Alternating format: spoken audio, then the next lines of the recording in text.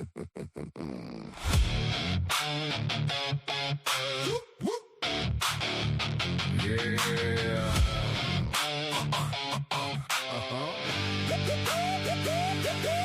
Hey.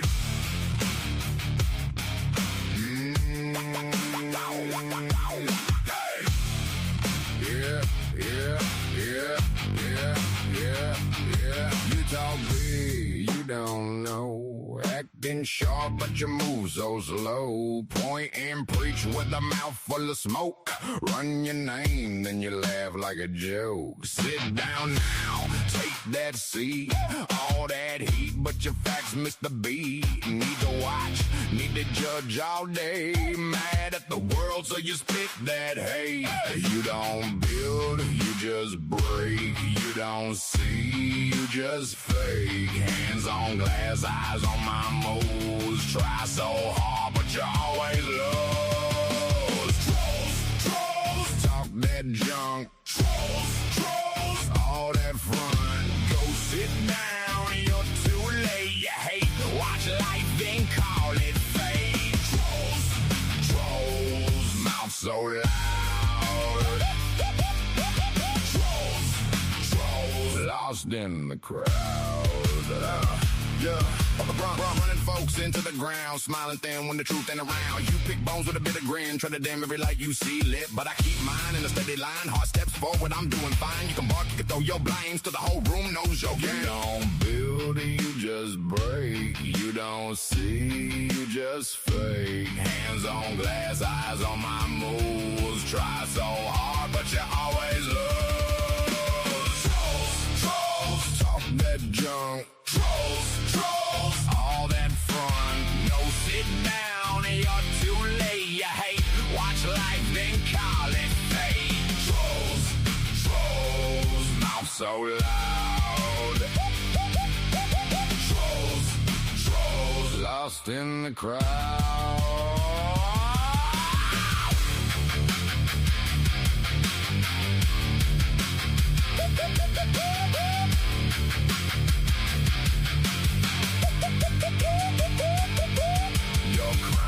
Made of borrowed doubt. All that noise, but you fade out. I don't need your twisted praise. I keep moving through the haze.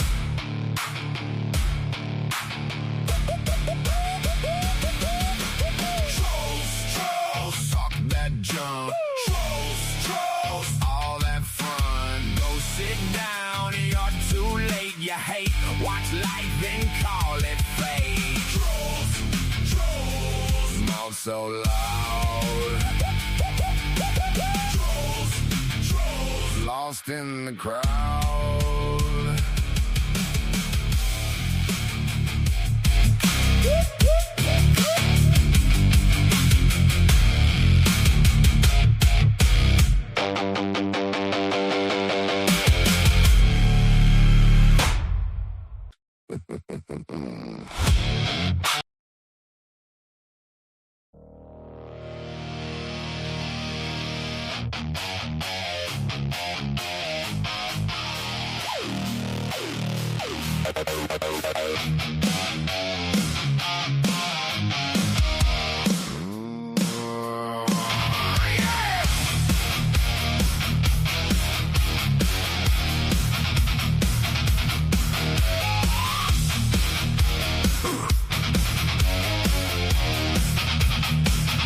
We were all there, in the chair, in the room, the blackest nights in the moon. 4 people murdered in the night. My innocence taken, I'm guilty. I did not fight. You took it all away in the end. There was nothing left. All redacted, blacked out. Corruption and lies. All the truth is gone now. All redacted, blacked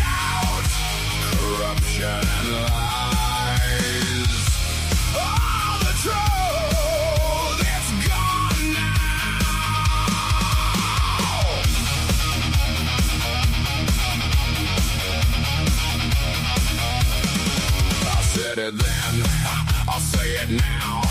I'm innocent, they blacked me out. I'm a fool, I'm a man, I'll never say I did it. I can't. She took it all away in the end. There was nothing left. All redacted, blacked out. Corruption and lies. All the truth, it's gone now. All redacted, blacked out. Corruption and lies. All the truth, it's gone now.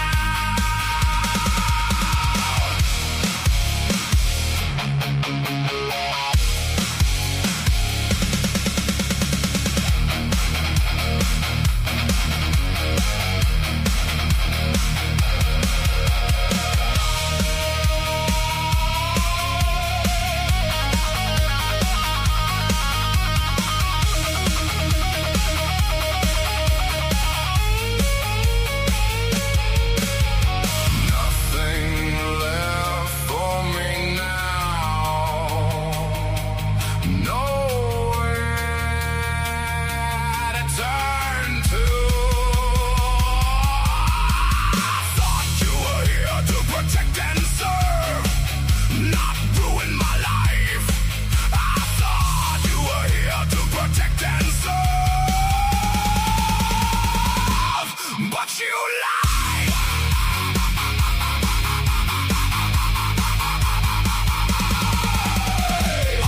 Redacted, blacked out. Corruption and lies. All the truth, it's gone now. Redacted, blacked out. Corruption and lies. All the truth, it's gone now.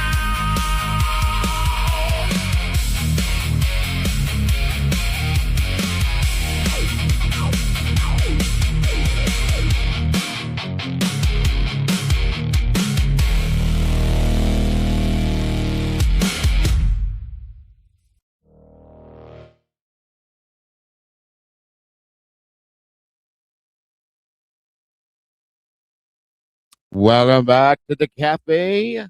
It is a great day. Great to see you all today. Thank you for joining us.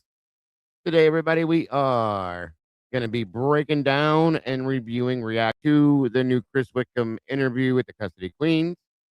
Interesting or not, we're going to do it. And whatever else we get into as we discuss this is how it works over here.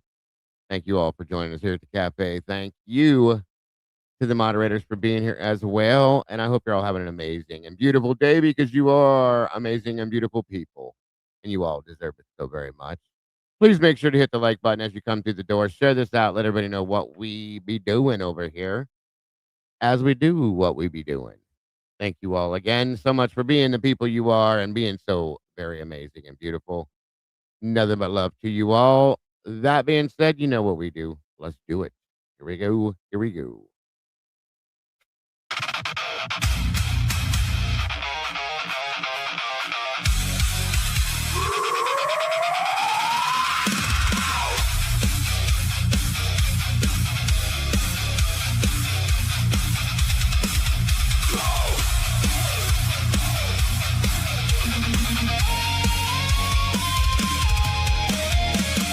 Rolling up on the scene. Dago's got that stare red light on the screen. Pouring up truth every damn day. Names, faces, dates, he don't look away. Pin maps, cold files on the wall. String runs tight from the big shots, his halls. You feel that chill when he says that name. Someone's shadow, someone's shame. True Crime Cafe, he's serving the proof. Hot cup of pay, cold steel of the truth. Seeking justice, seeking reality. Voice for the voiceless, he speaks for the street. True Crime Cafe, every single day. Pulling on the threads till they all give way. Corruption in the veins, he's calling it out.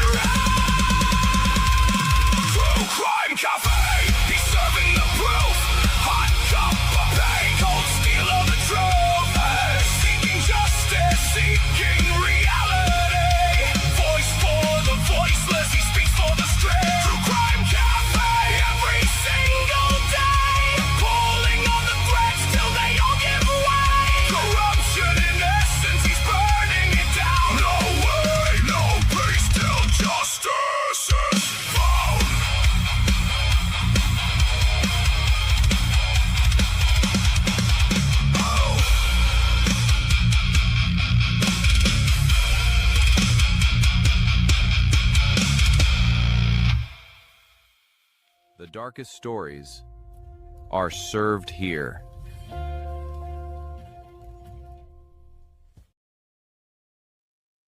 All right, all right. Welcome back, everybody. Great to see you again. Thank you so much for being here with us today, as always. I did want to break down the Chris Whitcomb interview that the Custody Queens had last night with Mr. Whitcomb. Um, I'm sorry, Custody Queens and Ron Funk, and I think Outcast was there as well.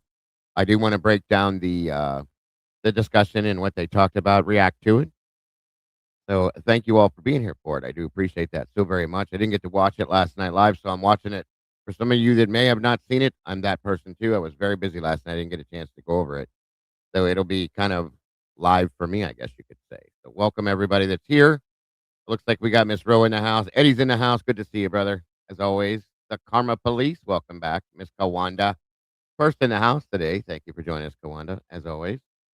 Bubbles in the house. Good to see you, Miss Bubbles. Thank you for being here. Robert Bell, welcome. Diego, you're coming in at the same time. I did not know that. Well, damn. Okay.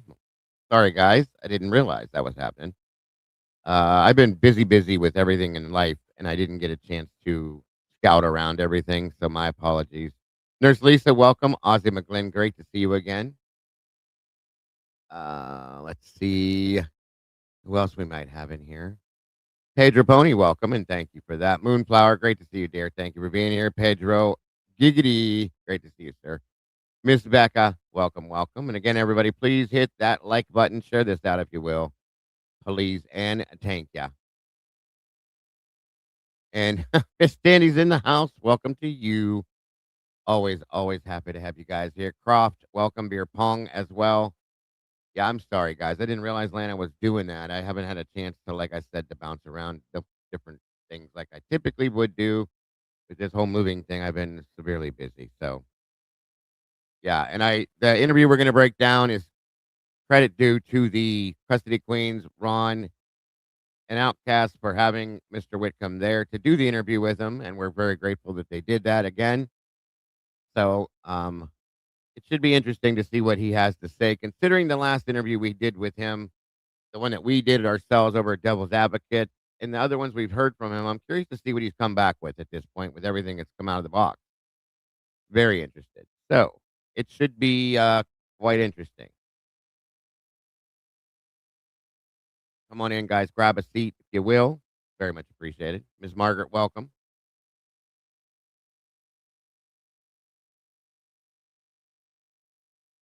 Let me see here. Come on in, grab a seat, everybody. Get comfortable if you will. Well, shoot. But now I guess that'll be another one that I'm gonna have to review with Miss Lana. It's probably gonna be awesome, as always. Yeah, I wish I would have known that. I would have scheduled this differently. My fault. Didn't go out scouting like I should have. Come on in, everybody. Grab a seat. Of course, I'll give a link for people to help us to break this down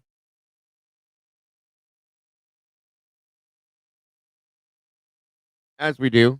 Oop. Come on in. Get comfortable. Ms. Mamakins, welcome. Somebody's at my door. 1 second. I'll be right with.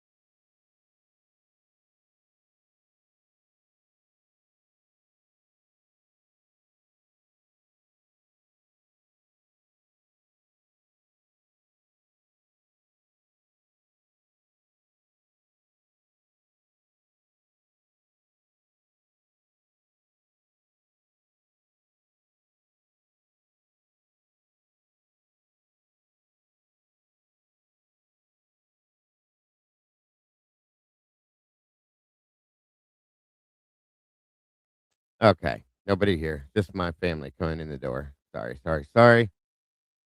Welcome, Miss Jen 7. Good to see you. Great to have you back. Welcome, welcome, welcome. Ms. Mamakins. Allison, welcome to you. Great to see ya.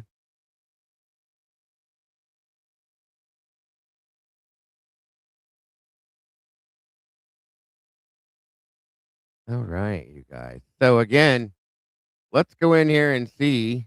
I'm sure that as they did every time they've done this, uh, every time they do this, the custody queens, they seem to do the best they can with the questions with the people they interview. So let's just like they did with Turby, as they did with Cy, I'm sure they did absolutely the best job they could, considering who these people are. So we're gonna see what they got out of it, if anything. Thank you, Mamakins. Appreciate you being here. And thank you, Miss Jen, for that. I'm gonna make a little statement here before we go anywhere, okay? There's a little bit of drama floating around right now in the communities, okay? And we don't do that over here, as most of the communities don't. And most of these communities and creators, we all work together for the most part, okay? There's a couple that don't seem to like to do that, and they're not really in our portion of the community, and that's fine. That's okay. They can do what they do, but we don't do it like that. So we all work together, okay? And we respect each other's platforms, we respect each other's communities, we respect each other's moderators, so on and so forth. Okay, that's just how it's done. So anytime I've done anything, just like we will today, okay, if I'm going to review somebody's, how can I put this? If I'm going to review somebody's content that they've put out or anything like that, or anything they've stated, okay, welcome, Witchy, good to see you.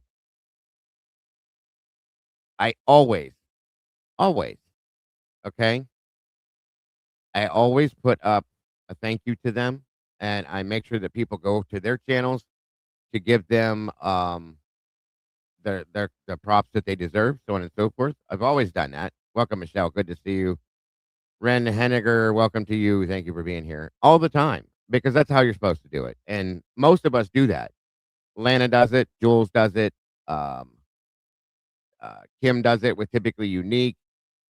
Bronx does it. Well, I'm sorry. Logan does it with Bronx Tales. We all do it, guys. It's just how we do it. That's what you're supposed to do. Welcome, Joanna or Joanne. I'm sorry. Tally Pit Love, welcome to you. And it's just how we do it. Annette Murphy, welcome and thank you for that.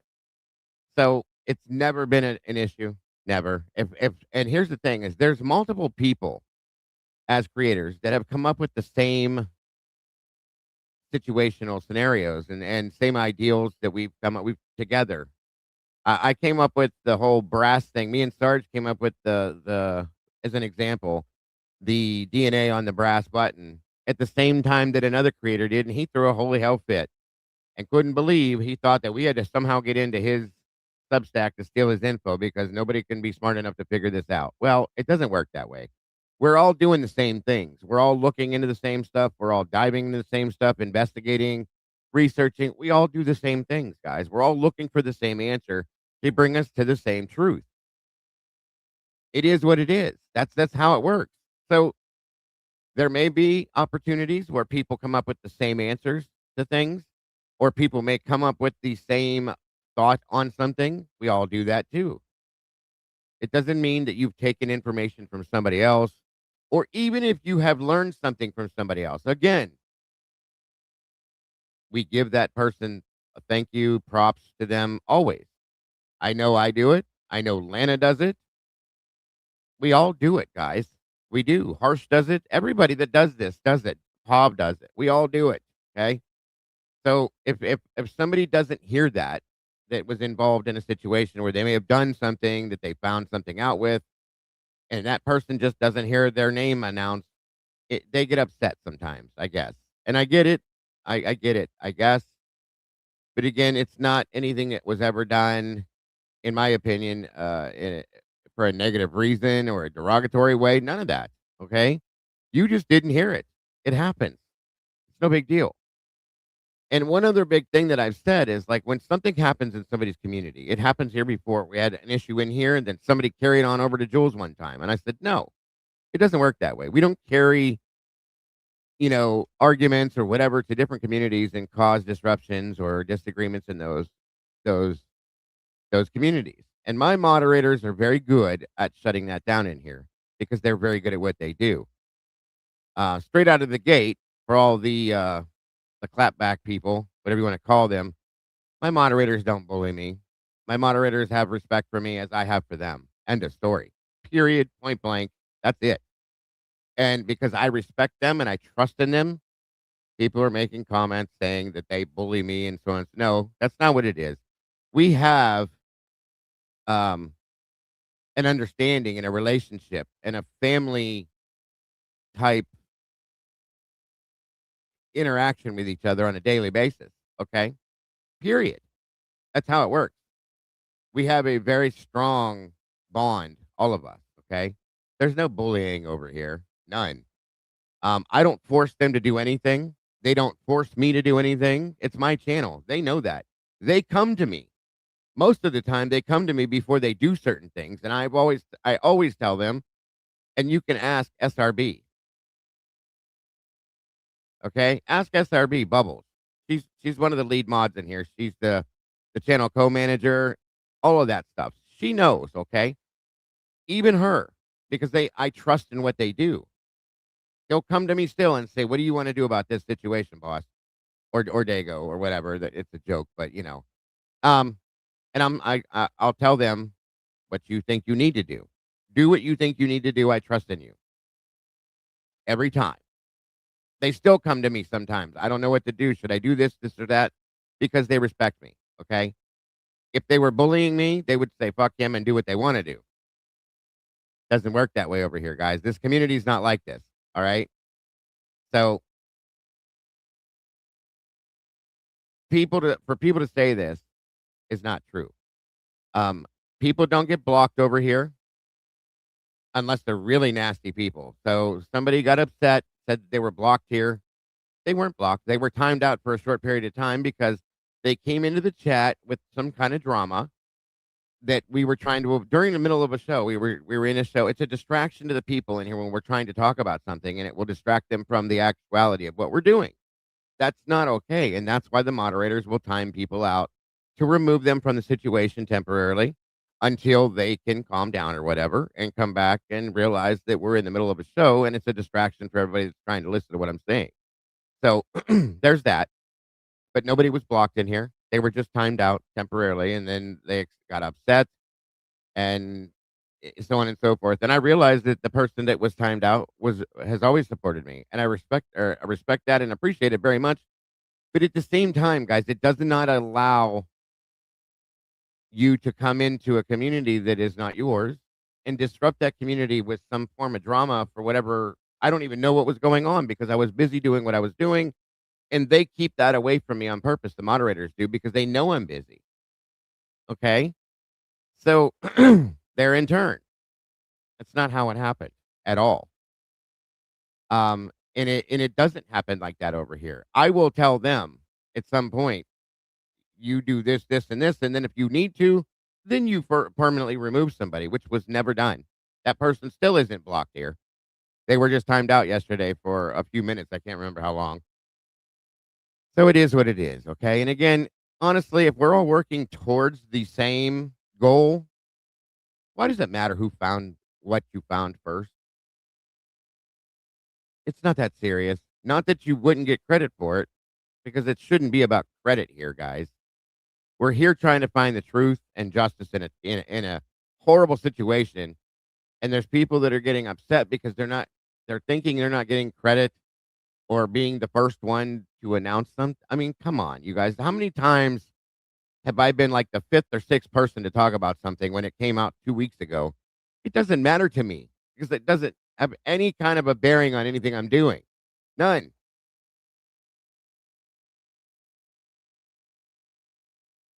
I was timed out for an entire show because I said I thought Dylan looked tall for a girl. In here, Manda? Was it in here? If it was, that's wild because we don't typically do that over here.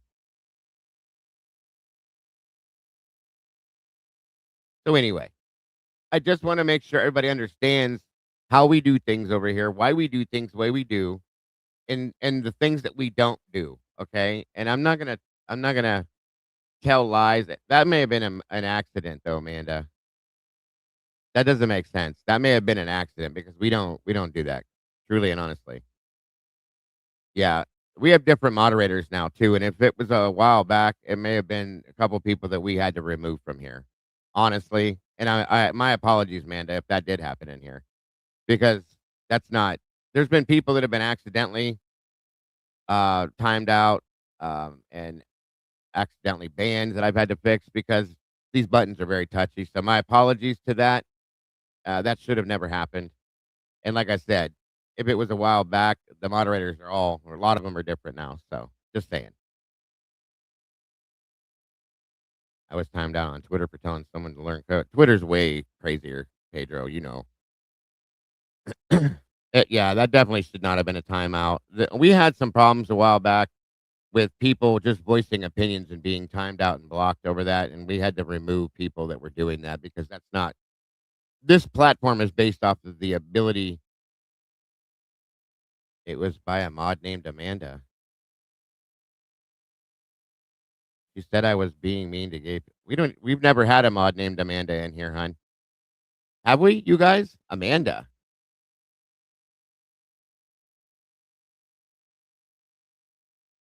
Being mean to gay people, even though I never said that. No, you didn't. I don't think we've ever had a mod named Amanda in here, you guys. Amanda B? No, not in here, hon. Not in here. You are probably thinking of Devil's Advocates. They have a moderator named Amanda over there. Yeah, that's DA, Devil's Advocates, hon. Not over here. Sorry, sorry. It happens because we run shows together sometimes. People think that. It can happen though. But yeah, we would not time you out for that over here at all. Thank you, Miss Kawanda. I will say anytime I've been timed out, I deserved it. Respect to the mods. Thank you, darling. You're a sweetheart. We appreciate that, and so does Nick.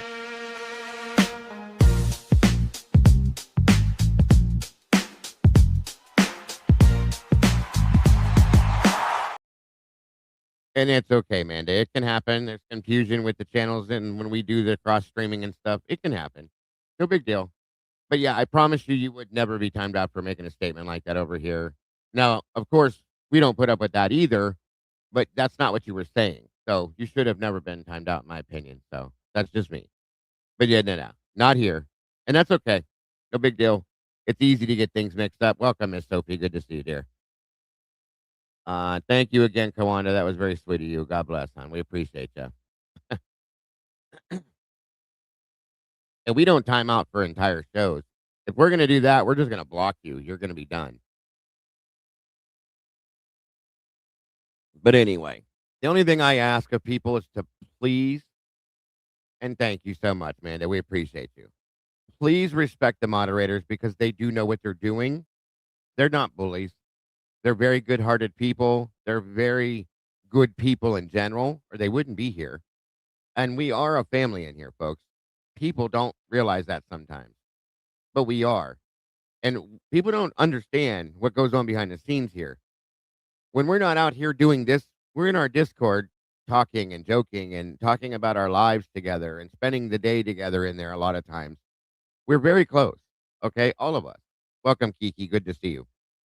So it's we all know what's going on. And SRB, Tomboy, Candy, all of them, Jesse, all of them. Anytime something happens, they screenshot it immediately so that I see it.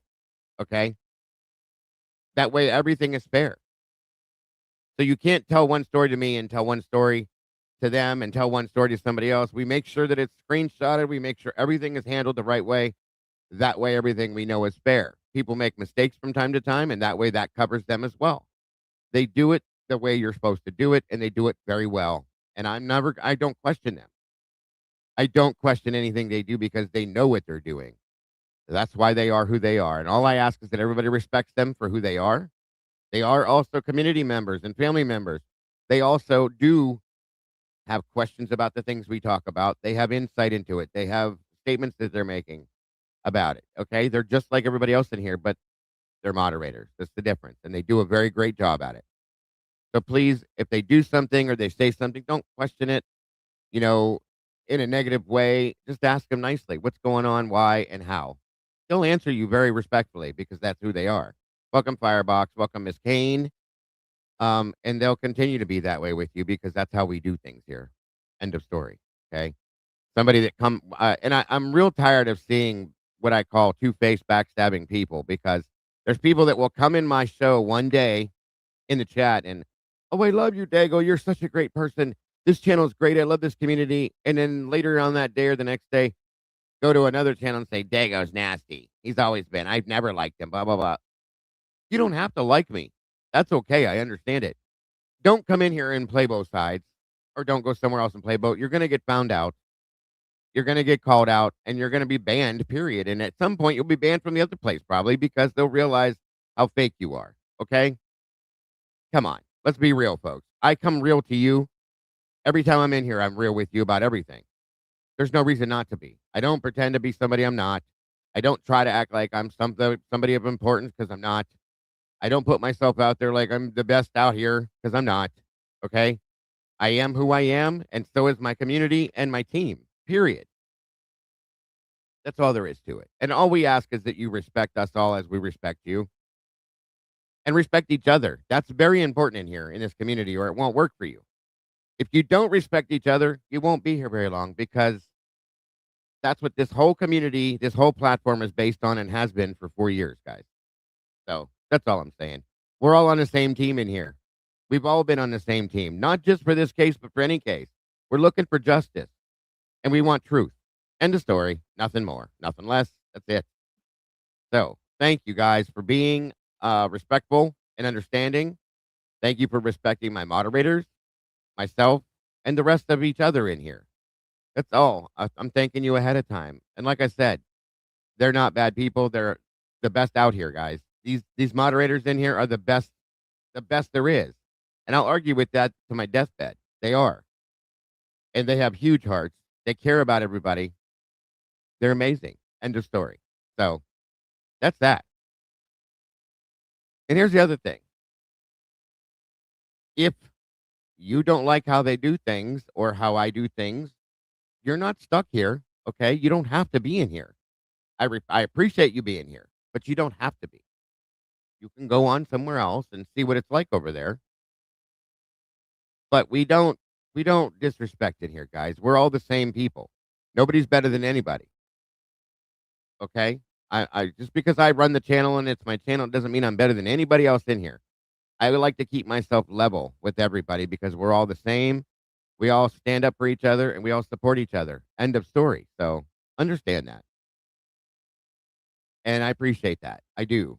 So that being said, sorry for the rant, but I did need to make that statement because it's important. You get in front of things so people understand what the basis of it is and the truth is. That's all. 1 minute. And anybody that would challenge it should know better that's not how we do things here. There's a reason why anything happens, you guys. If you go to somebody and say, well, Dago's mods did this, that's not, no. There's a reason. It wouldn't have just been for no reason. Okay, so don't try to play it off like it's not. Everybody knows better. People saying that my mods bully me and that they run this, that they run the chat. They sure do.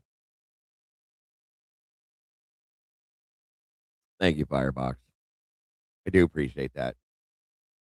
They do. They do take it very seriously. They don't play around with it. And they respect it too. Thank you, Miss Lisa. I appreciate and love all you very much. Mao man, welcome. Good to see you, brother. That's right. That is right. Also, the mods delete and ban to protect the channel and the host. Also, we all see how small the chat sentences are, and it's easy to click the wrong one. It happens all the time. It does.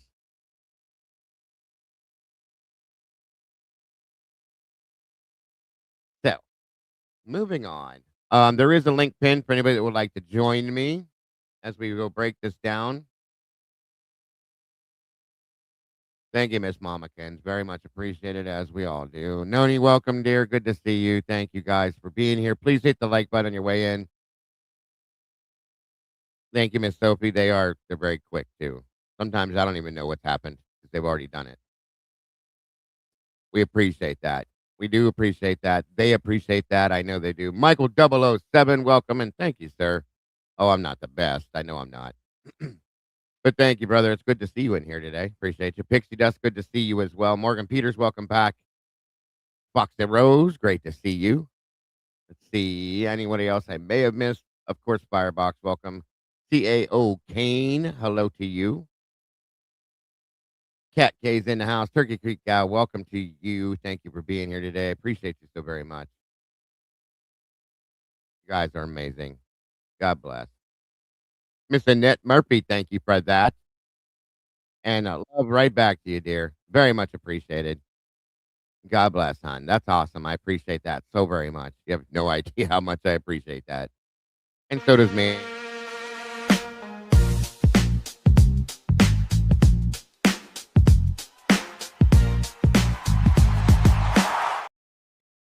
All right.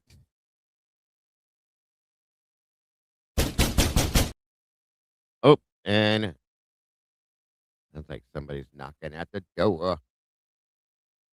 Who we got here? Boom. Welcome, Edward. How are you, sir? I'm doing well. Good to see you, Dago. Good to see you too, brother. Hope you're having a good day. Yeah, no complaints. Good deal. Good deal. I have not seen this interview yet. So, Oh, I know. Neither have I, so it's going to be kind of a fresh for all of us. Oh, some of us, I should say. wasn't it on Devil's Advocates that Chris Whitcomb already did an interview maybe a month or two back? Chris did when the book first, right before the book came out, right when it was going to drop, he did an interview with us over there. And then he did another one, I think, with Lana. And I think he did a few of them. He bounced around a little bit.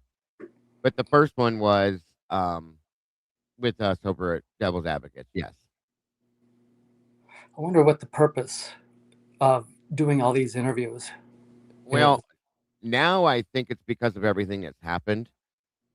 That's my opinion, of course. But oh, another door knock. Hold on. But I think that's why he came out with this one. Welcome, Tomboy. Can you still hear me, Eddie? Yes. Okay. I think that's why. The first one was, I think, to promote the book and everything in it and discuss everything in the book. And then all this other stuff has happened with Turvey and Cyray and this and that. So my thoughts are, I guess, to discuss what has happened recently. That's my thought. But a good question, Eddie, because what's the truth behind why he's back out here again? Nah, he's just doing the same shit. What I'll do is, as we go, since I haven't seen this yet, I'll just take notes and then maybe I'll just give my final thoughts at the very end as to maybe, he'll shed by however the interview goes, he'll shed some light on what the purpose of this is to us. Good point. Good point. Thank you, Glenn. Appreciate you, my friend. He's on Lana's live right now, so I found that out after I was already live. I didn't realize she was going to do that. Otherwise I would have rescheduled it or scheduled a different time, but that's okay. I'm definitely going to be reviewing Lana's too because it's going to be definitely very interesting considering we know how Lana does interviews and what Lana expects when she does this kind of stuff. Lana does not put up with bullshit. She doesn't take certain answers without getting a full answer on it, and she definitely has follow-up questions about things. So it's going to be interesting to see that one as well. But this one was done with Custody Queens, as was I think one of his other first, after we did the interview, I think Custody Queens did one with him. And then they had Dr. Turby on directly after, and then they had Cyray most recently. So these should be interesting. I kind of see a bit of a, what do you call that? It's a thing, I think. Now there's a word for it. Take care, Miss Tandy. Don't work too hard, dear. We'll Pattern? try not to bully anybody or be foul. There we go. Pattern. Thank you, Eddie. I don't know why I couldn't say that word. There's a pattern going on, obviously, and I think we all can kind of see it. I'm not going to state it yet. I think Eddie's got the right plan. We're going to watch this, go through this. If there's any big things, we'll stop it and discuss it. But if not, at the end, we will break it down and say what our thoughts are. I think that's the best way to do this because it's definitely going to be a conversation. Now, I plan on reacting to it as well. So if there's anything that's absolutely out of the realm ridiculous, I'm going to stop and say, wait a minute. Okay. But for the most part, we're going to go through the whole thing. Let me see here. Maybe it's 2 hours and 10 minutes. So we may break this up. I don't know. We'll see what happens. See how it goes. Welcome, Judy Studios. Thank you for joining us today. Whoa, everybody it's 2 here. hours. Yeah, this is longer than I thought it was. I wonder if we could get away with, like, speeding it up a little bit. I think we can. I think probably the most interesting is like the last hour and a half. Is it? Yeah, but I would agree with Eddie. Just put it on like 1.5. Yeah, see, Antsy Mountain Man said you could skip to the 1 hour mark. Yeah, somebody else told me this morning that the first 3/4 of the beginning of it and on are like it's really all nothing. Yeah, the book. And we know the book. We don't need to know any more about the book. Yeah, but I would speed it up to like 1.5. Are we going to be able to understand what they're saying at that speed, do you think? Or I know he speaks slow enough, yeah. Okay. I know he speaks slow, but yeah. Okay. We'll just knock it back to 1 1/4 speed. If it gets too bad. Good point, Eddie. Good point. Eddie, welcome, just Shane. Common sense. Come on. Get it out of your pocket. Welcome, everybody that's jumping in. Thank you to the people that are standing in the background watching. We do appreciate you very much as well for being here. Make sure you guys are hitting the like button if you will. And share this out, guys. Thank you. Thank you. Thank you. Yinzal's in the house. Simply Solar. Good to see you. All right. And if it starts to get, I'll just speed ahead to cut it in half or whatever, and we'll move on from there. 1 minute here. Are we sure that there's nothing, important? Need to see content? Yeah, important parts in the first. That's what I'm going to start it off. I'm going to start it off within the first hour and see how it goes. If it starts to get drug out, then you know what I mean. Even Sophie said she watched the whole thing, and you could probably skip through it. I've had many people say that to me. That I got 3 emails on this already, asking if I was going to review it and telling me how bad it was for the first part of it. So we'll see. And if we need to go back with anything, we'll get it. No worries. No worries at all. 1 minute here.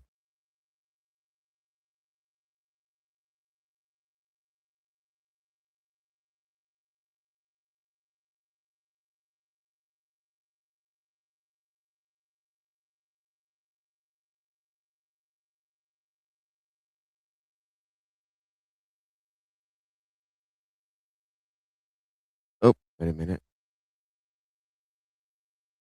Okay. And again, please, guys, make sure you're subscribed to the Custody Queens Off the Clock with Ron Funk. And make sure you guys let them know that we appreciate what them doing the interviews they do, and show a little support for that as well, please and thank you. So let's kick this off and see what we got.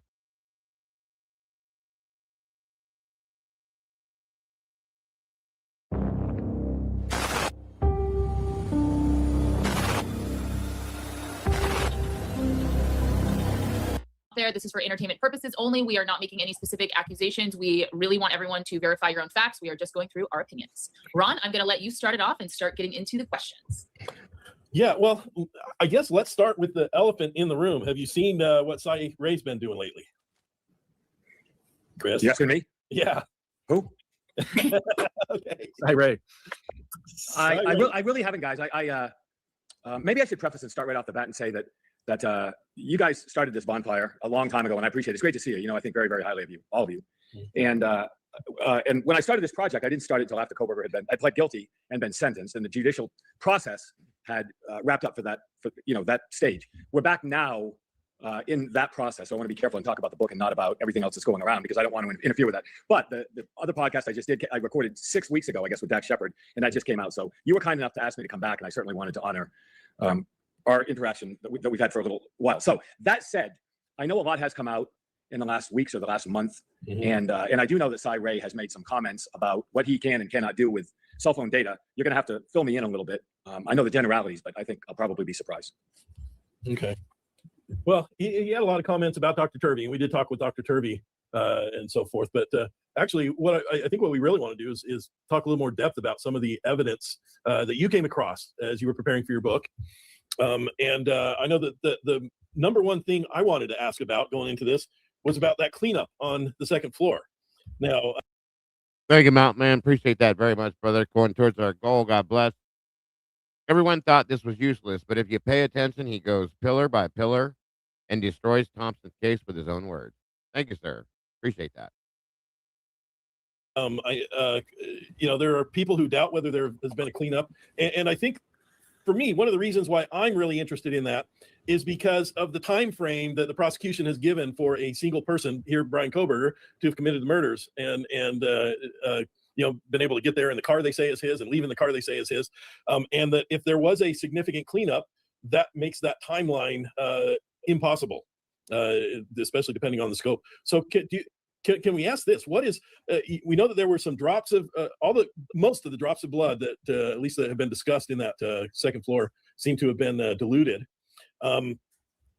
Can we just go through all the evidence that you're aware of that point to a cleanup being done? I want to make sure that we're looking at everything, especially because I think a lot of people have pointed to a mistaken identification of some blood as Xana's, which wasn't Xana's. So why don't we? Can you go through what the evidence is supporting a cleanup on the second floor?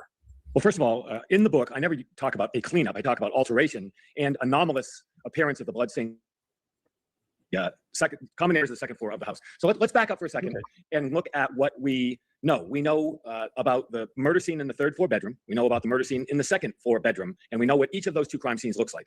If we can call those autonomous crime scenes where two murders occurred and where two murders occurred, predominantly where Xana was killed, and look at those crime scenes, they are based on all the photographs. And I don't know that I've seen absolutely everything in this file. I do believe I've seen the vast majority of the photographs and the treatments and the videotapes that depict those areas. The photographs, the crime scene analysis, the blood spatter analysis, everything in those rooms indicates two very, very similar scenes. The blood spatter is what one might expect. The appearance of the blood spatter is what one might expect. The analysis of the blood found in the blood spatter is what one might expect. And there's nothing that really stands out. Once you leave the threshold of the third floor bedroom, meaning you break the plane of the doorway and you enter the hallway on the third floor. You go down the hallway, you go down the staircase, you go to the second floor landing outside Dylan Mortensen's room, kitchen and hallway to the kitchen to the left, straight up the step, through the beer pong table into the living room, then left down the hallway. That looks very different. And I'll start with the limitation of a book. You can do certain things in a book that you can't do in a podcast or in a visual medium like a documentary. And that is the visual evidence. So I look at the photographs, which I think some of those photographs are probably online, and say this, not my opinion, but the prosecution report prepared by, well, more than one report, but at least the first report by Paulette Sutton, which looks at all those blood stains on the common areas of the second floor, meaning the living room and the hallway down to the second floor bedroom.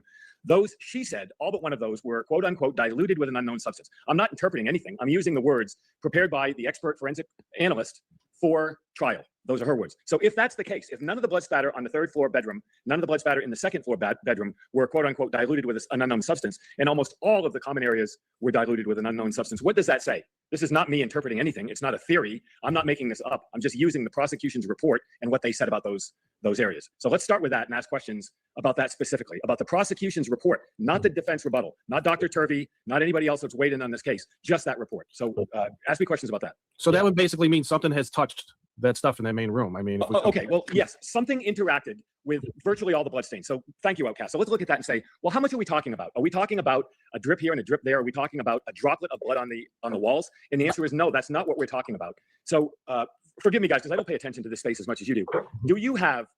Can people see clear photographs of the common areas of the second floor of the walls? You can see the bloodstains. There's been a lot of pictures released by the Idaho State Police. Okay, so any lay person that could look at those blood spatters and see that they do not have, that they are similar to the other ones. I just don't see how that's possible. They do not, when a liquid substance is propelled against a flat surface, in this case, the knee wall, the far wall to the staircase, the walls in the hallway, the flat surface of the beer pong table, the molding down at the bottom of the floor. If you look at those marks, you have to realize that they were blood from the third floor. They were from victims on the third floor. They were brought liquid to the second floor, and they were cast off somehow with some propulsion, which one might imagine would be a swinging arm. When they hit the wall with force, that liquid had had mass, which was acted upon by gravity. It was viscous, meaning that it interacted cohesively with the porous surface of the wall, and it dripped down. If that cast off when it hits the wall is moving left, you're going to see a trajectory to the left. If it hits moving right, you're going to see a trajectory to the right, and if it hits straight on, it's going to go straight down. No rocket science there. Yeah. When you see that on the third floor, in the third floor bedroom, it has characteristics of blood that dried. It is red, dark red. It has geometry, which meaning it has edges to where it hit, where it dried, and when it dripped down to when gravity no longer interacted on it, it stopped. It was a globule, I guess, for lack of a better term. When you go to the common areas of the second floor, the photographs look dramatically different. Why? Because they do not have that geometry. They don't have edges. They're not obviously red, and what would be the remainder of that drip at the bottom looks quite different. You can't see them in the surveillance video when Officer Nunez walks down the hallway. Right. You don't see them in a lot of the crime scene photographs. You don't see them until a crime lab photographer gets up close and takes pictures of them in place. Then we go to Paulette Sutton's report. Again, the expert witness for the prosecution who analyzed the evidence in preparation for trial with a report that was going to be used before a jury at trial. In that report, she says those stains, that blood spatter on the common areas of the second floor was diluted with an unknown substance. Then the question becomes, why those areas alone? Why not the bedroom on the third floor? Why not the bedroom on the second floor? What was the unknown substance and how did it get there?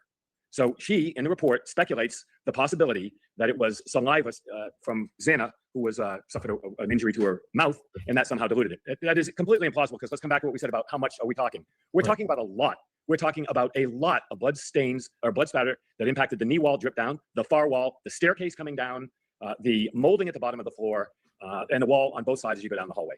All of that, again, all of the blood spatter, except for one stain that came back to Ethan on the other side of the stairwell going down to the first floor. According to her report, even after the modification, because of the numbering problems and because of misidentification, which speaks volumes, we should come back to that. All of that blood spatter was, quote unquote, according to the prosecution, diluted in an unknown substance. What is the substance? How did the substance get there? And if it got there, who put it there? Is there a way to determine what it was diluted with? Are there tests you can do? There are tests you can do. They're not effective. DNA is not going to tell you if it was water or bleach or something else. There are chemical analyses they could have done. Based on what I've seen of the file, nobody determined what that was. One might speculate that it was water, and that's why there's no chemical test. If it were bleach, if it were some kind of a detergent, if it was something that was obviously a chemical, one might believe they could find that out. So to the best of my knowledge, nobody determined what the unknown substance was. We know it was cold, and the doors may or may have not been open. Could it have been condensation? No, it could not be condensation. Oh, that's a great question too, Ron. Let's go back to the cold. We know, and we talked about this when I first came on. It's a thermostat that the Brian Koberger, the assailant or assailants, left through based on the information, the statements by Dylan Mortensen, and the fact that the second floor kitchen door was open when Officer Nunez arrived. We speculate, many people speculate, the killer left through that door. When Officer Nunez arrives, that door is open, and it was, I think, 28 degrees overnight. One might speculate that because the door was open, it would be cold in the house. One might also speculate that the thermostat was near the door. If it was cold outside, that thermostat would read the cold air, pump the heat for 8 hours, and it might have been hot inside. So one might speculate it was hot.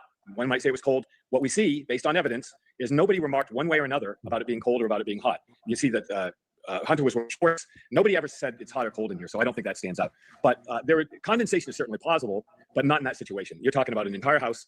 Condensation is usually a warm material on a cold surface, a vapor, which becomes liquid when it cools. A vapor which cools on a cold surface, and that becomes some kind of condensation. And you would not see that on a porous surface like drywall. Okay. So then again, what does it say when the prosecution report states for the jury that blood found outside the third floor bedroom and blood found outside the second floor bedroom was different in characteristic than any place else in the house? What does that say? What does it say that those blood spatters were diluted with an unknown substance? Again, not my words, the prosecution's report. What does that say, and how do you explain it? And that leads to conjecture, not mine, but conjecture that somebody cleaned up those areas of the house. For anybody just coming in, not understanding, I had this sped up. This is not how they're talking. That way we can get to it, because it is a longer interview. That way we can get to it a little bit quicker. So that's why it sounds like this for anybody that just popped in. And thank you for joining us as well. And they just tried to chalk it up as saliva. Well, they mentioned saliva as one possible source. That, of course, was refuted by defense experts who said Xana suffered those injuries to her mouth inside the bedroom, on the floor of the bedroom. If she suffered those wounds in the bedroom, and if saliva was the source of dilution, why did it not impact any of the blood stains in the bedroom? And if she suffered those wounds in the bedroom and did not come back outside the bedroom, how would that diluted blood have come back the other way? And it's very important to mention that that diluted blood came from the third floor, not from Xana. So how did Xana's saliva somehow exit the bedroom, go down the hallway to the living room, and end up somehow diluting a significant number of stains on different walls, including the knee wall, but the wall on the far side, the staircase wall, the molding, things like that? How is it conceivable that saliva somehow diluted blood from the third floor after she was murdered? Especially since it wasn't her blood either. It was not her blood. And again, there was no evidence of any dilution of blood by an unknown substance. Again, the prosecution wording, in the bedroom where she died. And it states in the report that she did not leave the bedroom and go, after she suffered those injuries, she died in a struggle on the floor. So we can talk about this all day. I never say the crime scene was cleaned up. I say somebody somehow altered the blood in the common areas of the second floor, and that is in the prosecution report, not defense expert witnesses. And I think that speaks volumes. Does that make sense? Or no, it does make sense. Yes, absolutely. And look at the photographs. Look at the photographs of the blood stains on the walls in the second floor bedroom and the third floor bedroom, identical in every way, in every characteristic. Look at the blood stains on the common areas of the second floor. They're dramatically different. Not just to the layperson who could see this looking at the photographs, which to me seems obvious. I mean, in my background, I've seen countless characteristics, blood spatter characteristics. But just one of the things that he hasn't touched on, maybe he will. I'm not giving enough time, but he did make a statement before. And in regards to the cleanup that they brought up, that there's blood spatter that goes on both sides of the wall heading to Xana's bedroom, left and right. And it goes all the way down to the baseboard, but there's nothing on the floor. And this is where the cleanup comes into play. So I don't know if he forgot this or if he speaks on it later, maybe, I don't know, but that is something else he brought up before, guys. Again, just to reiterate that. So the average person, common sense, would look at it and say, wait a minute, they don't look the same remotely. So we do have these beer pong cups all over the floor in that main room. Is there any possibility, because even if you would think that there would be water substance still on the ground, is there any chance it was the cups that caused the blood to be, you know what I mean? Great question. You want to look at every possibility, right? So let's look at the beer pong table, and let's say you all are very bright, exceptionally bright, thoughtful, curious people, and you've come up with some very interesting things during our discussion. Let's say this. Look at the beer pong table in situ, as Officer Nunez found it when he arrived at the house. Cups at one end of the beer pong table were knocked from the table. I think two were still on the table, and they were knocked to the right as you walk in, to the left over by the couch. They're on the floor by the couch, right? I think there were two or three on the table. Forgive me, but I don't have the picture in front of me. Something interacted violently with those cups, and they knocked them off the table. Fair enough? Right. One might speculate that Xana, running from the kitchen around the living room, one might speculate she knocked those cups off the table. Mm-hmm. One might also ask the next question: why were the cups at one end of the table knocked off and not at the other end of the table? Why was the table not perfectly, but why was it so straight and so ordered, and with assuming that somebody hit one end of the table and knocked all the cups off, never interacted with the cups at the other end of the table? Well, you had to do one of two things. You either had to go to the left of the table, which is about 18 inches wide. You had to go around the table to the right and then back between the knee wall and the table, and nobody touched the beer pong or the cups then. So looking at the table is a big problem to begin with. I'm going to come back to what Bethany said about the beer pong table and the cups. But let's get back to your point. We know there was a party Friday night. You can speculate they played beer pong at the party Friday night, and it's plausible that there was some fluid left in the cups. Right? Makes sense. Right. Was there any fluid on the table when Nunez arrived? And the answer is no. Was there any fluid in photographs taken of the cups that were still upright at the end of the table? No. There's no evidence in any photograph or in any laboratory report or in any prosecution statement that I've seen that indicated in any way that there was any fluid in any of the cups anywhere on the second floor of the house, specifically not on the pool on the beer pong table. Right. And if that were the case, how would it get from the beer cups to the knee wall? Right. And how would it get and why would it only specifically interact with the blood stains? That's the next question. How did can you imagine how much water it would take just to indiscriminately hose down a wall? I mean, we're talking about specific streams of blood spatter that have been altered. So you'd have to be talking about an extraordinary amount of fluid in order to plausibly explain that. Or if you have ideas, run them by me. We're all in this together now. Yeah, I was just asking, you got to ask these questions because it don't make sense. Well, it does make sense to me. It makes very good sense to me. And again, I'm going to stick with what I wrote in the book, not go beyond that. In the book, I stated what other people have said. I can't even take credit for writing a lot of this book because I'd say half the book is what other people said, reports, interview transcripts, looking at the video and stuff like that. What the photographs show, what the video shows, what the reports, the witnesses, and all the statements, including, again, Paulette Sutton's prosecution report, what they all say is the blood was diluted, not altered, the blood was diluted with an unknown substance. So the obvious question anyone would ask, a detective, a forensic examiner, a true crime podcast watcher, all of us, whatever the case may be. The obvious question is, why did the prosecution say it was diluted with an unknown substance, and how could we not accept that on its face value? And then the question is, what is the substance? How did the substance get there? And what was the purpose of the unknown substance? Yeah. Kind of another question I've had regarding that second floor is, you've seen, I'm sure, the photos of the scene in Xana's room. And it's been described as incredibly bloody. She had blood on her shoes. How did somebody leave that room without tracking blood through the rest of the house? Great question, and we're going to come back to this. Let's start with the third floor, because I think I know there are a million theories. I think few people would argue the murders didn't start in the third floor bedroom, and I would say it is almost irrefutable that they started in the third floor because of this one particular reason: the blood found in the hallway.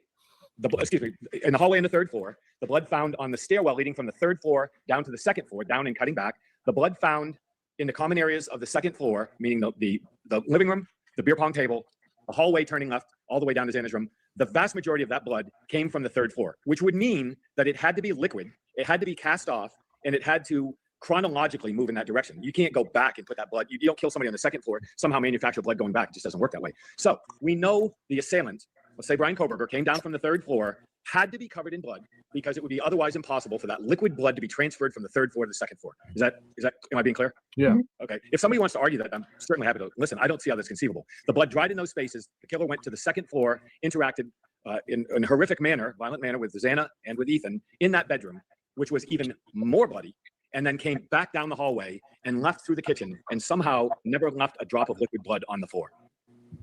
One might ask the question, plausibly ask the question, how is that conceivable? How did the blood end up on the walls, on the knee walls, on the flat surfaces, on the beer pong table, on virtually, in many vertical spaces? How did they find no blood on the flat surfaces where the killer clearly went both ways? Moving from the third floor to the bedroom on the second floor, moving from the bedroom on the second floor back out to where they interacted with Dylan Mortensen, then through the kitchen, out through those sliding glass doors, onto the concrete patio, and wherever. Nothing found in any of those flat spaces in terms of blood. What about the possibility, the way you're describing it is that there's one potential killer, but what about the possibility of multiple perpetrators? Okay, I think, great question, Sam, and I think that's another issue entirely. Like I try to look at things analytically in an evidence-based fashion, based on what police and investigators gathered, what Bill Thompson presented as the prosecution's narrative, and in some cases what the defense argued in refuting that evidence. And we say the first mechanism is what interacted with the bloodstains in the common areas of the second floor. That's an issue all by itself. The next issue is how would one person commit these crimes? And that's an entirely separate discussion. In my opinion, that's an entirely separate discussion. Could one person have cast off all that blood? Absolutely. Is there anything in the blood spatter analysis that indicates it was more than one person? I haven't seen anything that indicates. And I've seen statements by police that said, there's nothing to show that one person didn't commit these crimes. That's an opinion. I would say other elements of the crime scene analysis make it stretch credulity, in my opinion, and this is my opinion, to explain how one person killed those four people under those circumstances. Do you want to talk about that now, or am I getting your question correct? Yeah. Okay. All right. Let's just take the third floor bedroom to begin with. You have two women killed in one bed. The prosecution has stated that based on forensic analysis of that bedroom, neither of those two women got out of bed. Okay. I don't think we have any dispute about that in any community, right? So if those two women died, wrong. I've seen all the photo. I don't know. I've seen a. I think that's one thing we do dispute a little bit. Yeah, he's covered so much ground here. It's like, do we even have to watch the rest of this interview?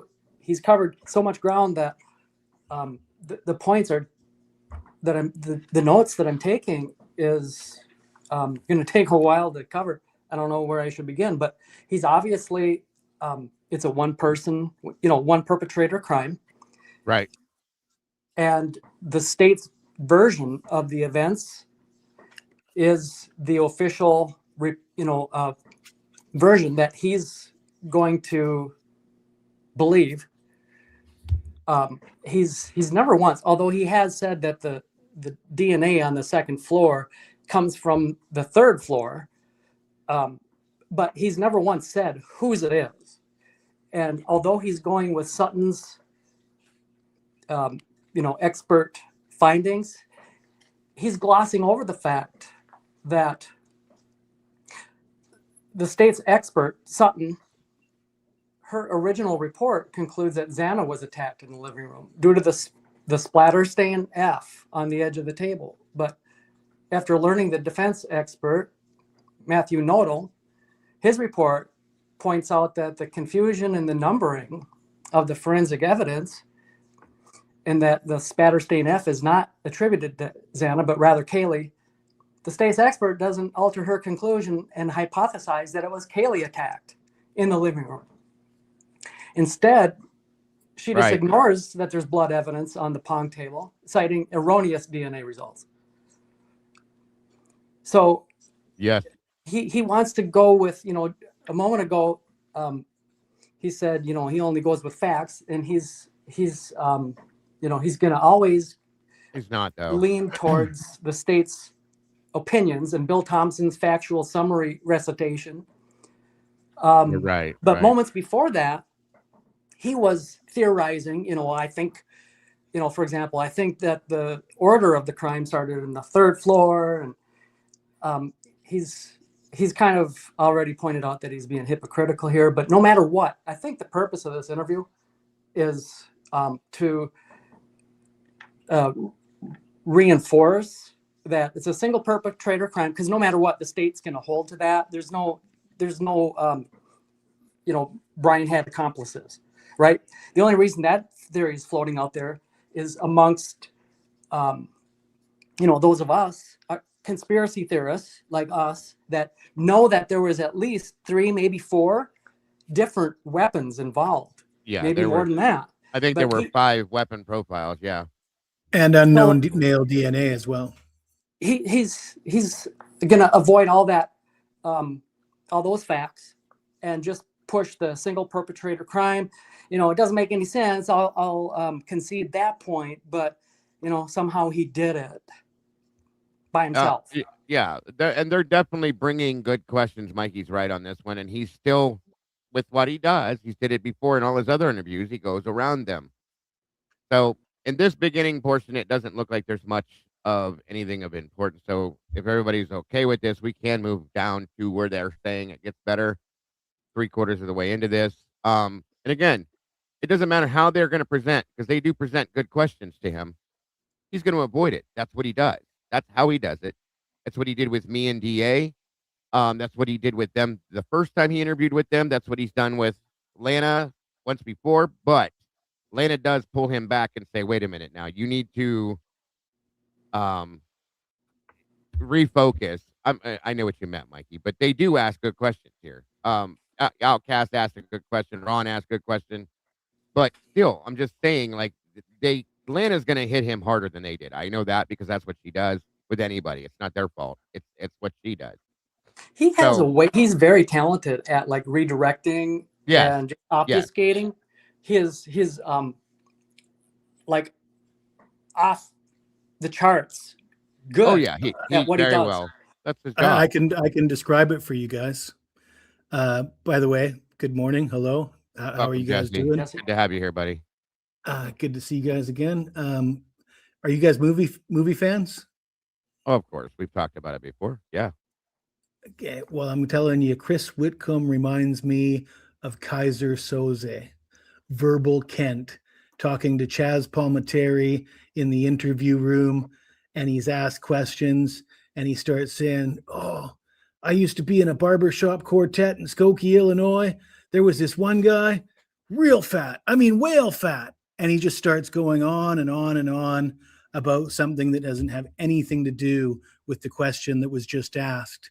And you're absolutely right, Eddie. He's very skilled. It's very obvious what he's doing. Once you see it, you can't unsee it. And it's obviously serving a purpose. And he absolutely dominates the panel. He does 90% of the speaking. He cuts people off, and then he talks for long periods of time without offering any actual answers to the questions being asked of him. And don't forget how he gaslights everybody that's asking, telling them how bright they are, how smart they are, how great. The glazing. Absolutely.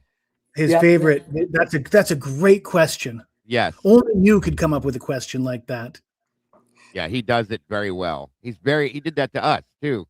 And of course, we're sitting there in shell shock going, "Oh, thank you." And then meanwhile, he's moved on to something completely different. That's how he answers the question. So I'll tell you what, I bet the dude gets mad tail. I think Mikey's right. He was an interrogator at one point in time. So that could explain a lot of what he does, in my opinion. Very good point, Mike. And that's what he think about who he's worked with, you guys. Think about that side of things and why he does it. He's trained very well. I fully He's done agree that with that twice. Oh yeah, He's used even a layperson can see it, and it's not rocket science. Those are both ways of saying that. I think it was in regards to like the state's version of the DNA on the second floor or something, if I'm not mistaken. But we know that that's where that we know that is where Kaylee was attacked. We just know it, right? Although that's the conspiracy theory because it's not the state's version. But so he's saying that if you think, in other words, even a layperson can see the state's version of this, and you'd be an idiot if you saw it any other way, Of course, and that's what he makes. Good point, Eddie, because I remember when we were talking to him, even when we were asking him questions behind the scenes, he still, even then, because it's more of a relaxed environment, you're not out to the world here. And I'll tell you off stage, things like that. He still does it there. I think this is how he talks to people in general because of the training that he has. And I agree with that completely. So yeah, this is all, again, I feel like, and this is just my opinion so far, because we're not really that far into this. And like I said, I'm going to bounce ahead to where it gets better. But my feeling on this is that this entire thing is to clean up. This is cleanup. Okay. Yes. Yeah. He's been incentivized to clean up, and he's doing a great job from what I've seen so far, which is very little. Yeah. Everybody, he did his first release, opened the door to this mess. Okay. Here we go. Boom, boom, boom, boom. Turby comes out, says what he says. Ray comes out, and boom. Here comes Whitcomb to do the cleanup at the end of this. 100% what I believe this is, you guys. This is my opinion. And again, I'm not forcing this at you guys. You don't have to believe this. You can believe what he says. I'm not telling you you're wrong. That's all I'm seeing at this point, though, from my side of things, and I agree. So, I heard Mikey from the last 24 make an interesting point. I don't know if it was last night or this morning, or it was probably on his show last night with Logan and Jules. Yeah, that's right. And he made, because Chris at one point says that he only goes by the facts, the documents, he only goes by the evidence, and he's not interested. He kind of belittled what we do, right? I'm not interested in your opinion. I'm not interested in your theories. I'm just going by the documents. And I personally have a big problem with that, because the documents are coming from known liars. Agreed. So what you're telling me is the people who wrote the PCA, we're going to trust their documents. And for me, it's like, well, but they've lied. The documents are not accurate. We have no idea which parts of the documents are accurate and not accurate. And a lot of the documents are just quoting liars lie. I mean, statements from Dylan Mortensen, they're in the documents. That doesn't mean they're true. And law enforcement declined to interview people like WSU Kim and Dave. So their stories are out there, but they're not in the documents. Does that make Dylan Mortensen's testimony more believable than Dave's or WSU Kim's? And not in my world, it doesn't. No. I think you'd have to have something wrong with you to believe that. So, but back to Mikey's point. Mikey said about the tox reports. So the cops were pretty hell-bent on finding a cocaine dealer, but yet the tox reports showed no cocaine. And that takes me back to my butt. When my butt was asked about the tox reports, like in the first week or something. They're not important. They're not important. And the reason people were asking is because the tox reports at least could have explained the 8-hour delay. If these people were if Dylan and Bethany were heavily drugged and passed out for 8 hours, that would give them a much better excuse. And so it struck people as odd back then when Mabat said they're not. And how does she know they're not? What is that was a ridiculous statement for her to make. Yeah. Agreed. But it was also a clue as to what the tox reports were going to show, right? She was telling us, we're not going to show you what's in the tox reports. Right. And I think, Tomboy, we've talked about this before. That's a good point to make real quick. We've been talking about this a little bit more recently because of them coming forth with these interviews about the cocaine dealer, so on and so forth. very understood. We weren't supposed to get any of this stuff. I wouldn't imagine because, coming out of Washington, they don't release autopsies, things like that, so on and so forth. But they did. And I think they did for a reason. And I think they only released partial autopsy results because there's no way, in my opinion, that the time that these reports were released, that they had the time to get full, I guess you could say full, real to life toxicology reports on these kids. And that's why I said I think and I believe that these are partial autopsy results. I remember when we talked about that, Tomboy. I don't even think these are autopsy reports. I think they're toxicology results and wound patterns. This is not the full autopsy because No. pictures and all that. That's not what this is. Right. And we did not get, as I've been telling you guys and screaming about this, any other autopsy I've ever looked at, and I've seen a lot of them, they give you that document that shows the black and white stick figure that shows all the markings. This is part of their report. They didn't do it. Okay. Or did they do it? We haven't seen it because they're not showing it to us right along with the true to form autopsy results, the toxicology reports. I'm not saying Dr. Singh did something wrong here, okay? She very well likely did everything she's supposed to do. What I'm telling you is what I believe has been released to us has been withheld on purpose, okay? I'm sure it's out there. I'm sure it's been done. We're not going to see it because there's things in it we're not supposed to know. And we know that. How long did it take for us to get to the point where there's any drug involvement at all in this case? It's just come to the table now. I'm an admitted conspiracy theorist, so I don't mind that label. But when Mabat comes out and says the toxicology reports aren't going to matter, that to me, I interpret that as we're going to cover up whatever's in the toxicology. That's report. A sign that for what's coming. I agree with you. It makes sense. And I know that a lot of people would just shake their head at that and say, "Well, that's ludicrous." But I mean, I'm comfortable saying it. That's what I believe.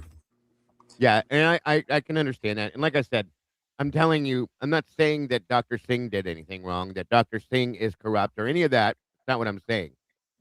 I'm sure she did what she was supposed to do, okay?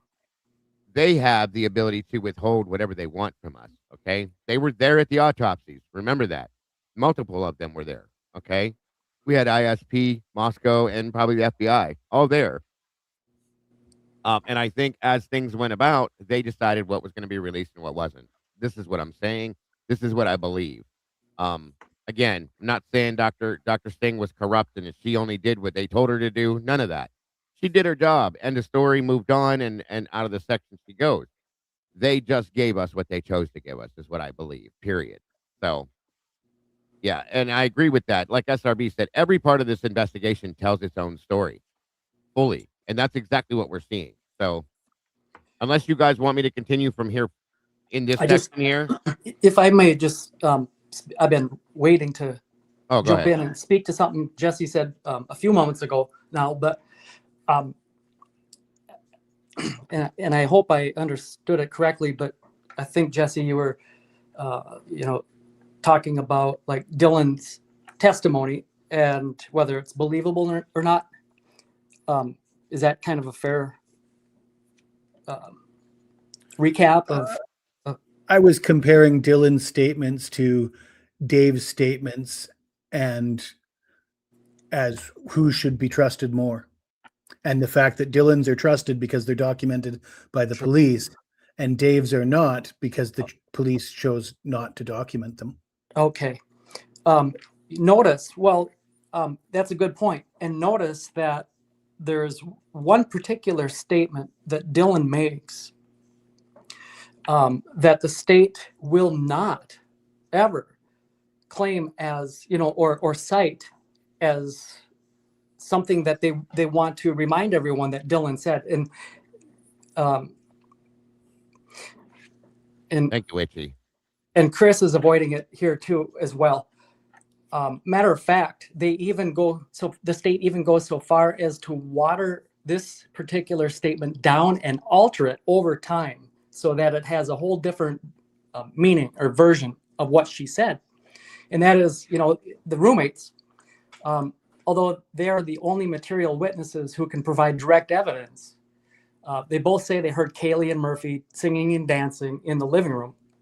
And then she goes upstairs, and then she screams, "Someone is here," and runs downstairs. Murphy continues barking and runs downstairs. And then that is the last we ever hear of Kaylee. And when we look at the physical evidence on the second floor in the living room, it tells us that something indeed did happen to Kaylee in that room.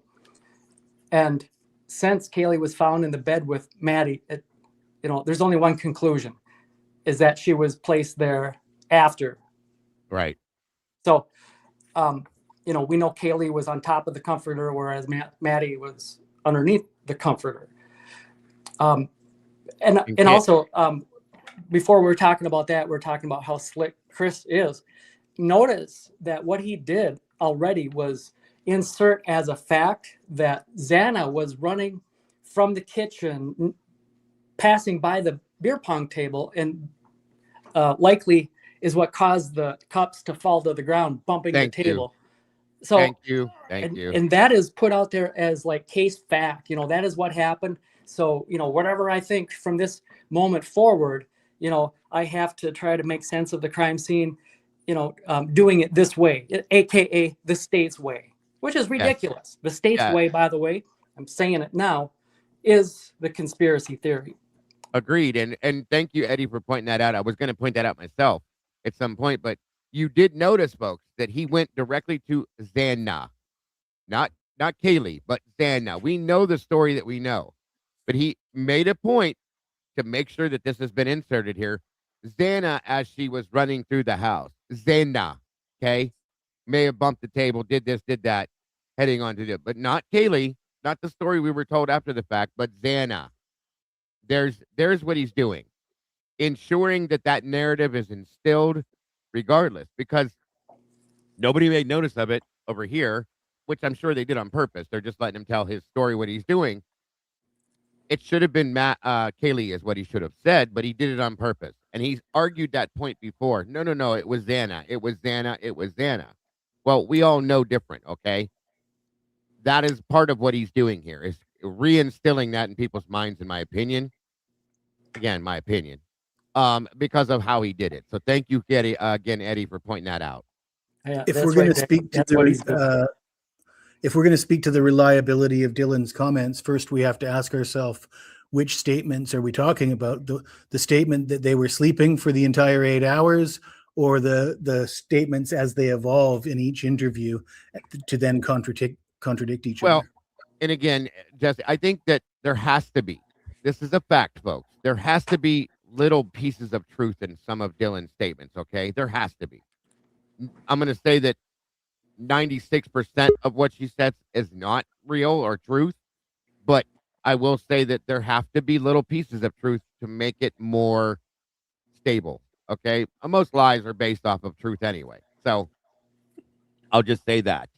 But good point. We have to remember and recognize that most of what Dylan has told everybody is not true, but there are little tiny bits of pieces in there that they formulate the way they do to create what they have, is all I'm going to say. So, moving on with what you said, Jesse, I didn't mean to interrupt. Eddie, was there something that you were saying that you were interrupted for? And thank you. I think I just agreed with what you had said up to that point. But okay. I'll stand down now so we can get to this. No, I have one more small thing, and it might be something that most people aren't interested in. Typically, I don't get interested in like numerology or really conspiratorial stuff. This is something like the kind of thing you'd see in TikTok shorts. But it struck me for one reason and one reason only, and that's how inappropriate the comments were. This is at the wake they had for the roommates that the students had at the school, or the sororities. The memorial, at the memorial, when Hunter Johnson tells the story about the golf bet. And it just really struck me as an inappropriate story to tell, because he says that, he had a golf bet with Ethan, and Ethan won the first hole and was all happy and cocky. And then he went on to win the next 17 holes. And he says Ethan lost the next 17 holes. And now the TikTok conspiracy theory thing is, well, Ethan was stabbed 17 times. And of course, that's 17 holes. And I get it. You can try and fit things like this, and you could probably always find things like this if you're looking for something conspiratorial. Right. And I agree. I'm not trying to read too much into it, but that, along with the fact that it's just it was picked from an inappropriate comment. It wasn't picked from a comment that was appropriate and normal to be being made. So when you're making an inappropriate comment at a memorial, why are you making it? And then when that inappropriate comment tends to line up and make a coded suggestion, yeah, I know what you're saying. Along with Ethan always owing him money, like Mikey said, yeah. I'm not saying it means anything. I'm just saying it was interesting to me that comment was made. I get it. I do. And I agree. Like I said, along with him, Ethan always owing him money and stuff that he threw into that. Mikey's got a good point to add with that. Makes perfect sense. And I get it. Truly, it makes sense. And it is very interesting, Jesse. And Witchy, thank you for that. First one I didn't get to say anything on. Kaylee's skull fracture was not on the autopsy per B. Wolf. Very good point. Just for a good example. And then Maddie's wound pattern equaled her right side was under KM. So thank you again, Witchy, for both of those. Very good points as well, dear. Very good points. Good points, guys. Good points. So again, unless you guys want to continue on in this section here, I think it'd probably be better off for us to move forward into where it does become a lot more interesting. And I'm going to try to do that way. And somebody said that they had peeked in on Lana and that he's trying to hold out on her as well, which good luck with that, buddy, because Lana's very good at how she does this. So we'll see. How can it get any more interesting than what we've already seen? Wow. There's more points that he talks about towards the end of this from what they're saying of more interesting points other than that stuff there. And although Lana is really good, but this Chris Whitcomb, he's holding his own against this very smart panel of 4, by the way. He's probably going to dominate. Not that they're lesser, intelligence or whatever, but this is his wheelhouse. The problem with that is I think, just as we do, I guarantee they see it. Okay. I know they've seen it. I know they get it. We do too. The thing is, that's funny is I don't know that he realizes it. And that's kind of sad to me. Or maybe he does. Maybe he does know, hey, they know I'm bullshitting here, but he's just saying what he's saying to do what he does. 100%. I did catch one interesting point from the Lana interview. I was over there earlier, but the mods threatened to kick me out because I was saying that Chris Whitcomb is Kaiser Soze and he reminds me of Verbal Kent, and they didn't like me making those comparisons. But anyways, they were nice enough, but I think they would rather me move on, so I moved on. But what I noticed was Lana asked him directly if he saw documents that would implicate Mowich and Kopaka in any way. And he did not say no. He said, I can only talk about what's in my book, and I'm just going to leave it at that. Course. So, but the way it was worded, I'm struggling for the exact wording. The way it was worded, one could very easily imply the answer is yes, but I'm not giving you the yes. I'm giving you the coded yes. Sure. Gotcha. Very good point. Because otherwise it would be no, right? Of course. Just like okay. For example, just like I agree, interesting. The question that was asked of Cyree when he said, I think it was Sam actually that asked him when they had him on the show. Can you tell us if what you believe about Bethany being home that night? He went all the way around that, completely around it, but didn't say no. You see what I'm saying? It seems like the only straight answers you can get out of this guy is when he wants to say no, and he'll just say no. But if it's not a no, get ready for a 5-minute monologue about a barbershop quartet in Skokie, Illinois, with a guy that's big fat, whale fat. And that's just what he does. That's what he's supposed to do. I agree, 100%. So, one of my questions is that he said, no doubt they were murdered. The two girls were murdered in bed upstairs. Yet Kaylee's was found with one sock on, one sock missing, and there was a sock found downstairs that was bloody. So please explain to me that. Plus, her blood was on the ping pong table. And why is Turvey using him as his spokesperson? Okay, hold on, Terry. Why is Turvey using Whitcomb as his spokesperson? Meaning how? I understand what she's saying. Okay. Yeah, I'm just go ahead, Eddie. Because they conferred before he wrote the book. I mean, largely, Chris Whitcomb wasn't a defense expert. Turvey was. So they conferred before they wrote the book. So it's through that media, the book, that Turvey is speaking, so to speak. Did I get that right, Terry? Yep, you got it right, Eddie. Yeah, because Turvey's the one that saw all the case facts and that.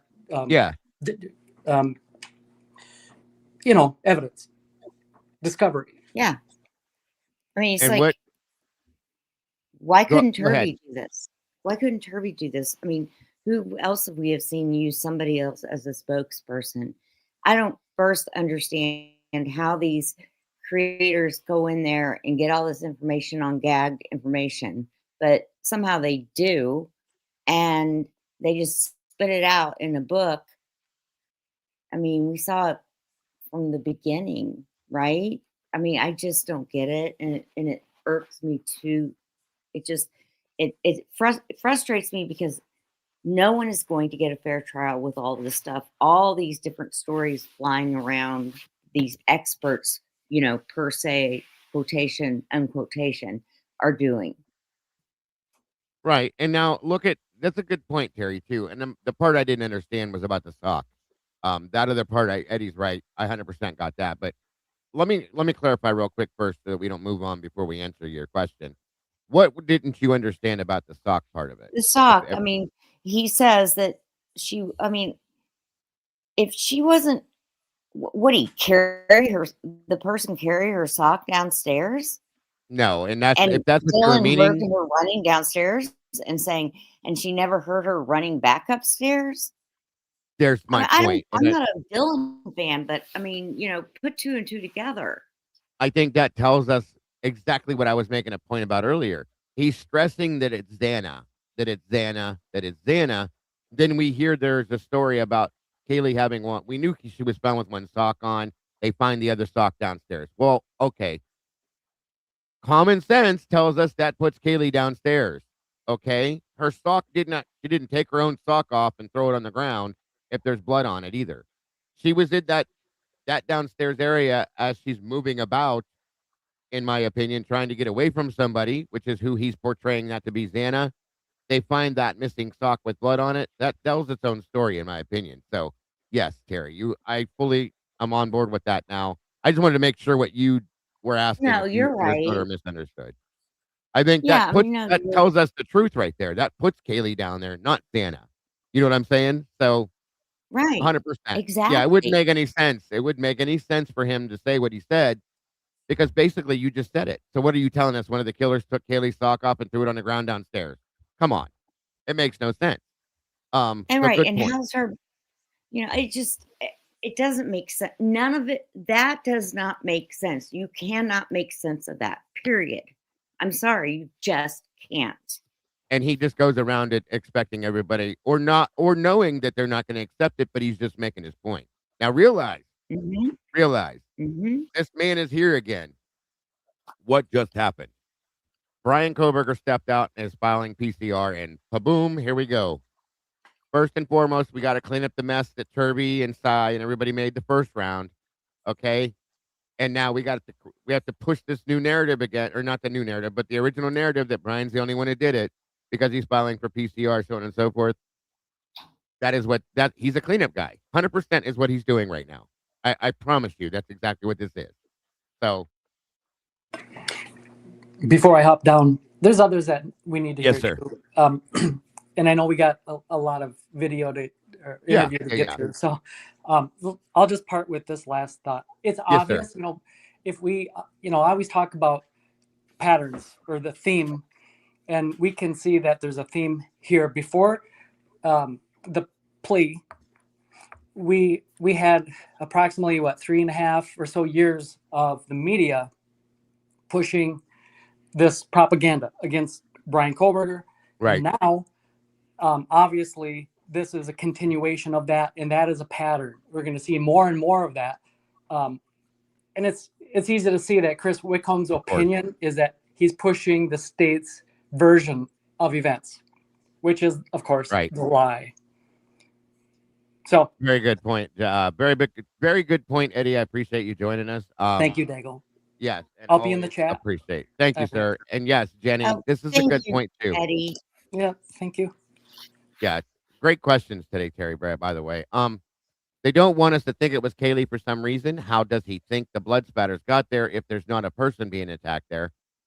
What he's just and this is the point they've been pushing, you guys, that there's somebody walking around flinging a knife around. That's the only way these spatters happen this way, okay? But they're also diluted with some kind of, I'm going to call it water, just to be safe, okay? But the only way, I'm sorry, that doesn't make sense. But the only way that could happen is if they washed it off in the sink. And that's, I mean, you don't just splash water on a wall. Right. You are absolutely correct, Terry. It doesn't make any sense. If you want my theory, it was law enforcement themselves that cleaned up. I'm with you. Lana believes the same thing. I don't see an inexperienced criminal being able to. Well, I mean, I'm not a big true crime guy aside from this case, but I've watched enough documentaries to see what a place looks like when a criminal tries to clean up after a grisly scene. There's always sort of still shit everywhere when they get the luminol out and everything. And for this case, the way it was cleaned and the very little stuff that they found, it would suggest that whoever was doing the cleaning, I mean, it wasn't Dylan and Bethany. I mean, people talk about frat boys and Dylan and Bethany. I don't think they were cleaning like that. And I don't think a bunch of Aryan Knights were cleaning like that either. Who would be the best person to clean a crime scene, Jesse? And when Lana was here on the verdict room, we talked about this and I fully agreed with her. The best person to clean a crime scene is somebody that knows exactly what the fuck they're looking for at a crime scene. Exactly. Period. Okay. And that's who I think it is. It makes perfect sense. It truly makes perfect sense, guys. When Lana said it to me, I said, you know what? How long ago did I say that? I know you said a long time ago too. You can't look around that, you guys. The best person to clean up a crime scene is the person that knows what they're looking for in a crime scene. They're going to be the ones to spot the things that need to be wiped away. Okay. Well, in the beginning, we speculated that it was Brian hired to, like the Mr. Wolf. I call it the Mr. Wolf theory, that Brian was called in specifically to be the cleaner. Now, I think we've since seen such a lack of evidence that he was even there that no longer makes sense. But that was one of the very early theories, that Brian was the Mr. Wolf called in. I remember. The cleaner that decided not to clean, so that's why they framed him. It could be. It very well. That's an interesting point, you guys, and I think it was brought up a long time back. They're truly, I can't remember exactly when, but that, yes, I do remember hearing that and seeing that. There was also the thought, I seen somebody posted in chat about a steam cleaner, things like that. All of those things were brought up. So, it's all speculation. But again, is it? We don't know. And that's the point. Very good point. Again, Eddie, thank you for your insight into this and joining us. I'm going to bump forward in this to get to some better spots for more interesting info, the things that we don't already know. Moto, welcome. Good to see you, brother. I hope you had a great birthday yesterday, my friend, and grateful to have you here today as well. Calaramuzi, I think it is. And it says, I never heard of a sock on the second floor. Now, I remember. Go ahead. Is it Moto's birthday? Yesterday was, yeah. Oh, he turned 30? Happy birthday. So. Happy birthday, Moto. Right. It's all downhill from here. Yeah. Yes, it is. Yes, it is. But you got this. The sock was in the living room on the floor. Yeah. That was something I Which would be remember. the second floor, right? Yes. Yeah, but the way he explains it, like I said, he's inserting Xana back into the situation about her running through the house as one thing that we all know is not what it was. Okay, but he's repeatedly doing this. He's repeatedly done this from the book, every interview. It's Xana, it's Xana, it's Xana. How did Kaylee's sock end up off her foot if she was in that bed the whole time, attacked in the bed? How did her sock end up on the floor with blood on it if she never left that room? This is the struggle that we have with this, and this is what most people have issues with. He just goes around that. That's no big deal. Just ignore those things. Those aren't important. So, just Or think. Kaylee's undiluted blood on the, and it was undiluted. If I'm correct, and if I'm not, I apologize, but I believe it was undiluted on the, and whatever that table was, the ping pong table or whatever. The beer pong table? Beer pong. No, it was diluted, Terry, if It I'm was correct. beer. Okay. It was on the beer pong table, and it was 90-10. Yeah. So it was 10% diluted with a liquid of sorts. No, I it believe. was 90% Or Kaylee, 90%. 10% Maddie. Sorry. But then they were both diluted though. Or that Right, sample that they found on the table was diluted as well. The big puddle was diluted. There was blood on the side of the beer pong table that was totally Kaylee's. Right. And they remember they tried to claim that was Xana's blood, and Sutton had to correct herself on that, and they never corrected themselves at that point, is where we had the problem. Jackie, there is a photo of the living room, and by one of the boots, you can clearly see Kaylee's other gray sock. Not the one that was in her bed. Right. Yeah. And then they claim also that within all the documents we've seen that she has one sock on her foot, and it is the same sock, folks. So I'm going to bounce this forward. Okay, Terry, go ahead. Yeah, I mean, how are you going to get that? I don't know. It just, I do not think that Xana was walking from the kitchen to her bedroom like he said. It just doesn't make sense. Right, it doesn't. And nobody took it off her foot, took it downstairs and threw it on the floor to say, hey, here's a sock down here. You're going to go look for it. It didn't work that way. I believe. Well, here's a question for you. If Xana was attacked in the kitchen and ran through the living room and did all this shit, she never dropped a stitch of food on that living room floor. That's why I never believed that. That makes no sense to me. You're right, None John Boy. at all. None at all. There should be food. There should be food all over the living room. Shelf in Maddie's room. Oh, say that part again. And then put a French fry on the shelf in Maddie's room. Right. Makes no sense. None. And Turvey's not stupid, so why is he letting? That's where I'm confused. Why is he letting him tell this story as a spokesperson for himself?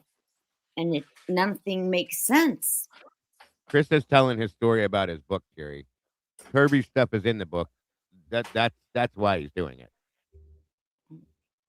Yeah, well, Turvey should say something. Well, he may come back again. Who knows? You don't make sense. So I bumped this forward a little bit. We'll see where we're at here. If this isn't good enough, I'll go forward even more. But again, thank you guys all for being here. To that Bill Thompson wished he had that from the FBI, and I'll bet the FBI would have done it if they could, and the FBI didn't, and Bill Thompson didn't. So, make whatever you want of that. So I'm not too savvy with the law and how it works in the courtroom. Is this guy able to even be credible at this point? If he worked with the defense, had his report, and then he comes back out, says another thing, does he even become credible for them to use in the future? Well, then would go to trial. Well, the question would be, who is them? So if it did go to trial, them would be the prosecution. If he says, and I don't know this again, guys, I don't know what this person said. If this person is saying they can place Brian Koberger on the couch of the house, who would that benefit? Would that benefit Brian Koberger? No. Would that benefit the prosecution? Yeah. Yes. Right. So who would use that? The prosecution. So then to answer your question, Cash, you know the answer. Are you going to bring a defense expert as an expert for the prosecution to change his expert opinion for which he was paid and filed a report? Are you going to use that in a trial? I would think not, because the defense would go have a field day with it. Number one. Number two, you would not want to bring in anything, forensic evidence of any kind. I doubt that you'd want to present a witness who says the FBI was wrong And Right. and everything the FBI said was wrong. I don't understand how that would happen. Right. Well, that's what I figured. So I don't know. I'm not a prosecutor, but I think it would be pretty hard to understand how the prosecution would suddenly use evidence from a defense expert that became that contradicted what the FBI said in all their efforts. To move away from that, you were just on Dax Shepard. We've seen it. If you haven't seen it, go watch it. But you brought something alarming to me. You said to be conservative, there was a strong 12 suspects you said you would love to talk about, but you couldn't. My question is, with your statement saying that, if Brian Kohlberger was somehow down the pipeline, exonerated, or won the trial is not guilty, have you for yourself seen enough evidence of players inside that were suspects that could be, tried for this murder or could fit that they actually did it? As you looked over this, I don't want to be evasive on this, but nobody cares about my opinion. Nobody gives a shit about my opinion. But I will say that the investigative files clearly show that police felt that way because they used the word suspects. They surveilled people. They got DNA samples from people. They went to extraordinary lengths in interviewing people. And prior to Brian Kohlberger being named as what we all know now to be the person who committed these crimes, pled guilty to these crimes. Yes, the answer is police files clearly show that they did a tremendous amount of work looking for suspects, and they identified a significant number of people as possible, not persons of interest, not subjects of the investigation, but named in the files as suspects. Yes, that's the case. That's accurate. Okay. I've got some questions about the knife sheath. Well, actually, hold on. I have one about his suspect. Can I just ask really quick? What the heck cleared Jack to court? Because he was listed as a suspect, not a subject, a suspect. What the heck cleared him? Brian Kohlberger. Right. So basically, they got Brian's name, they matched the IgG, and all the other surveillance they were doing, all the other suspects that they were following up, it all just went nowhere. Correct. But that's not unusual to this case. That's the way they go. Police do the investigation. Law enforcement does an investigation. They hand it to the prosecution. Prosecution decides who committed the crime, and they indict, charge, take to trial, and convict that person or not. But that's the way it works. So the fact that Brian Kohlberger became their number one suspect and everybody else went away, that's not unusual in any way. But once they identified Brian Kohlberger as a suspect, everything else, basically, they focused on that. And anything else that may have come up to contradict that or call it in question, they didn't consider that. It was Brian or bust at that point when they identified him. Correct. But the record remains extant in the files. I mean, the files document all of that. But yes, once Brian Kohlberger was identified and the investigation turned to Brian Kohlberger, it was Brian Kohlberger. And so then all the evidence that's coming up, they are looking at it through a lens of how do we tie this to Brian Kohlberger? How do we show that that he is guilty, essentially? Correct. Okay. Even if that evidence may be pointing somewhere else. Well, at that point, the evidence already did point other places. They just decided, because you guys have followed cases. You could take any case, like me going to the gym this afternoon. You could write that 50 different ways. You got to pick one narrative and go with it. I went down this road. I left at this time. I got there. I lifted this weight and I went home. I mean, a stupid example, but you know what I'm talking about, right? Right. Once you choose that narrative, you have to go all in. Now you have to give, let's be fair. You have to give all that exculpatory evidence to the defense. Brady disclosure, right? That's critically important. So does it exist? Yes. Did it go to the defense? Yes. Was it analyzed by the defense and turned into a defense for Brian Kohlberger? Yes. Did the police do anything wrong? No. I mean, in that regard, this is very common to all investigations. So the fact that police identified other suspects is common. It's normal. There's nothing unusual. And once they've decided Brian Kohlberger was the person who committed these crimes, turning to that suspect and putting all your resources into that, that's completely normal too. I mean, that is the way the system works. So in looking at the file though, you're saying that the police are identifying other suspects, which we know is true, but what other evidence did you review that supported that? Whether it's text messages or what was the other underlying that pointed to other suspects? I don't know how much I talked about this book, and I'm not going to get into details of something that's not in the book. And again, this is going back, it's being, it's back in an open process again, so I'm not going to open cans of worms. But I can say that there was fairly significant physical evidence that led police to get exemplars, which would be DNA, swabs, fingerprints, things of that nature, from people who might have been involved. And got something, Jess? Or were you just turning your camera back on? I was just making a coffee. I've got a hot cup of coffee, and yeah, that's it. Means I need another one. Thank you. Okay, on we go. I'll say this also. I saw probably, I don't want to give a specific number, but more than a few more than 5 people whose names appeared through investigation, not just tips. I mean, if you're just looking at tips, you're talking about a staggering number of potential persons of interest, but people that were. I'm going to let this play for a minute, grab my cup of coffee. I'll be right back, and I can still hear it in the background. So if you guys need me to back up when I get back or anything, let me know. Were named, identified, and followed up in terms of investigation. There's a fairly significant number of people, and many of those I've never heard their names mentioned anywhere. I'd never seen their names before. They're completely foreign to anything that I've ever seen. So there are a lot of anonymous names that go along with the guy in the hoodie and various other people whose names have been widely discussed at this point. There are a lot of people whose names have never risen to the surface. Could you tell where the defense was going to go regarding the DNA on the sheath? Because it appears, I think there's reports that at least the prosecution says they took a buccal swab from Brian, they matched it to the DNA that came from the sheath. Do you know where the best challenge to the DNA? Well, I do, but let's be very fair. And I would say those of you that are watching this and listening to this right now, don't listen to me on this. Go to the YouTube video where Bill Thompson outlines the evidence against Brian Kohberger at the change of plea hearing on July 2nd. Just listen to what he says about it. Does Bill Thompson ever come out and say Brian Kohberger's DNA was found on the knife sheath? And the answer is no. Okay. And I talked about this in great detail in the book. Going back to Ann Taylor, I will say this.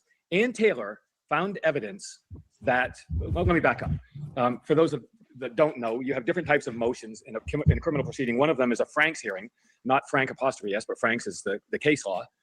Where you can challenge certain evidence in a certain manner or witnesses in a certain manner, right? You guys could explain this better than I can, but it's a court hearing. In one of those court hearings, Ann Taylor, in her office, challenged the DNA found on the knife sheath because she didn't have reports showing how it was analyzed in Othram Labs. And I do know that Othram Labs has said certain things, and that's appeared in print, which surprised me a lot. And I'll say, read the book, because I quote the conversation, the questions and the answers I quote in the book from that Franks hearing, right? And what we find out is that, and I said this on Dax Shepard's podcast, but they edited part of it and it came out wrong. So people would say, oh, I'm full of shit, I said the wrong thing.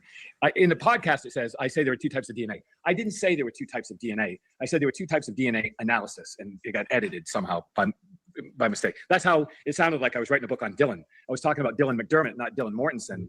And that's what happens when you edit, a non-live podcast and one live. But going back, what I meant to say is there's 2 types of investigative DNA analysis. One is this, that when I started in the FBI, it was. Is this where you guys want to be, or was it further ahead? Anybody out there that knows? I think so far we're getting some interesting stuff out of this. Okay. Just making sure you guys know. And that at least he clarified that whole Dylan McDermott bullshit thing that people were struggling with, because that was the way, based on what he's saying, that was Dax Shepard's issue with his crew, not him. So, okay. Anyway, moving on. And yeah, guys, make sure you subscribe to Mikey the Last 24. Been doing some great shows, kicking things off. You're missing out if you have not yet subscribed. Please do. The link has been posted in the chat. Thank you very much. Yeah, I got some good stuff from watching Mikey's last show. I thought he made some great points. So great job, Mikey. I just want to say about Whitcomb, when he was asked about Cy Ray, I found it interesting, his comment that, are they going to ask Cy Ray to testify for the prosecution? I think not, because the defense would rip him apart. So I don't think they would allow it anyway. Yeah, I'm sure it's not legal, or it's not appropriate, or it would look ridiculous. And that's what I've been saying for a while now, is his statements that make Brian sound guilty are useless. They don't actually carry any weight.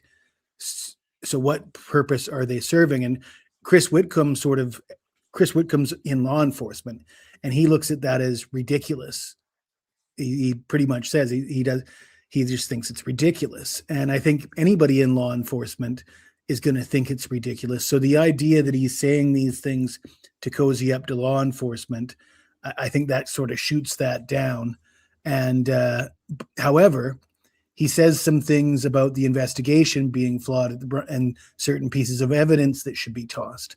And those things actually do carry weight. And this isn't just me picking and choosing what I want to be the case. I think what Whitcomb's saying here is, yeah, the things he's saying about Brian being in the house, throw that in the garbage. The things about the investigation, that's actually solid information. Good point, sir. Good point. Moving on. Anything, Tom Boyer, or Terry, before we go forward? No, I guess and I apologize, but I did not realize Jesse was law enforcement. Well, FBI, CIA, if you consider that law enforcement. Yeah, no, I do. I didn't know he's retired. Yes. Okay, so that's news to me, and that really opened my mind to, wow. The dude literally is Kaiser Soze. In the interview with Jack Shepard, he was like, this one time I was playing poker with Brad Pitt, and he name dropped like two other people that are slightly less famous than Brad Pitt. But yeah, he plays guitar with famous guitar players. He's a prize-winning journal, worked for the New York Times, CIA, FBI. I mean, ridiculous. I said before, and some people might not appreciate me saying it, but I bet you the dude gets mad tail. Yeah, and he, just like Cy, they have a brotherhood, correct? Well, he distanced his comments regarding Cy, if you take them at face value, which I take nothing at face value. You're really why I was surprised. Yeah, I take nothing at face value, but he makes it sound like he has no time for the likes of Cy Ray. Cy Ray is beneath him. He's not interested. Doesn't even want to utter the name Cy Ray. I don't think that's exactly. That's I why don't I'm take that blown at face away by value. hearing this, because I'm like, okay, wow, really, wow. But okay, it gives me a new, view on the whole thing. Yeah, I mean, I think it's quite obvious. We can all see it that he has an agenda, and I'm interested if anybody's got theories on what his agenda is. I mean, if we all agree the way he's dominating the conversation, he's doing narrative control. Who's he doing it for? What is his end game? I don't have all the answers. Pav floated a theory that I thought was quite sensible. I earlier, like when he did his first interview with DA, I floated this DA and Dago, by the way. I floated a theory that he was maybe trying to impede the WSU lawsuit. So that's another. See, the thing is with the WSU lawsuit, there's going to be a lot of WSU alum, law enforcement, and the CIA and FBI has a lot of affiliations with WSU as well. So the idea that former FBI agent and CIA agent would be contracted or tasked with impeding a lawsuit that was going to harm a school that's known to produce future FBI agents isn't that big of a conspiracy theory, in my opinion. And let's face it, universities such as Washington State University, these are massive, what's the best word? Massive, not corporations, but massive entities. Let's just call them entities with, huge financial backing and power and basically just power and money, power and money of the elites. So anything's possible when it comes to entities of such. Good point, Witchy. FBI might be influencing him, and this is ego stroking for him. That is just as present as his agenda, whatever that might be. And Eddie points to a good point as well. The agenda is to push the one perp theory, and of course, that one perp is likely BK. If you think back when the photographs came out from Xana's bedroom, so on and so forth, all of a sudden, a lot of the public said, wait a minute. One perpetrator did not do this. Okay. Howard Blum came forward and said, wait a minute, and backpedaled and said, it's likely somebody else. And a bunch of people started going with well, if Brian did do it, he didn't do it alone. Okay. And they started following that, and that side lost a lot of people to this side, where they didn't even think Brian was involved at all, period. Okay.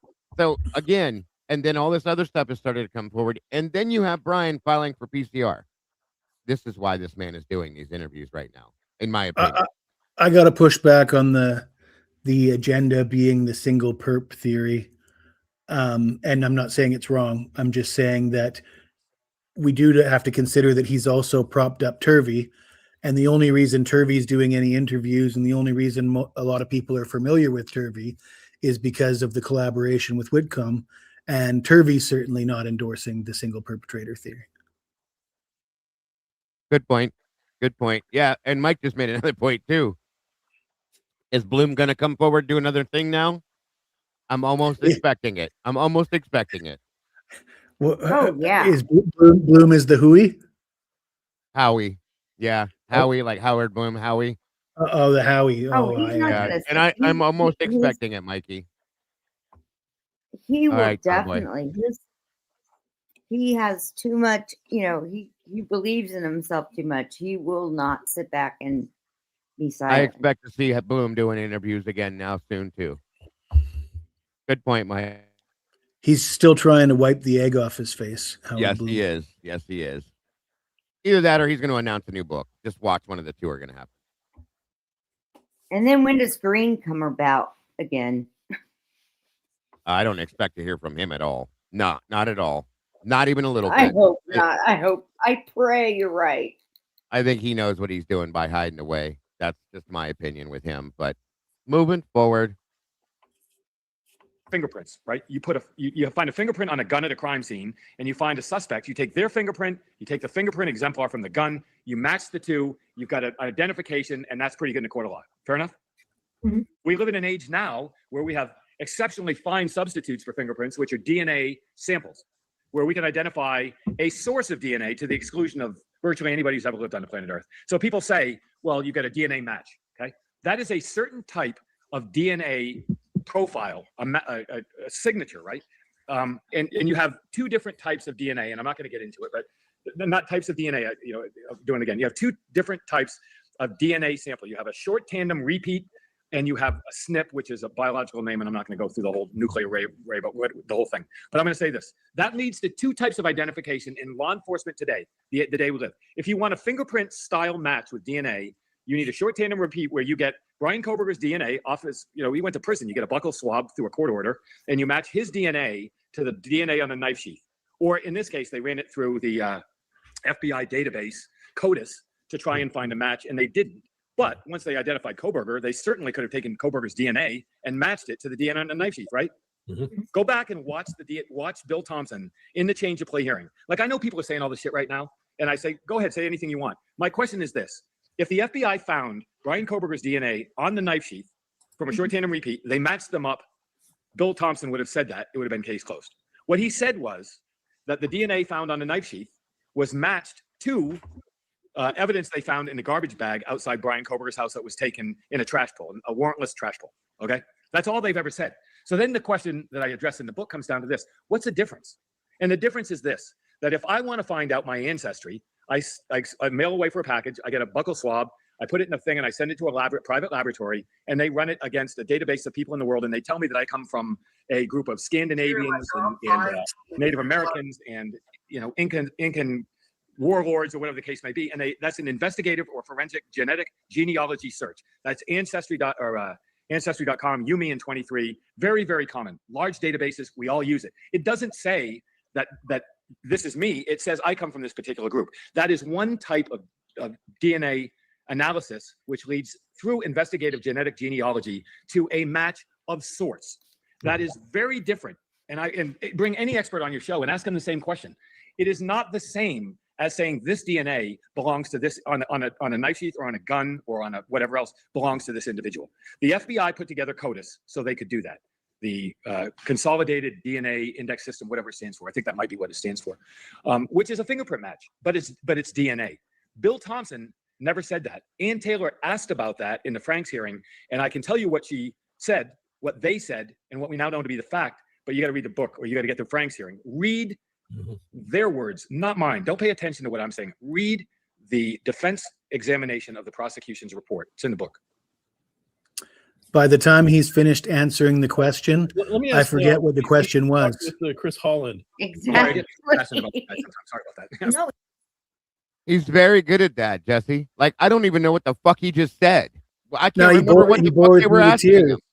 Somebody Right. asks him a question. He goes on it. By the time that he's finished, I don't even know what he said. I went no that and you can't remember what the fuck the question was, and all you Yeah, can I don't remember even is know if to he read the answered the book. question because I can't remember what it was. The guy is very good, like Eddie said. He's selling his book at the same time as diverting you from what you want to know. This is his whole thing.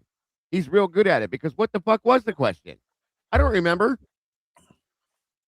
It's crazy. Buy the book. I was trying to Read the figure out book. what we would make for dinner tonight. Yeah, right. Like he said, like our SRB said, he said read the book 3 times. So by the end of this, how many book sales do you think he got after this? Think about it. He knows what he's doing, period. He probably don't either. I agree with you, Mike. He probably doesn't even remember what the fuck they asked him, and he just started talking again. It's like he's programmed when they say certain words. You know what I'm saying? By like how the CIA programmed people. You'll say a word to him and think he goes into effect immediately. It's crazy. I'm telling you, go on YouTube in a little while later on and pull up some clips from Usual Suspects, Verbal Kent, and you won't be able to unsee it. I mean, No, what he's doing, I already know what you're talking about. I've seen it. I remember. Yeah. What he's doing is exactly what's happening in that movie. Agreed. I do agree. And yes, it does come off, Liz, as though he's coming off a script. I fully agree with that. It's ridiculous. And I feel bad.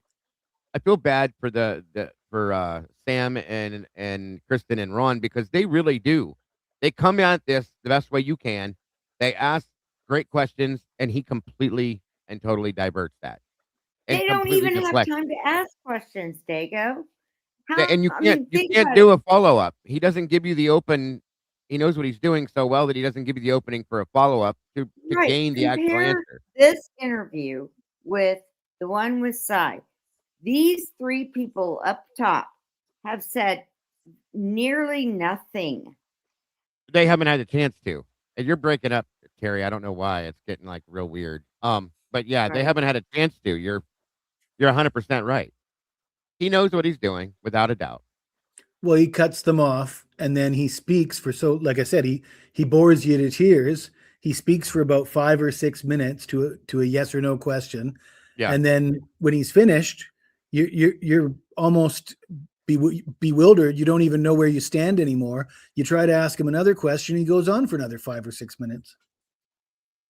He likes to hear his own voice, in my opinion. He does very well, but we do have. I was watching the interview with Lana, and I was seeing Lana get, I know Lana's very good, and she was very well prepared, and she had everything organized, and I'm sure she thought she was going to nail him to the wall, but he was beating her down. Like I could see she was getting worn down, like he's, I don't know. It was almost like a boxing match, and she was on the ropes just because he kept on diverting, and he's just so goddamn good at it. And you can tell. I've seen Lana do it to him before, and we did it a little bit over at DA's. A couple questions you can tell when he starts to get like, I guess you call it aggravated, because you're kind of cornering him, like you said.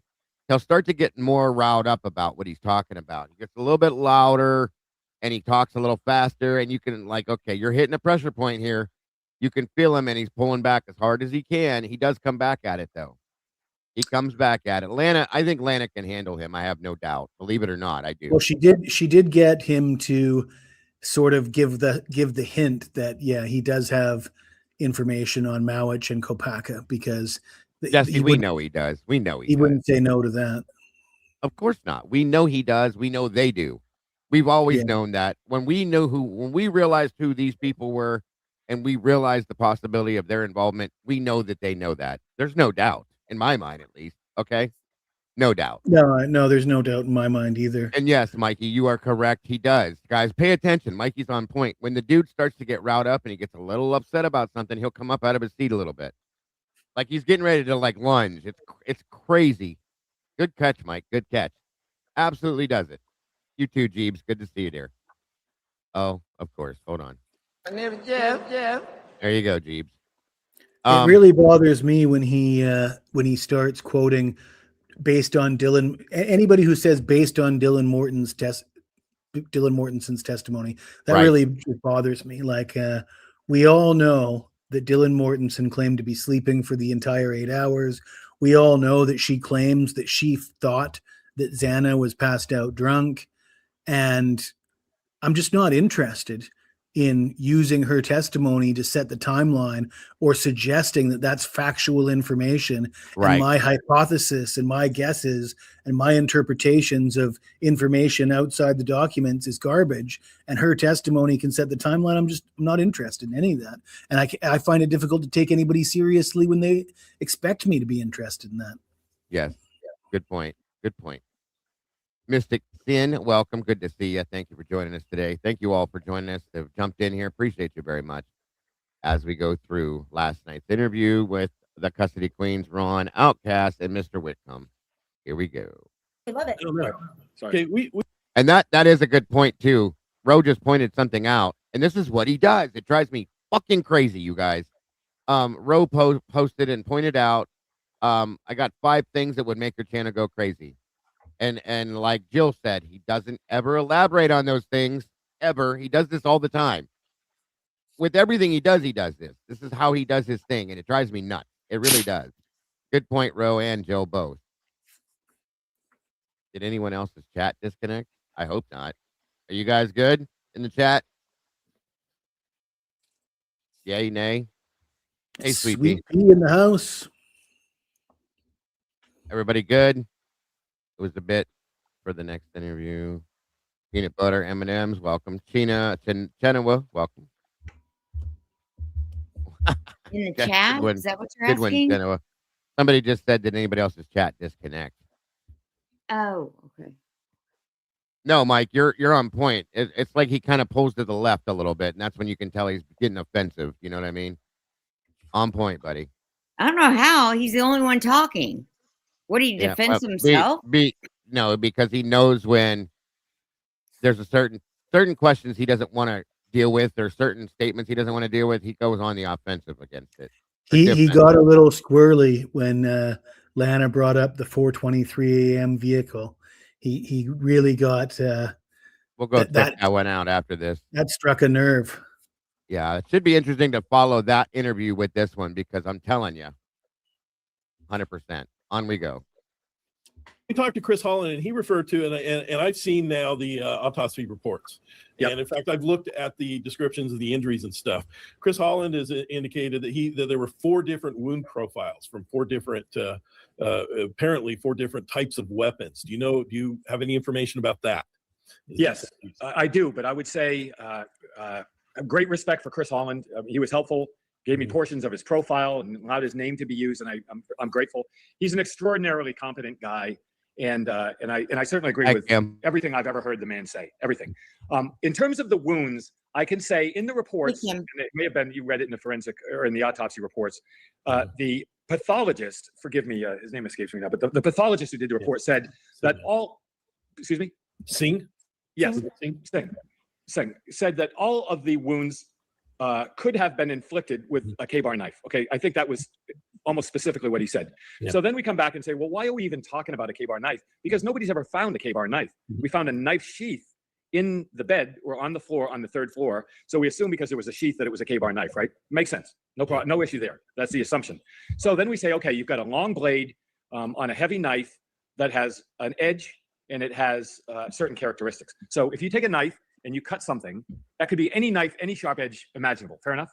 Mm-hmm. If you plunge it into something, a 5-inch knife can't go 10 inches deep, right? So the depth of the wound would eliminate certain types of things, because you could have a 10-inch knife that only goes 5 inches deep. So a 10-inch knife might work, but you can't put a 5-inch knife 10 inches deep. It's going to have the hilt bruising. It's going to have things like that. So what I'm saying is, during the pathologist could make certain statements about the wounds. So there are edged wounds. Could those have been a K-bar? Yes. Would wounds of a certain depth inflicted indicate a K-bar? Yes. What Chris Holland was talking about is some of the wounds appear to me, to my not particularly educated eye, to be what you would expect from a I don't want to be a pick, not an edged weapon, but a pick, meaning circular and don't have the characteristics. Do you guys notice how he has a tendency to deflatter himself or talk about his not particularly educated eye? The man knows what he's talking about, okay? But he likes to put himself down, and he likes to pump everybody else up when he's doing what he's doing. He does this all the time. I just didn't know if other people caught it. I know it's nothing big, just something to point out to show you, again, how he does what he does. So, well, he's a salesperson. Yeah. Welcome to Tomboy. So, yeah. Are you having problems, Terry? Because you keep going like crazy cut up. You know what? Let me get out and come back in. I don't know. So whatever he determined, that is his perspective, and I'm not going to refute it or otherwise. But I would say the wounds I've seen in the autopsy photographs indicate they're not obviously one weapon. So I defer to what the prosecution said and the medical examiner said. He is a professional, lifelong experience, and he said those wounds are all consistent with what could be inflicted with a K-bar knife. I'm not going to refute that in any way. I'm only going to say that it would be, my opinion, it would be hard to understand how we could, how that makes sense. Does that answer your question, Ron?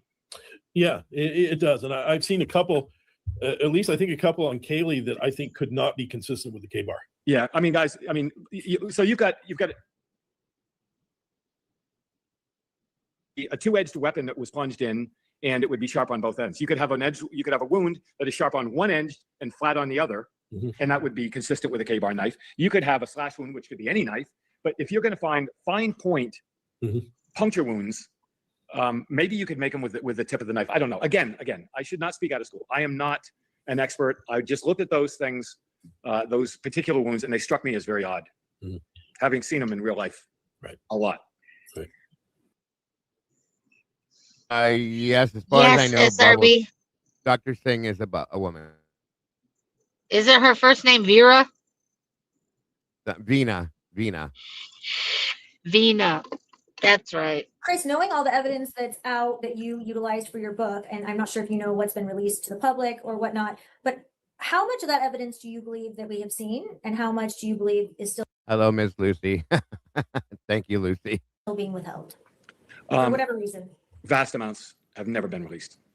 I mean, staggering amounts have not been released. And listen, I don't think it could be, because just the cell phone data alone is, it's impossibly intrusive. You just can't release all those phone numbers in a world where everybody's calling those phone numbers to find out who they are. So you couldn't release that sort of stuff. But there's so much evidence that, just for example, just the cell phone downloads, just the social media downloads, just the financial records, just the Amazon and YouTube and OnlyFans and Tinder and Twitter and Instagram, just the volume of the information received through search warrants and subpoenas is staggering. So it's not just the reports, and it's not just the analysis. The raw data is staggering. Like I think I mentioned in the book that they compiled a list of every vehicle registered for a parking pass on campus, and that alone was thousands of vehicles. So it's a spreadsheet. And like I said, I think I mentioned on your show one time, this information given to Ann Taylor, to be fair to Ann Taylor, is a staggering amount of information. So imagine your desktop on your laptop, and it's got all these folders, right? So you look into it and you go, well, here's a folder. It says CFLS. And I go, what the hell is CALS? What's a CFLS? It's got to be important. Ron's important. I got to figure out what that is. I clicked on it. It was a file. So I click on 50 files and I get to this one file. And a lot of these files or these reports are 1 page, 2 pages, something like that. I click on this one report and it was 8,450 pages of reports in this one little icon, in one little folder, in one little sub thing. It's staggering amounts of information. So how much has been released? I don't know everything that's been released, but it is a lot of information. Police did an extraordinary job looking in, gathering information. Extraordinary. So Chris, you just said OnlyFans, and everyone in the chat is saying OnlyFans, question. Is that something of significance in this case that you reviewed? Yeah, it's in the book. Besides the feet pics. Yeah, well, I don't know what was in the OnlyFans account. I just know that it was, I have one. Terry, it's saying your devices are not connected. It won't let me grab a hold of it. And yeah, you can see Ron's face. You can tell he's not buying this shit. It's in the book. I mentioned in the book. Well, guys, listen. I mean, we're talking about 4 young people in a college In the campus. book. I don't know about you when you were in college, but I lived a rich life. I was in a fraternity. I lived a rich life. And for somebody to go back and say, well, what did you drink? What did you do? Who'd you see? Where'd you go? What did you wear? What did you think? What did you Google? What did you what's your social media? Normal behavior within society looks quite different when it becomes a forensic examination of everything you've ever done in your life, right? So what about the 19-second phone call that Bethany made to Ethan at 4:22 a.m.? It's not seconds, it's minutes. To Ethan? That was Jack That was Jack's. Are you kidding me? He doesn't even know who he's talking about. Look at that.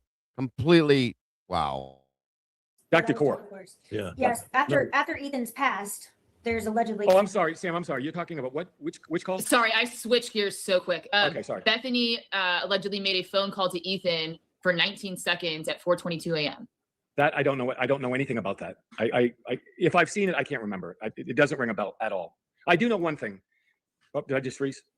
Oh, No, you're good. Okay. You're good. I do know one thing, that trying to make sense of what was dumped from their phones. Come on, Chris. It's in the book. Exactly, Genoa. It's in your book, Chris. What was washed with my limited knowledge of social media is large, right? I mean, a 12-year-old knows more about navigating Snapchat than I do. So I printed what somebody else had put in the file. Police. I quoted what they put in the file. I did not do any of that analysis myself. Did Bethany have exculpatory evidence? Because I've heard that numerous times that Bethany held exculpatory evidence. Is that true? Maybe Chris needs to read his own book, you guys. I'm just saying, like, what's up, bro? Come on. Lana flat out asked him if he used AI to help him with the book, and he denied. He denied it. He said he's never used AI in his life. He has no AI. Jesse, he also denied that he ever watched YouTube ever, but he knew exactly what Lana was all about. Yeah. Who, you know what I mean? So come on now, bud. We know better. We know better, buddy. Very good point. I still think Turvey wrote the book. I think he did too. I think that Chris just kind of put his name on the title, on the front of it, and that Turvey was the majority owner in writing the book. I fully agree with you. And yes, I agree with Lucy as well. He's a damn liar. Yes, Miss Lucy, I know. Yeah, I struggle so badly, but here we're getting there. We're getting there. I agree there was AI used. For as fast as he did it, you have to have used AI, in my opinion, to go through it and make it happen that fast. Come on, you guys. The man claimed that he did this after Brian had taken the plea. With all the information he had to go through and the things he stated he went through, there's no way he did it that fast. I just don't believe that. No way in hell. I believe he did. But that's okay. That's that he can tell his tale and stay on his hill, but I think we know better. That's all. What is that all about? Great question, Outcast. Sorry, let me back up and let me get Outcast's question again so we can hear what he answered. Great question. It's in the book. Let me stroke your ego for you. Great question. You guys are so smart and so bright out here, guys. Allegedly made a phone call to Ethan for 19 seconds at 4:22 a.m. That I don't know. I don't know anything about that. I if I've seen it, I can't remember it. Exactly, peanut butter. At all. I do know one thing. Oh, did I just freeze? No, did you see that? I don't know anything about that. What's that, Jess? Well, she asked him a question and he answered, I don't know anything about that. And that just demonstrates that when it's a no, he's perfectly willing to give a no, a straight no. When it's a maybe or a yes, he goes on for 5 minutes and makes you forget about what the question was in the first place. 1 million%. Yes, sir. It's still doing it. He him-haws a lot. Very much so. It's still doing it, Terry. Saying the same thing, and it won't let me point on it. The initial generation of this book was December 29th to 25. The 30th was the day that all the ISP Forensic Services lab reports were uploaded to iCourt and pulled hours later. Good point, Lucy. Good point. Jesus Christ. On we go. Trying to make sense of what was dumped from their phones, what was washed with my limited knowledge of social media is large, right? I mean, you know, a 12-year-old knows more about navigating Snapchat than I do. So I printed what somebody else had put in the file. Police. I quoted what they put in the file. I did not do any of that analysis myself. Did Bethany have exculpatory evidence? Because I've heard that numerous times that Bethany held exculpatory evidence. Is that true? What is that all about? Great question, Outcast. You mean physical evidence, like some kind of a physical thing? I just heard it was exculpatory. Don't know if it was digital, physical, hearsay. I don't know what it was, but I've heard that for a long time that she held. The answer is I don't know. I don't know what that would be. Okay. The evidence and documentation that you've seen strongly indicates that Dylan and Bethany were actually awake in the hours between 4:30 a.m. and when the 911 call was made. Is that accurate? The information I've seen in the file, which I think some of it's been disclosed now, I think it has, but the information I've seen in the file is quite clear that they were communicating among those 8 hours. I'm not saying constantly, continually, but during that 8-hour period. And I think they had made statements at some point saying that they went downstairs and fell asleep. And I think that's widely disputed now. Well, disputed, okay, right? Widely called bullshit. Going back to Snapchat real quick, we are learning, and I'm not very savvy with Snapchat either whatsoever, but we know that a lot of their communications was going through Snapchat, at least the people of the house. When you said you were going through Snapchat that was already collected by the FBI or ISP, was it 100 Snapchat messages? Was it download? Was it pictures, videos, messages? Was it 1,000 pages? Because we know there was so much communication through Snapchat. Among all 6 people in the house, or all people involved, or who? I mean, primarily the people in the house, but that's how almost all of them communicate regarding anything. I mean, it's like we're seeing Ethan's communicating to fraternity brothers through Snapchat, but it's Snapchat, and everyone wants to think, oh, if it was deleted in 24 hours, you're gone, we'll never see it again. I don't believe that's the case, but obviously I'm not a Snapchat expert either. This falls outside the scope of the book. I will say, I just tell you a side anecdote because my life has extended beyond this for a time, but. Among the final years that I worked with the CIA, there's no reason to beat around the bush. With the CIA, they told me, or in this particular application, they said, don't use WhatsApp because we don't think it's secure. Use Signal. So my first thought was, okay, use Signal because it's secure to everybody except you, right? I mean, let's be honest, right? So if you think that you can communicate in the world today in any medium, and that there's not a record that is discoverable in some manner, then you're not paying attention. So the extent that they recovered information through these warrants, I can't say what they did or did not find, but I will say this. Just look at the evidence. They didn't charge anybody other than Brian Koberger. And if there were interactions on Snapchat or anything else that was a smoking gun that somebody else was somehow involved.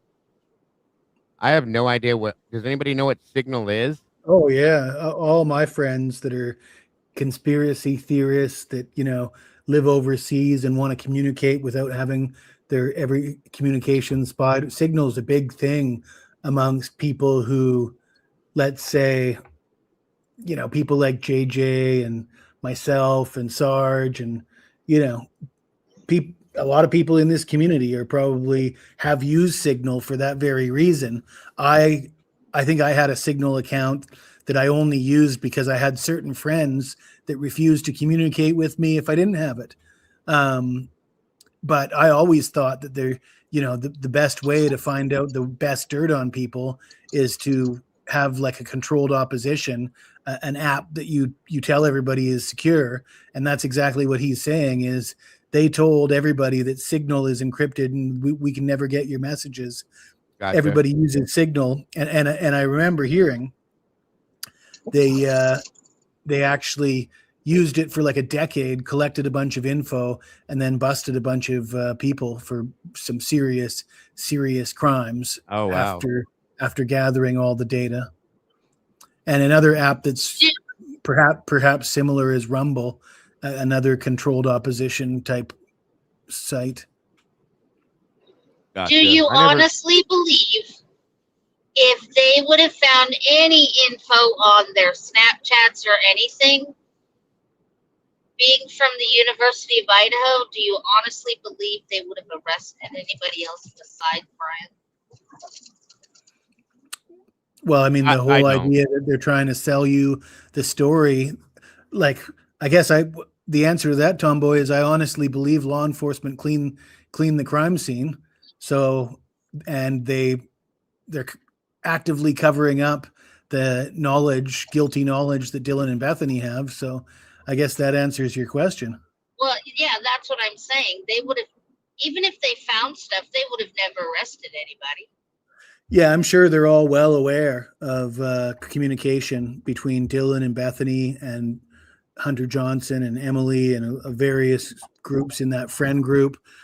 But that might all be with the whole thing with one of them being a CI, and whichever one was the CI put the call in immediately. The handler comes. The handler's like, shit, we got to clean this up. This is going to screw up our investigation. So they start frantically doing damage control, thinking that they're doing something for the greater good. And then now they've got the cover up has to continue based on their original actions. Makes sense. All right. On we go. We wouldn't be here having this conversation right now. So I'm not saying what I found or what I didn't find. I said, look at what Bill Thompson found and look at what Bill Thompson used in the prosecution of this case. And we know it was Brian Coworker. Does that make sense? Yeah. Okay. We had chatted. You had seen Brian's phone. I think you had seen Kaylee's phone, right? Like at least some of the contents on her phone? I've seen contents of many phones. I'll say that. Okay. So recently it come out that Kaylee's phone has been opened and the FBI was able to get into it. I think one of the victims' families was pleading up until very recently that they still hadn't gotten the information from the phone and or the physical phone back. I'm not entirely sure what all those facts are, but it's come out that maybe 2 years ago there was evidence that Kaylee had a coke dealer in the sense of not a drink. Did you see anything in the evidence that you came across that would support that was something that was looked into? Because a lot of the interviews mention some sort of drug use. Well, the answer is no. I have not seen anything criminally tying someone involved in this, any of the people in the house, to that line of thought. And I know it's pervasive. I know people talk about it all the time. The only thing I do know in the house involved interesting one of wording. the victims did have a history of interaction with law enforcement and the criminal justice system regarding drugs. And there was statements made by a family member that perhaps they had some kind of a connection that led to a crime committed against their daughter. So I know that's a conversation. I've never seen anything that indicated a tie. I've never seen anything to back the cocaine theories that I know exist. Nothing. Zero. So are you saying a parent may have alleged that something may have happened? No. One parent. Look, we know Ann Taylor represented Xana's mom. Yeah, we know that. I'm not going to go into great detail about it, but that person had a history of substance abuse, which on occasion had led to interactions with law enforcement. Right? No, it's a known thing. Right, it's a known thing. So the allegation may have conveyed that because that family member had those ties, perhaps somehow their daughter. You know what's funny is you can almost tell Outcast's persona with him is like you're so full of shit, bro, and I'm not buying it. Like he's irritated with him. You can read it like a book. It's crazy. It is crazy. Well, Ron does the same thing too. Listen to how Chris stammers around certain issues. He like stutters and stammers and trips and falls and whatever. Right. It's the answers sure are a lot more direct when it's a no, though. When it's a no right off. He may elaborate on it, correct, but it's just no. And when he's sensitive about covering something up, it's just, well, let me tell you, let me put it in perspective for you. Back in the day, I was in a barbershop quartet in Skokie, Illinois. I used to know this guy that had 16 dogs, and every day the dogs would take him on a sled ride across the river, and he would tell me stories about these things. And you're like, at that point, you're like, what the fuck is he talking about? And then you forget the question completely. It's exactly what he does. You know what I hear when he answers like that? All I hear is, well, what had happened was 1 year at band camp. That's all I picture. And then with me, Charlie Brown's teacher kicks in. Somebody could put together an AI video who is it, Ushi or Ufi or something? Somebody Outcast runs with a few people that do a lot of AI stuff, but it would be great to see that that interview with Verbal Kent and Chaz Palminteri, but just replace it with Whitcomb and have some sound bites from one of these interviews. Yeah. Yeah. It would be interesting for sure. Let's go back to Charlie Brown's teacher. Again, that's kind of what I hear. Basically, yes, right there. It was somehow implicated. I've never seen anything that indicates that to be the case. Oh, okay. In reviewing Brian's phone, you were able to kind of review all of it, right? The contents of it. I believe it was all of it. I mean, he only had the phone when he was arrested. He only had that phone for 6 months, so there was limited stuff on it to begin with. Okay, so there's a whole bunch of whisperings and rumors out there that there was some murder porn on there. Is there any truth to that? Nothing that I've ever seen. No. Oh, well, certainly not the text messages. And then what about videos or pictures of girls being essayed and Absolutely not. Absolutely not. No, the only thing, listen, I don't want to go through any great detail. I talked about what I found in the book. In the book, I talked about what I found in those things. And the bottom line is, for better or worse, I'm not making any comment about Brian Koberger except to talk about the contents of his phone. Brian Koberger took a lot of selfies. I mean, a lot of selfies. And some of them were even what I in my life would call creepy. Not criminally. I'm not saying they're criminally creepy. It's just people take weird selfies of themselves. I mean, it's a free world, right? You can do anything you want. So when the pictures came out online on, I don't know, like mainstream media, and you see these pictures the next day where he's in a hoodie looking nefarious, like in the documentary and stuff like that, I go, come on, guys. He had tons and tons and tons of those pictures long before anybody ever heard of these crimes. So yes, he was a very odd acting guy. That's well established. Ann Taylor had an in limine hearing prohibiting Bill Thompson from calling him a psychopath at trial. So this is wide public conversation. He stared at the wall. He's an odd looking guy. His spectral disorders, I don't know, I'm not a behavioralist or a psychologist. People can talk about this.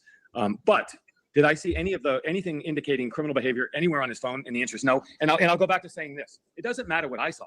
It doesn't matter what I saw at all. I'm not saying they're criminally creepy. It's just people take weird selfies of themselves. I mean, it's a free world, right? You can do anything you want. So when the pictures came out online on, I don't know, like mainstream media, and you see these pictures the next day where he's in a hoodie looking nefarious, like in the documentary and stuff like that, I go, come on, guys. He had tons and tons and tons of those pictures long before anybody ever heard of these crimes. So yes, he was a very odd acting guy. That's well established. Ann Taylor had an in limine hearing prohibiting Bill Thompson from calling him a psychopath at trial. So this is wide public conversation. He stared at the wall. He's an odd looking guy. His spectral disorders, I don't know, I'm not a behavioralist or a psychologist. People can talk about this. But did I see anything indicating criminal behavior anywhere on his phone? And the answer is no. And I'll go back to saying this. It doesn't matter. And his investigators, if they had found anything on his phone that could have helped in the prosecution, it's reasonable to suspect they would have used it. I mean, there you go. There's nothing there, folks. And at this point, I'm so fucking tired of hearing this. It makes my head spin now. All we have involved in this case are people that have found a person that they want to claim to be a defendant in this case, a perpetrator, and they have bullied a disorder that he has. Him and a disorder repeatedly. He's weird. He's odd. He does this. He does that. It's nothing but fucking bullying from the judge all the way down to Brian's peers themselves. It's disgusting and sickening to me that people do this repeatedly. He's weird. He's odd. He stands weird. He bends over weird. He fucking looks weird. You fucking look weird. Okay? You act weird. I'm sick and tired of hearing it. It's ignorant. Has nobody ever paid attention to Ashley Jennings? Yeah, how about that She one? snorts. Her fucking blink rate is beyond a level I've ever seen in my life. I've never seen anybody blink as much. And you'd think that she's got ass hair in her eyeball or something, the way she blinks it away. I'm sorry, but it pisses me off to no end. And this directly refutes what Cy was implying on his interview. Wasn't he at one point saying that Brian's into all this really weird porn and all this? Yes, completely. Yeah, that's what he told the G's. I mean, more bullshit. We knew that was bullshit. More bullshit. I mean, if he was into all that weird porn, I'm sure we would have heard about it and heard a lot about it on a lot of channels. That's one thing Whitcomb just said that I have to call a fact. If the prosecution would have had all of this stuff available from Brian's phone, you don't think we'd have heard about this 3 fucking years ago? Yeah. We'd have heard about it day one, you guys. Day one. Look at this freak. Look at this weirdo. Look at what he's done now. He's a psychopath. He's got this in his phone and that in his phone and this and that and everything else. It never once came out. No, all they can do is bully somebody that's on the spectrum that has issues. That's how they can do this. It's fucking sick. Well, the one thing that probably saves him from screaming and hollering or whatever is because he is autistic. If they do not have a connection to certain things or certain people, whatever you say goes in one ear and right out the other. It doesn't even register to them if they have no connection. And so bingo. During the victim's impact statement, yeah, he could sit there and not bat an eye because there's no connection. There was no connection. Thank you, Tomboy. I said that when this first happened. I said, people were like, well, why didn't he move? They go, he shows no emotion. He doesn't have this. He doesn't have that because he's not connected to it. My son, when he had nothing to do with anything, nothing at all. He doesn't care. It doesn't affect him. I'm not saying he's a heartless person, folks. What I'm saying is you cannot have an emotional regard or reaction to something you were not involved in. Understand Kathy, you are correct. There is that. Even that professor said because of his background, he's going to be a stalker and and who did that professor turn out to be? A nightmare that nobody liked. Lady. She's I think we really about need everything to get to the bottom about of that. Brian. Right. Like if that professor actually gave if Brian's name originated from that professor, which at this point seems we've always been wondering. I think yes. I've seen a lot of people say somebody called in a tip and said you need to look at Brian Koberger.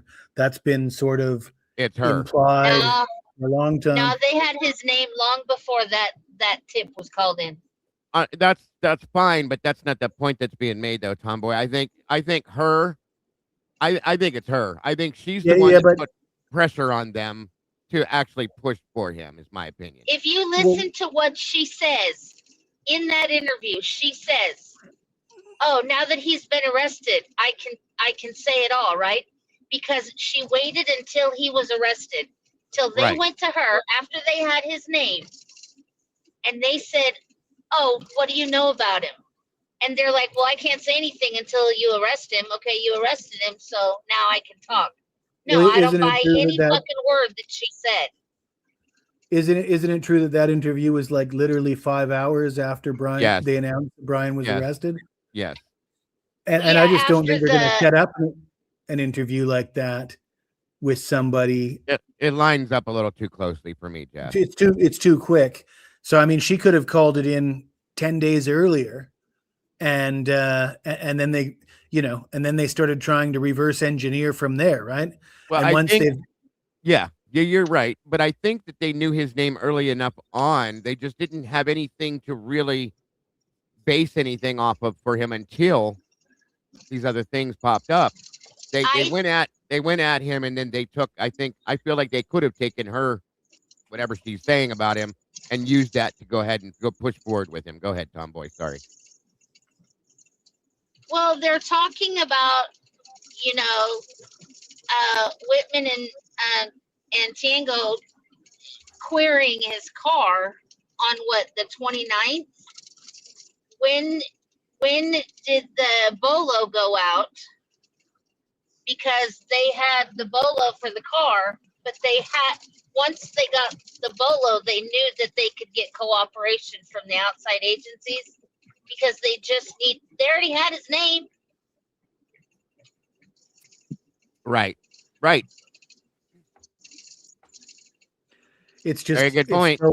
It's so insane to me that teacher had the power to single-handedly try and destroy his future, working toward his PhD, and she's trying to stop that based on some small slights that she has her problem with. I mean, she's got absolutely nothing that he everything that she said, in my opinion, meant nothing. He didn't touch her. He didn't swear at her. What exactly? He talked too much? Yeah, everything she said was secondhand information from a student who never reported it. Oh, hearsay. Yeah. I mean, even the secondhand information, I think the most damning thing we heard was that he blocked the entrance for a few women. Well, what does that mean exactly? Was he standing in a doorway? I mean, because at that point, it's quite a simple But in her interview, matter of, Jesse, she said he slammed the door. So did he door and keep her in there? No, I don't believe any of that at all. No. I think that they took the fact that Brian Koberger maybe doesn't get certain social I know, cues, I'm cutting in and out. I gotta go. and no, you're all right. I know that they're saying certain Brian Koberger did what he did, but I think what it is he doesn't get certain social cues, and they took and ran with that as far as they could, and then turned it into this is what my thing is. So, and she, in my opinion, I think again, I'm going back to the fact that I think she was jealous of his intelligence level, that and maybe threatened by the fact that he may have actually been more intelligent than she was. well, and when you read her reviews, it sounds like she treats every student that way, or at least a large amount of students. Very much. She has similar problems with a ton of other students. Yes. And it sure sounded to me like she was guilty of discriminating against him. And she was practically admitting being discriminatory towards him in the interview with the police. And the attitude of the cops, you could hear the way they were asking her questions, like, so what do you mean? Like, you know, they weren't even understanding. They weren't he wasn't making good enough points to them for them to feel like it was an issue. Right. Yeah. Like, it wasn't making any sense to them.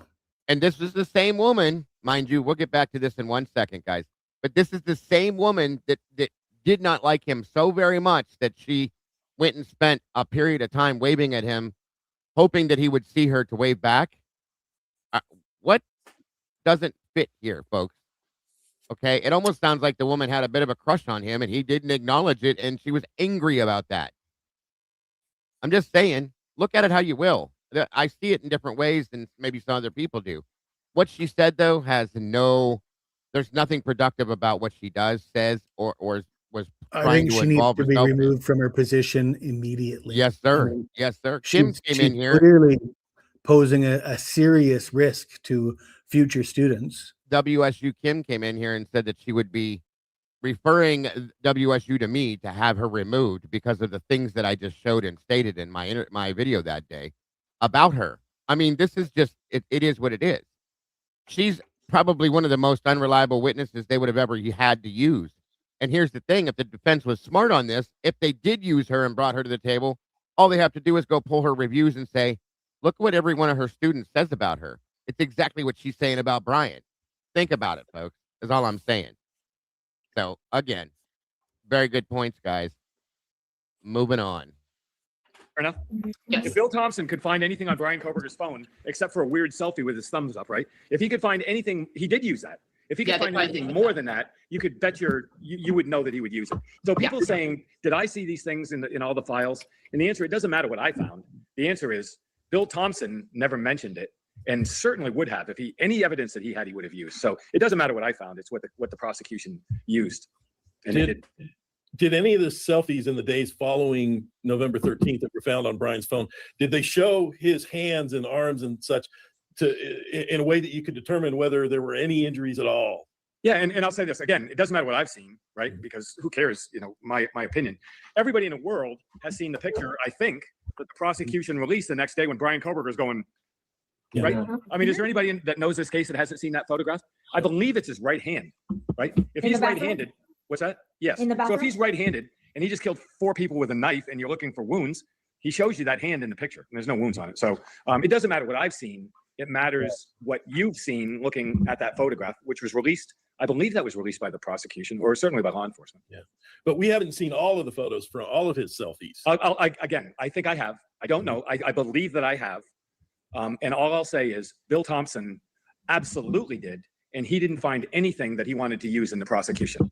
So I'll say to the people watching this right now, it doesn't matter what I saw. It matters what Bill Thompson used in his prosecution. And because there was nothing. Just say that, Chris. That's all you have to say. if they were there, it seems like he would have. And that's one thing, you know, if there were no photos showing injuries, were there photos that would have shown injuries? In other words, photos showing. Yeah, well, that's one of them. That's one of them. That's his right hand. Some would allege that's his killing hand, right? You're a right-handed guy and you're killing 4 people with a K-bar knife. That's his killing hand. And he shows it to the world.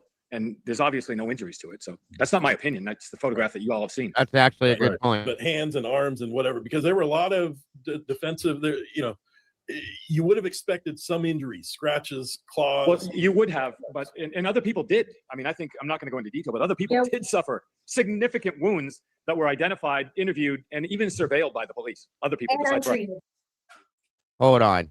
I want that to be heard loud and strong. One more time. Listen to this again. Photograph that you all have seen. Right. But hands and arms and whatever, because there were a lot of defensive, you know, you would have expected some injuries, scratches, claws. Well, you would have, but and other people did. I mean, I think I'm not going to go into detail, but other people did suffer significant wounds that were identified, interviewed, and even surveilled by the police. Other people. Mowich? Other people did. See, there it is. Other people did that were interviewed. They were seen. I guess he's talking about Chicken Boy for one, but he's talking plural. I want to know who he's talking about. Mowich. Other people possibly, who knows? But you know, we don't have that we know of in any interview, any interviews with Mowich, which they couldn't have done anyway. But I'm just saying. Untreated. What's that? And untreated. Right, and I'll say this: the police went to every hospital in that area looking for that. They went around and surveyed all the medical facilities looking for untreated edged weapon wounds or any kind of wounds, right? And they found none, and they found none on him. And there are no reports that he suffered any injuries. And then there was no blood found in his car, in his house, in his storage locker, in his apartment, on anything that he owned. So there's no evidence. And Bill Thompson would have used it. So it doesn't matter what I saw. Bill Thompson never offered evidence of any kind of injury inflicted on Brian Koberger or by Brian Koberger on himself. We've seen a lot of injuries of other potential, you know, a lot of the frat boys and so forth, and some who have been named as potential suspects. They all seem to be wearing, and it was cold at the time, they all seem to be wearing long sleeves and hats and everything. Do you know when the police conducted those interviews, did they ask them at any point, hey, can you pull up your sleeve? Can I look? Can I see? Have any injuries? Can I look at your hair? The answer is that a lot of those files have been released. I mean, a lot of those reports have been released, and you can read them for yourself. But yes, they have. Yeah, they did, Ron. Yes, they did. Okay. You're not going to get any scoop from me on that one because that's public information. Yeah. Anything in your reviewing of the evidence, because Snake River kind of has popped up in a recent interview. What can you tell us about that you observed, that you discovered, that you analyzed, or whatever you reviewed? Because it's kind of interesting 4 years into the case. By the way, he was at Snake River and he was there for 10 minutes because I think that has us all have whiplash. Well, they never found the weapon. Or actually, they never found a weapon that was identified as a murder weapon. There's a bunch of knives, and I don't know if you've seen the photographs, but I've got knives that they found in a ditch that are wrapped up in duct tape. Yeah, we saw that. You know, there's a lot of these things out there. There's any number. They found a knife in a gutter on top of one of the dormitories. That's you know, somebody threw it up there. I don't know that anybody's ever looked in the kitchen to find out if all the knives in the kitchen match up. There's a lot of different issues about the knives. But what was the original question, Kristen, about the knife? Just that now all of a sudden there's commentary that. Oh yes. Oh, Snake. Okay. So Snake River. So an investigator, you want the murder weapon. I mean, you got a murder. You want the murder weapon, right? So the thinking is, okay, he took the knife out of the house. Where did he throw the knife? Was not found at his house. Wasn't found in Pennsylvania. Wasn't found in his car. Wasn't found anywhere. Where did the knife go? So they look at his cell tower pings, and maybe you could place him on the couch at the house. I don't know. It's beyond my scope. But they do know that he traveled other places, and one of those might be the confluence of the Snake River. I think that's where that was. So police looked everywhere they could think of, wondering if maybe that's where he threw the knife in the water or buried the knife or whatever. You know, they actually went out with shovels in a couple places. They tested his shoes when they in Pennsylvania to try to match up dirt in his car from various places where he might have buried the knife. They did a very extensive search looking for the knife. So I suspect that's what you're asking about. Mm-hmm. There was trash, including receipts, found in his car. Yeah. Were there any receipts or any documents that dated prior to November 13th? I believe so. And I'll say this, the only thing, look, I have enormous respect for Bill Thompson. I have enormous respect for the investigators in this case. I have enormous respect for for the judge in this thing. The only one thing that stood out to me that I've ever heard Bill Thompson say in a public setting that I thought to myself, well, I'm not really sure where that's coming from, was that his car was all cleaned up. Mm-hmm. His car was a mess. You know, I mean, there was all kinds of stuff in that car. And among those things was receipts. He kept a lot of stuff. He had a lot of receipts at his house. He'd buy something, he'd keep the receipts. There were a lot of receipts from before, during, and after. Absolutely. And in your experience of looking at evidence and facts in other cases like this, would it be reasonable to assume you're going to find DNA or blood or something in his car in the event that someone unalived 4 people in a house and then ran out to his car? No matter how many safety precautions you took. I'm gonna turn it around on you. All right. So I think Dr. Turvey's talked about this. I think Chris Holland talked about this. I think Paulette Sutton clearly talked about this in her follow-up report, because Turvey questioned that in the report. And her line was, well, maybe he cleaned up in the house, and assuming maybe he ran out naked. I don't know. But let's go back to where we started this whole thing, Ron. I mean, that's what they basically alleged, right? That he's soaked in blood, he's casting it all over the house, and somehow he got out of the house without a drop of blood in the kitchen. Well, that's not entirely true, but any blood that they tracked out through the kitchen, outside the house. And then let's go back to Ron's question when we started this whole discussion, which is the timeline. If these crimes occurred in 3.5 to 5 minutes, is that fair enough? I mean, after all this discussion, have we narrowed it down to about 3.5 to 5 minutes? Probably. Popular narrative, basically, right? Around 5:15, 5:17, that time. And we know the benchmark is when the white car drives away, everything. And then we have the video of the yelling and the loud bang, whatever. We have a basic timeline, right? Yeah. So if that's the case, and you've broken into a house, well, maybe he was on the couch, I don't know, but ostensibly never been in the house before. He goes in, murders 4 people, and goes back past Dylan Mortensen and goes out through the kitchen. Based on what we've seen on evidence from the 3rd floor, cast off on the walls on the 2nd floor, blood everywhere, we can assume without equivocation that the killer was covered in blood. Fair enough? I mean, all the evidence shows the killer was covered in blood. Yeah. And somehow ran or walked quickly or moved fairly deliberately from the house to the white car, got in the white car, and it was like 28, 32 degrees, got in the car and sped away. And somehow we found 8 cells of human DNA on the snap of the knife sheath. And we never found a single solitary cell of DNA anywhere in that car. So the obvious question would be, what happened to the blood?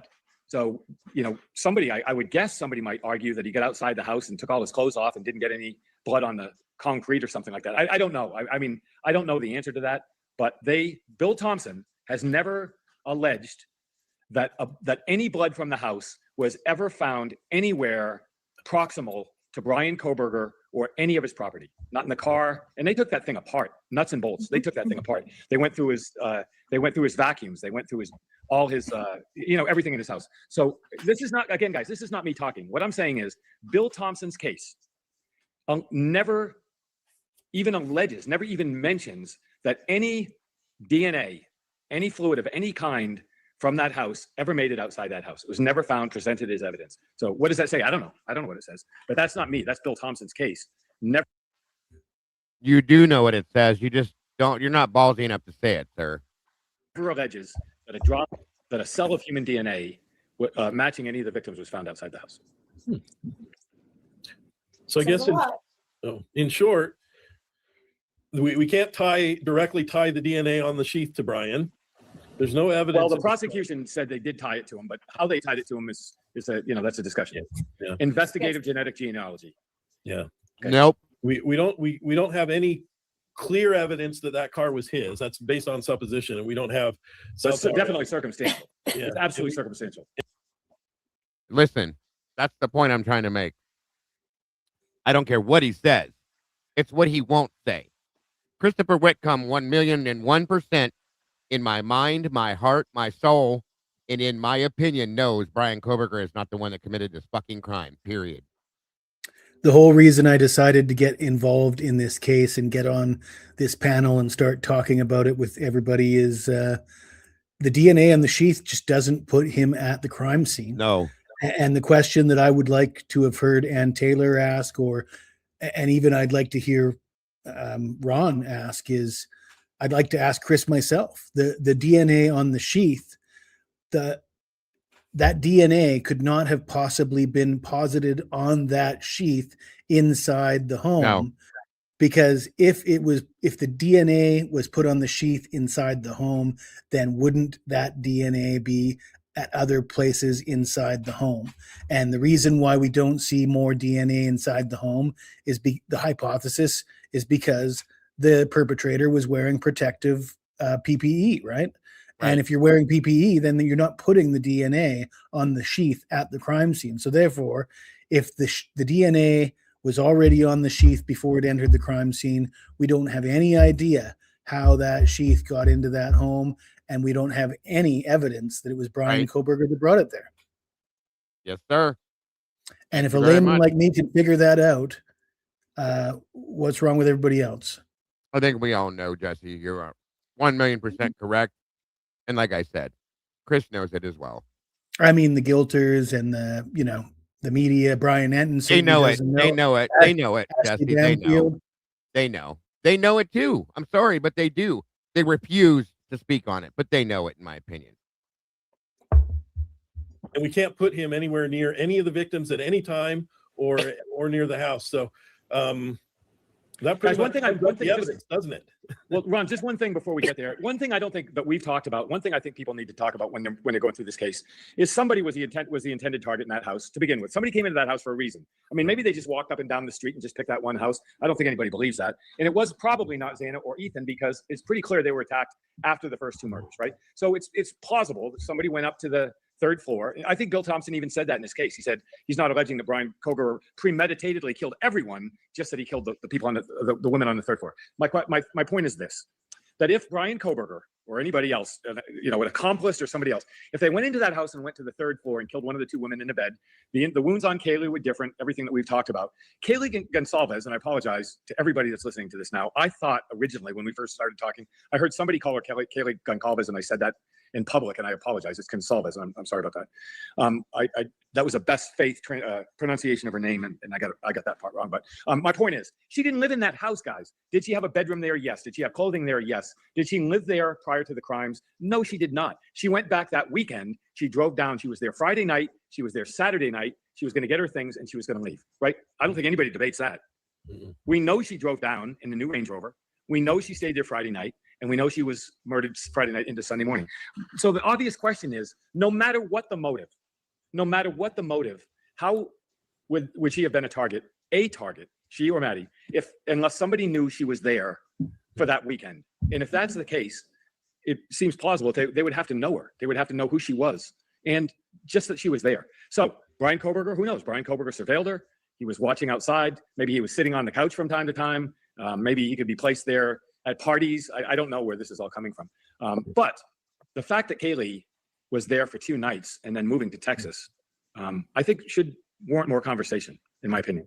Wasn't it Dylan who convinced her to come down there? Well, Dylan, we do know that Dylan had asked her. I don't even know if Dylan asked her. We do know that Kaylee was going to go as Dylan's quote unquote date, her. You hear how he stated that, then he tried to back out of it real quick?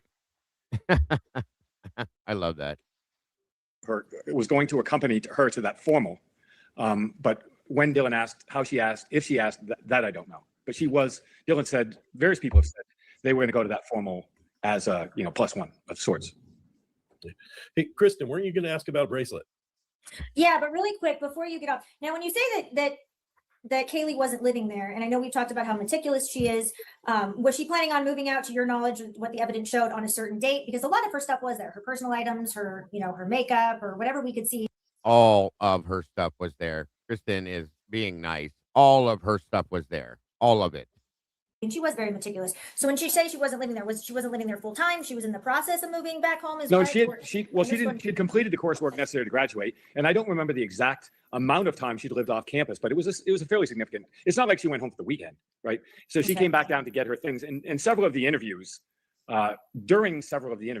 people told police that she, including some household names in this thing, told police that she had come down and she was moving to Texas. And then there's all the details about her job, how she bought the car, where she was planning to stay, who she was moving in with, a roommate, which had the roommate in Texas had a generic name. Some people thought it was a male, some thought it was a female. All of that was widely established, but she did maintain property, including jewelry and makeup and clothing and things of that nature in the house. Yes, she did. Did she stay there in the time period, plausible time period leading up to the crimes? No, she did not. Chris, was there any evidence that there was a confidential informant living in that house at all? Any of the victims, any of the surviving roommates, was anyone ever established as a confidential informant? Many people have asked me in all the podcasts. I don't know where it comes from. I never saw any evidence. I don't know what started that. I know nothing about it. I don't know. I've seen nothing to indicate anything of that sort. So the answer is I don't know. Okay. But everything. It came from a law enforcement official that was part of the case is where it started at. Whatever you've seen have never pointed in that direction of that. That's correct. Okay. Guys, I said I was going to come on for an hour, but you hoodwinked me because I think so highly of you. But we got to wrap it up, Chris. That was the plan. Yeah. They told me that you said that I would get an extra hour out of you. So wishful thinking. Work that magic. We have a lot of questions. I was thinking maybe we could just go through a couple that are from. Well, I'll give you two more because I really got to go. Okay. Sorry. And really quick, there's a whole bunch about He must be getting tense over some of the questions coming now. So yeah. I am not completely up to speed with everything, especially the new stuff that's come out. Vicam. I'm gonna spell it wrong. Oh, VICAP? Yes. Yeah, VICAP. Okay, I can't talk about VICAP because oddly enough, and I know your viewers are going to go batshit crazy when I say this because of all the things people think about me, I suppose. But VICAP stands for the Violent Criminal Apprehension Program. It was started by a guy named Art Meister. This one time at band camp. Center of Analysis of Violent Crime within. I'm sorry. This one time at band camp, he's going on now. Yes, we're gonna clip through this probably. Watch. The Critical Incident Response Group at Quantico, Virginia, and I was one of the founding members of that group. I was promoted to Supervisory Special Agent, GS-14 when I was an FBI agent, and I helped start that unit. So I can answer any question you want with it. I worked. Not only did I work at VICAP, but I helped start it. So what are your questions? What role did it play in this investigation, if it played any role in it? VICAP tries to play a role in almost every violent crime in America. The idea is this. I'm not making this up because we're talking about a terrible tragedy, but this used to be the pitch that we would go to the Miami Police Department and we would say, you just found a hand in a suitcase in Miami and somebody just found a body missing a hand in Nebraska. And there's no way to tie the two together because this one time at band camp. Enforcement agencies. Hey, Diego, did you see the comment from Hardin Hawley? That seems pretty interesting to me. Someone mentioned to Birdie that Brad Pitt was sick. He was. We found him in the Sigma Chi alumni pictures. He was, and he did mention him as well. Good point. And has Whitcomb talked about being in a fraternity? Is he admitted that, or? There was something about that a long time back. I can't remember for sure. Of course, I'm sure we could look into it.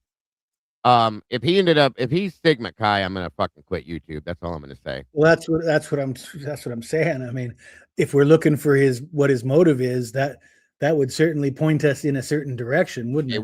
It would. That's why I said if he ends up being Sigma Chi, I quit YouTube. I'm done. I just can't and when you hear him talking about he didn't just mention Brad Pitt. He said he was playing poker with Brad Pitt. Yes. And how does one get to play poker with Brad Pitt? What's your connect? We know he's not an actor. Brad Pitt's not involved in the FBI or the CIA. So for a lot of the same fraternity would put him there with Brad Pitt. Yeah. I can agree with you. I can agree. A lot of these alumni guys, Harrison Ford was part of Sigma Chi. Many people we know very, very well from TV and things like that are Sigma Chi alumni. So just saying. He said Brad Pitt changed his career trajectory. That's interesting, Peanut Butter. Very interesting. Just a point to make. Yeah, no, I remember hearing that. Right. Excuse me. I mean, it is what it is, folks. Take it for what it is. Where a crime is committed, the local agency would fill out a report. It would go into a database. The database would mine all of that data, and it would match the hand in Miami to the body missing a hand in Nebraska. Does that make sense? Right. So when you have a crime of this nature, you would want to take the information from this crime and you would want to put it in VICAP so that VICAP could look at all the other crimes committed in America and say, oh my goodness, last week in Spokane, Washington, we just had 4. Good point, Arden. Roland Cower, coroner or Emmy in Delphi case, said that he was in a fraternity in charge of rituals. How about that? Surprise. college students killed in a house and they were killed with an edged weapon and they left a K-bar knife sheath in the bed, we think they might be related. That's what VICAP does. That's what they were intended to do. They are a tool. The FBI offers local and state law enforcement to try and solve violent crimes. That's what they do. So were they involved in this case? So it's basically looking for, like you said, similarities in different cases. Did anything in this specific case? No. Did VICAP could point into anything similarity-wise? No. And again, don't take my word for it. Go back and look at what Bill Thompson in his prosecution narrative stated. If he found something, he absolutely, one might argue that he absolutely would have used it. Based on everything I've seen, and again, I worked in VICAP for quite some time. No. Another question: there's blood at the White's apartments? Has any of that blood ever been associated with any victim from this case? That's a great question that I asked and tried to find the answer to, and I could not find what I thought was a valid resolution of that question. Great question, Outcast. I've never found an answer to that, and I've looked hard because, I mean, you look at that blood and you go, okay, there it was. Did you see him come out of his seat? Watch. This is how to read Chris Whitcomb. Watch this again. White's apartments. Has any of that blood ever been associated with any victim from this case? That's a great question that I asked and tried to find the answer to, and I could not find what I thought was a valid resolution of that question. Great question, Outcast. I've never found. There it was. Great question, Outcast. Yeah, whenever it's great every question, time. Whenever it's great question and he starts getting into a monologue, he's hiding something. Every time he does the same. I've been watching it this time. He does it every damn time. So good catch, good call, Mikey. And again, it was a good question too, 100%. And he gets uncomfortable immediately. An answer to that, and I've looked hard because, I mean, you look at that blood and you go, "Come on, guys, this is weird." I mean, it's really weird, right? Did you see a picture of Xana's allegedly her bracelet near the blood that was found? Well, I don't know whose bracelet it was, but I know the bracelet on the first floor, on the floor. Yeah. Oh, no. The one near the blood at the Whites. Thanks, Rogue. There appears to be a bracelet that appears to be consistent with the one that Xana was wearing. The only thing I'll say about this, because I said I was going to stick to what's in the book because of where we are in the justice system again. The only thing I'll say is I never found what I thought to be a reasonable answer to your question. So if it's in there, I don't know. I never found it. I to the best of my knowledge, I'll just say I don't know. But again, I'll go back and say Bill Thompson and his investigators looked at all of that. If they had found that to be a smoking gun or somehow evidence of the crime itself, when would imagine he would have brought it up. Fair enough. And if it was exculpatory, they might have ignored it and not followed up. That's just well, I mean, well said by a lawyer, professional, right? Well, we know. Listen, it wasn't Brian's. That's what we know that Brady disclosure. All right, Jess. Thanks for being here, buddy. Yeah. Appreciate you, and I will talk to you soon. Thank you. Thank you for having me. I got to go rest the back. I'm getting old. Absolutely. I'll be in chat. All right, brother. Is supposed to be comprehensive, and we know there's oversights, and we know that Ann Taylor filed supplementals, a great number of supplementals, trying to get things. Whether or not she got them, I don't know. So who knows what exculpatory information in any case somehow sneaks through the cracks. I don't have any evidence that any exculpatory information was withheld at all. I don't know. I have no idea. And what about relationships in the house? Do you think that anybody in the house was doing anything nefarious or sleeping with each other that should be further explored more? I know a great deal about that. I know an extraordinary amount about that. And if you ask, remember before I said I could say 5 things that would make you the #1 podcast in America? It would fall in that category. Yeah, but, I knew it. But I can't. You wouldn't want that. No, you wouldn't want that. Can you just drop us a little clue? No, I'm not touching that with a 10-foot held at all. I don't know. I have no idea. I'm gonna play that back one more time. And what about relationships in the house? Do you think that anybody in the house was doing anything nefarious or sleeping with each other that should be further explored more? I know a great deal about that. I know an extraordinary amount about that. And if you ask, remember before I said I could say 5 things that would make you the #1 podcast in America? It would fall in that category. Yeah, I knew it. But I can't. You wouldn't want that. No, you wouldn't want that. Can you just drop us a little clue? No, I'm not touching that with a 10-foot pole. Listen, guys, I'll say this.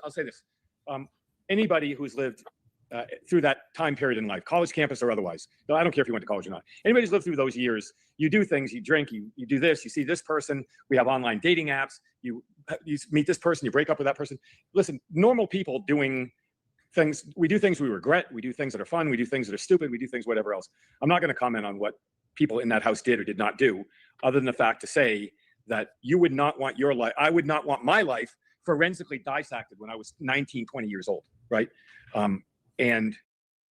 But if it has anything to do with could have happened in that house, I think it does need to be dissected to that aspect without harming the victims in that same way. But he just said that there were things going on within the house without saying it that probably shouldn't have been between people within that house. That is an interesting point to take into case. Okay. And it's incredibly complex, it's incredibly compelling, and the prosecution decided it was not germane to the investigation. So it's not in the book. I don't know. I wrote it. I wrote it. I don't know if you can answer this question, but the four brother DNA, is any of them associated with being a suspect in this case, or was that just dead on arrival? That's the four brothers. I don't want to open a can. Outcast, I love you, brother. Nothing but respect. But I know that everybody in the world. He came out of the seat again. Talks about this thing when I'm not sitting here and you're not asking me questions. And I know that that's a big issue, right? I know that Othram Labs and all of these people, I know it's a big issue, and I'm not going to get in the middle of it. But I'll say this, that just read the Franks hearing. Don't listen to a word I say. Read the Franks hearing transcript, much of which is in this book. And that's all I have to say.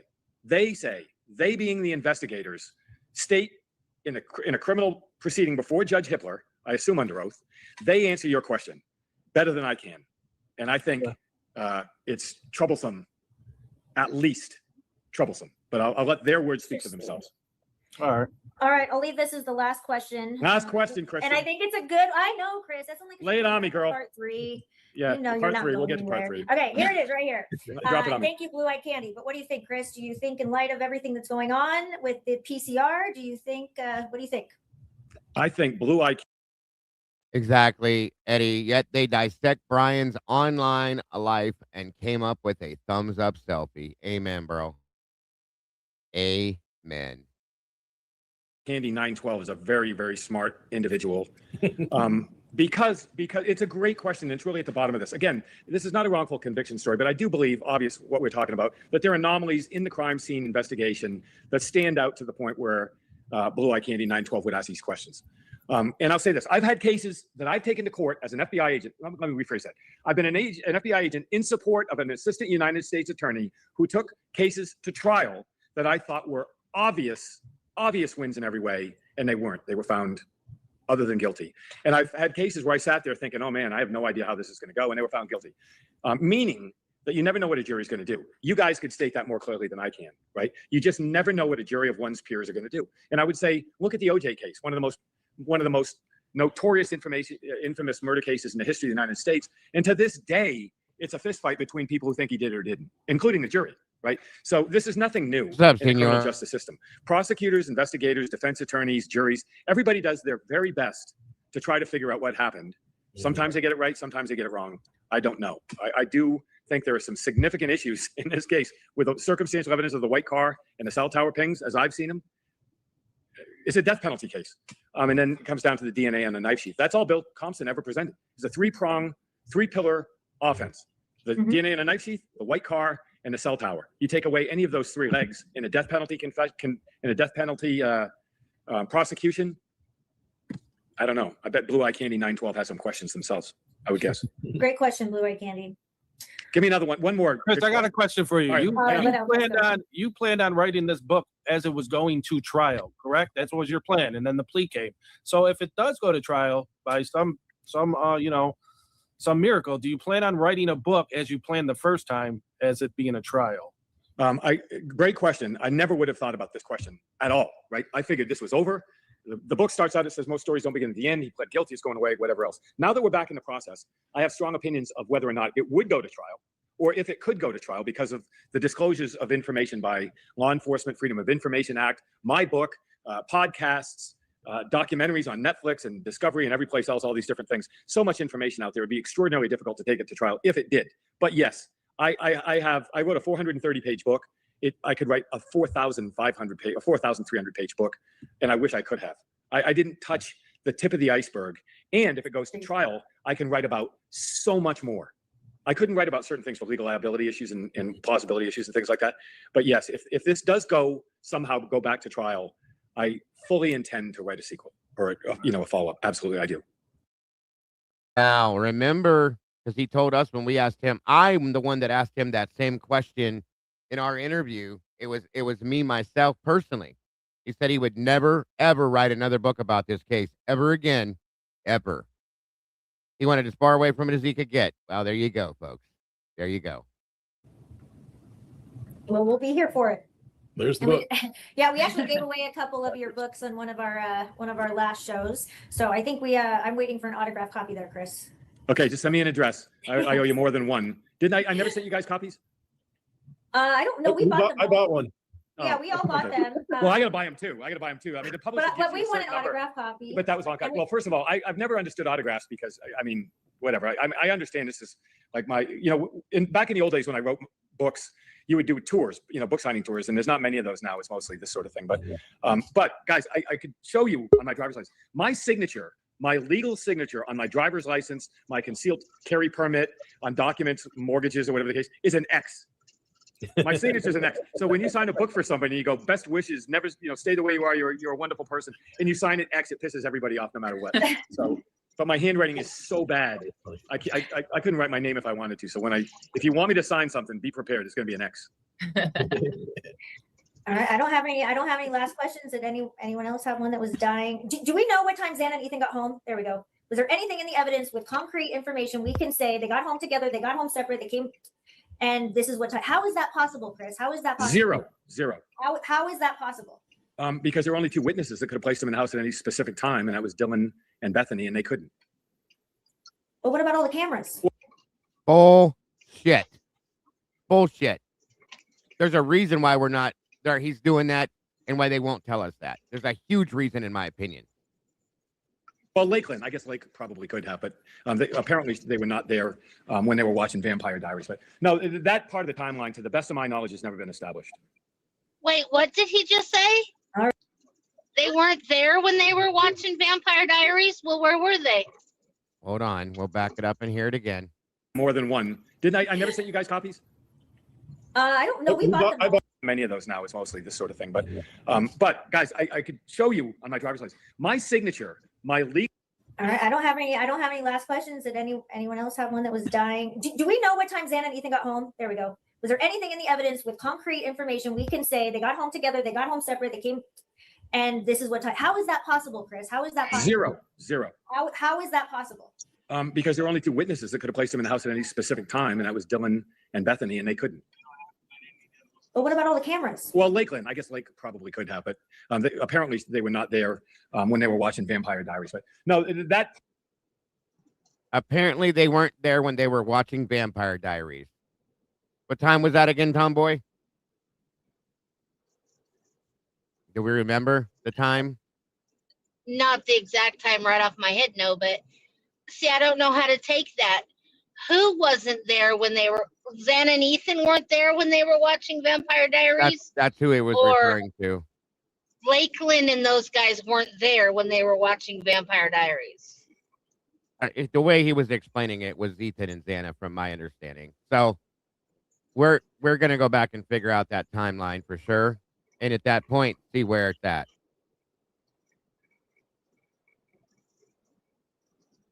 It was shortly after Dylan and Bethany got home. Dylan got home at 1. Okay. We were told Dylan got home at 1 a.m.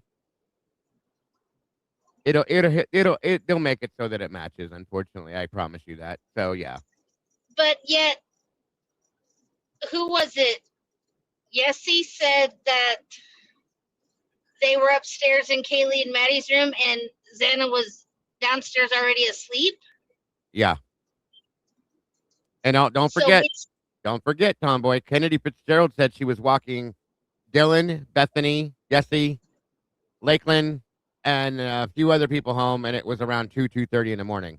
Remember that too. So, which story is it? There's my point.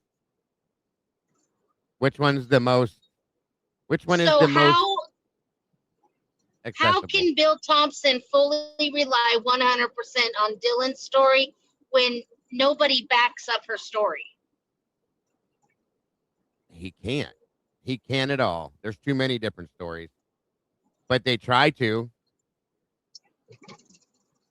Well, they certainly got the public to believe it, didn't they? Certain public, yes, ma'am, they did. That was their whole point. And it good exactly. Part of the timeline, to the best of my knowledge, has never been established. All right, we won't keep you much longer, but we want to say thank you. You know, at the end of the day, everyone watching, everybody here, we all just want to get to the bottom of the truth. I think that's why so many people got onto this case. It wasn't necessarily a personal connection with the defendant or, you know, we felt sorry. It was that with the 8-hour delay, and I know that we talked about that on our last show with you quite a bit. I think that everyone in here is still looking for getting to the real truth and justice for these victims, because that's the most important. And you have been a big part of that. And I think the fact that he put broken plea in his PCR says a lot about that. And I think that you've done a lot for this community. And I think people always want more and more and more from people. But I think what you've contributed to this community has been really freaking awesome. So it's nice of you to say that. It's not been fun or easy, but thank you for saying that. So we hope to continue this professional relationship and have you on when you start writing your new book about the trial, because we're all hoping for that. And Well, I've got two out before then, sure.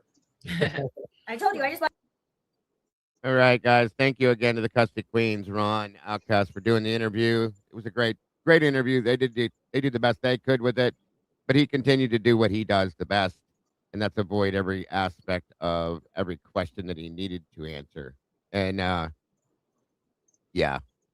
He did a good job of hiding it, as he always does, in my opinion, and avoiding the truth. In a lot of aspects, I do agree. Let me see here. I have a couple things I wanted to share with you guys. Now, it's up to you. We have a little while longer we can go. I have something that was sent to me that you guys make the choice, as always.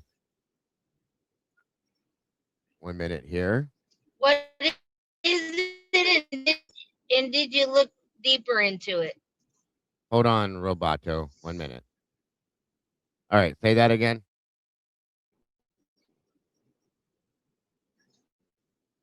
What does it pertain to? So there was a show that was done with Sean Hannity and the Gonsalves family. And of course, there is a secondary. There's a secondary interview that we know that Lana did with Chris just a little bit ago. Which direction do you guys want to go? If any, if nothing else, we can just sit here and talk about the rest of this stuff. It's up to you. Got 3 options. You guys choose. It's up to you because this is your show. Can we go Lana? Because I'm tired of hearing Bash Brian show. I don't know why you're so broke up. Say that one more time. Can we what? Can we go with Lana? Because I'm tired of hearing the Bash Brian show. Can we go with Lana? Okay. Lana. Chris, Lana. Hello, Realize. Welcome, dear. Hello. You guys tell me in the chat what you want. If you want to go with Lana, put a 1 in the chat real quick. By the way, did you see the Gonsalves new interview? That was the other thing we were going to look at. And if I don't look at it today, we'll do it tomorrow or tonight if I come back out here again. I might come back tonight, so we'll see. I listened to it today and I was like, yeah. All right, so everybody says Lana. We're going to go with Miss Lana. That was my choice, too. That was my choice, too. Yeah, I'm tired of watching the Bash Brian show.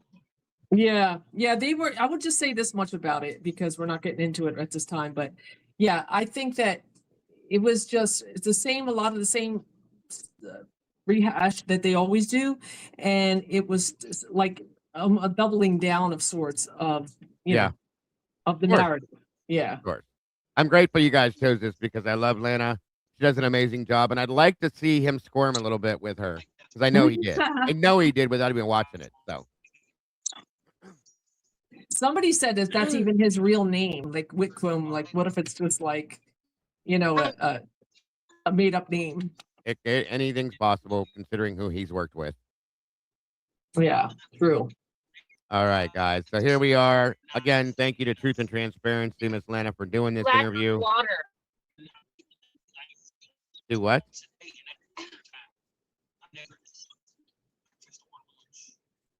Must be a delay there. I don't get constipated. With things that I saw through the expert reports, and obviously to do with Brian's petition and the interviews that have since come out that correlate to your book. How does that sound? It sounds great. And for you, and I'm grateful for you too. You know I am. You and I met because I reached out saying, I want to talk to you because you are brilliant, incisive, insightful, and you pay attention to facts. And I respect those things greatly. Going back to this conversation, thrilled to see you. I'll say that I'll talk about the book and those things that you mentioned.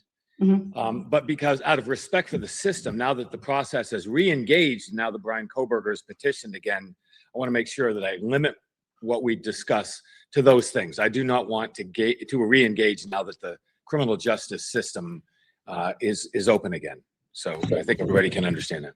Yeah, I respect that. That's, integrity and where it's at, and I'm on board with that. So thank you. The first thing I want to say is Leslie Lehman's, she was one of the ISP detectives. She went out and got the list from the Sigma Chi party. And something that I don't think has ever been talked about is, Ethan had a +2 that he could bring to the party. And were you aware, did you see anywhere where there was any interviews of who were Ethan's 2 invites? They were a JS initial and a KT initial. Did you ever see anything like that? Again, it's not in the book. Okay. So I'm not going to say what I may or may not have seen, but I will say this, excuse me, that I chose to use certain things in the book. Now we're talking a massive volume of information, and based on what you said, now that the public, when this book came out, nobody had seen almost any of this stuff, right? It was most of the disclosures came about that time or since then, and we now are starting to see the scope of some of this information. Does that make sense? But when I started this book, I've said I could have written a 4,500 page book because of the information that I had access to. And I had to limit it. And I chose not to use that information in this book for specific reasons. So I can't really, all I can say is that I didn't use it in the book. So whether or not I saw it, I didn't find that it was necessarily germane and that it warranted attention in a 430 page book. That's the best answer I can offer. Yeah, well, I think where I was headed with this is the fact that really honing in on the arrival times and departure times of Ethan and Xana for that night. At the house at 11:22, you mean? Yeah, getting to the party, leaving the party, like things like that, and the fact that the reports that are available now that I mentioned in the book they state and they back up the fact that we don't really know when those questions have not been answered, right? We agree on that. And we do know where Ethan was at various times during that night, that he was not with Xana, and that various things were going on. So some of those elements are in the book, but piecing them together, to the best of my knowledge, nobody's ever done it. I never saw anything, and I didn't use it in the book, suggesting when they got home. I've never seen evidence that suggests the police knew that. Okay. It may be in there, but I've not seen it. Yeah. Okay, cool. To the best of your knowledge, talking about the Explorer logs, You mean the data download from the Explorer? Yeah, are they like the turn and key type of thing where you see like we just gotta go for key cycles, or are these GPS locations? I don't remember. I mentioned them in the book. I don't remember GPS locations. I remember communications. I mean, the car registers certain functions, and Brian Kohberger's Elantra did not have that computer system, but some of the vehicles had phone calls, text message, communications that were received, information like that. Some of the information was extensive. Some of the vehicles had no information at all. Like Kohberger's car didn't have that computer. It had a computer, not a computer that yielded that type of information. Speaking of Kohberger's car, one of the reports that came out really focused on, and they did a really good job of it, whoever the defense hired here, I believe it was, I want to say, Ruth Ballard, and she basically goes through each room to show what happened in each room as far as swabs that were taken and what was tested and what was not tested. Yes. And the overall census here is that, wow, for this type of a crime scene, there was like hardly any testing, right? Yeah, I do want to talk about that. I want to give you props with that, because that's what Dr. Turby was saying, right? That's what your book is talking about. And that is a reoccurring theme here with the experts who file these reports and are putting their careers on the line to say this. And So I was looking at Ruth Ballard's, and so did something that is just mind blowing to me is you want to put Brian Kober in the car, right? Or not Brian Kober, but you want to put like, you know, the victim's blood in Kober's car. In Kober's car.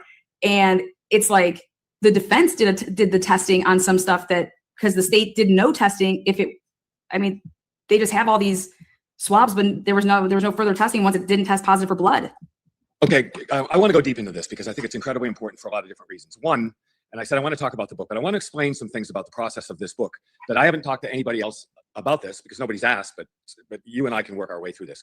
So if you actually bought the book or got it from a library, I don't care where, borrowed it from a friend, stole it, I don't care where you got it. But if you look at it, the book is based on, 17 chapters. In each of those chapters, there's a primary source document that was written by somebody other than me, police, state police, law enforcement of some kind, the FBI, interview transcripts of those things. When the book came out, as you said, people had nothing to back it up with. They go, who's this Whitcomb guy? And where did he get these documents? And why do we think they're accurate? Even though I said they're printed verbatim. When you put something in a book, you got to stand up to it, right? Or behind it, right? So once those documents, as you just said, started to come out, people could look and say, oh, I'll get it. Okay, he used this document. Here's the document. It matches what you see in the book. And all of a sudden people go, okay, maybe this book is a roadmap for things that I found in 6 or 8 months of 12-hour days going through this information. So there's a little bit of bona fides maybe among people who feel passionately about this case and have their own theories, right? Which is a broad audience, and that's your audience, right? Okay, now going back, the first question people ask is, where did this guy get this information, right? And I can tell you where I got information from 2 people, because Dr. Brent Turvey allowed an interview, and he allowed me to use his name, which says a lot about his veracity, his ethical compass, and his balls, because he took a great chance and put a lot on the line saying, you can use my name based on my experience, which is broad. The guy's written 20 books. He's testified in more than 75 homicide trials. He's one of the most brilliant, ethically centered human beings I've ever met. He's in the book because he allowed me to use his name. Chris Holland, I would say the same thing. Former FBI agent, did the profile. He granted an interview. He allowed me to use his name, and that's in the book. All the other information in the book came from someplace else, and I've not stated those sources because they wanted to remain anonymous. Fair enough? Because this is before the disclosure. So now that you have that sheet, I never even talked about how many expert witnesses Ann Taylor had hired. I knew I didn't want to talk about their reports because they did not consent to their names being used or what those reports said. Now we know that. So now you can go back and say, oh, okay, now I know where Whitcomb got his information, right? Or some of the possible sources. And in those reports, you can identify how I focused in this book on specific elements of the crime scene. And the most, if I had to boil that entire 430-page book down to one thing that stands out as a major problem that we all should discuss, it is the common areas of the second floor. Because the third floor bedroom, I've always said, looks like a typical crime scene. The second floor bedroom looks like a typical crime scene. The space in between was part of the crime scene. It is dramatically different. So let's look at one report, and that first report is Paulette Sutton's report, in which he utters the phrase that I think is the signature bell tone of this entire investigation. Those blood spatters were quote unquote. You guys, please make sure that you do jump over to Miss Lana, Truth and Transparency's channel. Thank her for this interview. Hit the thumbs up, like it, and share it out on her side of things, guys. Please and thank you. Let her know how much we appreciate what she's done, what she's doing, and what she does going forward. Thank you. Diluted with an unknown substance. What the hell does that mean? What is we've kind of talked about this though before. We have, but what I'm trying to say is, you go back to what you just asked me, which is looking at her report specifically and other reports. They say the prosecution didn't test those blood spatters and other elements of the crime, and just lie. So you're asking me about that report. Yeah, have you ever seen anything like this before in an FBI investigation? No. So do you think that the FBI wasn't like? Do you think that this case was divided up to a point where to keep things from the FBI? Great question. Here's the answer. Law enforcement investigations start with the immediate municipality, which in this case was a Moscow Police Department. They did the initial scene. And here's a perfect example. Officer Nunez went in, did the crime scene with Warner, came back out, and he wrote the affidavit for the search warrant. Once they realized it was a crime scene, you've got to get a search warrant. The search warrant is established with an affidavit. The affidavit stated certain things. Once he did that, once the Moscow Police Department secured a search warrant, they called the Idaho State Police in to do the search. Why? Because the Idaho State Police has greater resources. They have a crime lab. They have a crime evidence response team. It's not just expertise, it's they have greater resources, right? Once it exceeded the ability of the Idaho State Police, we can just talk about DNA. They reach out to the FBI because the FBI has greater resources than that. So it's a continuum. crime response from the Moscow Police Department. They need greater resources. They go to the Idaho State Police. They need greater resources. They go to the FBI. That's the way it works. So you can't look now at the FBI and say they had anything to do whatsoever with the initial crime scene investigation. They had not entered the investigation. It hadn't been requested. This murder was not even a federal crime. Well, Ed Jacobson was around day one. He was trying to that's true. But okay, we need to explain why that's the case, right? It's the case because the FBI can engage as a matter. Every FBI investigation has a file number. Like an 81 is a UFAP, unlawful flight to avoid prosecution. A 7's a kidnapping. Yeah. A 91 is a bank robbery. It has a classification. This case was initially opened as a police extortion. cooperation. What? Isn't there like an extortion? No, that was when it got to Pennsylvania. There were different file numbers for this report based on how the FBI interacted. But he showed up at the crime scene because, listen, I had his job, my first FBI job. You work in what's called a resident agency. So you have a big office in Kansas City, where my first office was. Then they sent me to a satellite office in Springfield, Missouri. Just answer the question, bro. Quit telling stories, please. Which was called a resident agency. And then when there was a police investigation, I would show up and say, hey guys, can I help? Can I get the lab? Can I get the behavioral analyst? Can I get HRT? And that's what you do. You show up and you say, hey, can I help? Right. And that's what he did. So that is. Well, that's according to James Fry, though. According to James Fry, though, he did not call in Ed Jacobson. Ed Jacobson appeared and he saw him lurking around. And Ed Jacobson, he's like, okay, hey, I see you're hanging around. I really don't know you. What's up? Who you with? And that's kind of what, would you say that's. No. Okay. Can I explain that? One and two the same. Okay. Lurking, I'm in a word business, right? Okay. Lurking is a loaded description of what he would have been doing at the scene. I can tell you because I had his job. Okay. My job was to help where I could. So if you have a quadruple homicide in a town like Moscow, Idaho, it would not be unreasonable for an FBI agent who represents that area to show up and say, hey guys, if I can help, just let me know. That's the way it went down, right? So a detective from the Moscow Police Department who had never interfaced with an FBI agent, which is probable, they might say, hey, who's this guy and what's this guy doing here lurking around? In reality, it is the normal workings of the criminal justice process where they're just trying to help. Like, can I help? I totally agree with everything you're saying, but the word lurking came from the police chief, not some detective. But this was and I'm not knocking the word. What I'm saying is describe what the FBI was doing. That's what he was describing. I can hear people screaming now, he's a plan, he's an FBI agent. No. I'm explaining the way the system works, and I did it for absolutely. Right? Yes. That's the way it works. So, and the FBI was not involved. They were lurking around. They did eventually get involved as a liaison, saying, "Hey guys, if we can help you, if we, the FBI, can help you, tell us what it is." And as it turns out, the FBI did help them with a lab, with analysis. Well, we're going to get into some of that insight that you have from being an FBI agent. Okay, so Brent Turvey's report. He makes a note in his report that talks about the fact that Kaylee has an upstairs balcony. Okay, where if you open up the balcony, oh look, there's dog prints because there was snow there. Okay. And are you, with your insight with talking with Dr. Turvey here, do you believe that he believes that the dog was put out on the balcony of Kaylee's bedroom? I believe whatever Dr. Turvey says because I have unbelievable amounts of respect for him and his expertise in many ways exceeds mine. But I'll say this. Well, he's pointing it out. So would you say that like he's? Well, I'll just tell you what I saw. Tell you what I saw. And he and I may have discussed this. I mean, our discussions ended up in the book. But here's what I saw. I saw the body camera from Officer Nunez go up to the second floor and at some point go into Kaylee's bedroom and pull back the shade.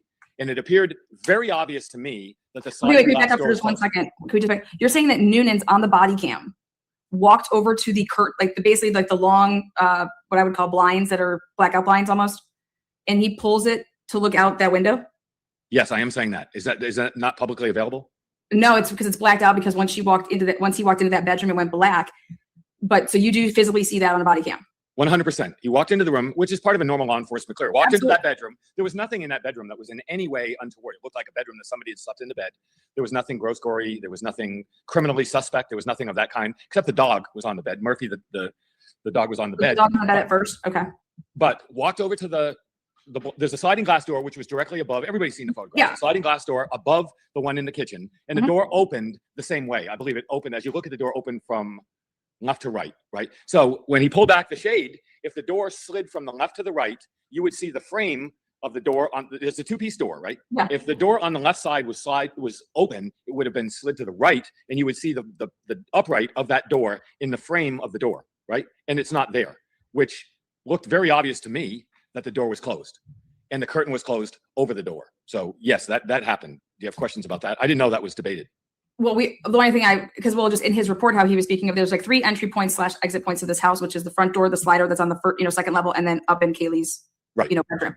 And there was no access to that balcony, by the way. There's no way up there unless you climb, out of no. But it was just talking about the fact that it was a point of egress. Yes, that's correct. Yeah, how he was putting in the book, and he made a point to talk about the fact that the dog clearly has been out on that patio before because of the paw prints. Okay, and it talks about the fact that at 4:17, and then for 30 minutes straight, the dog's barking, and then it abruptly stops. And yes.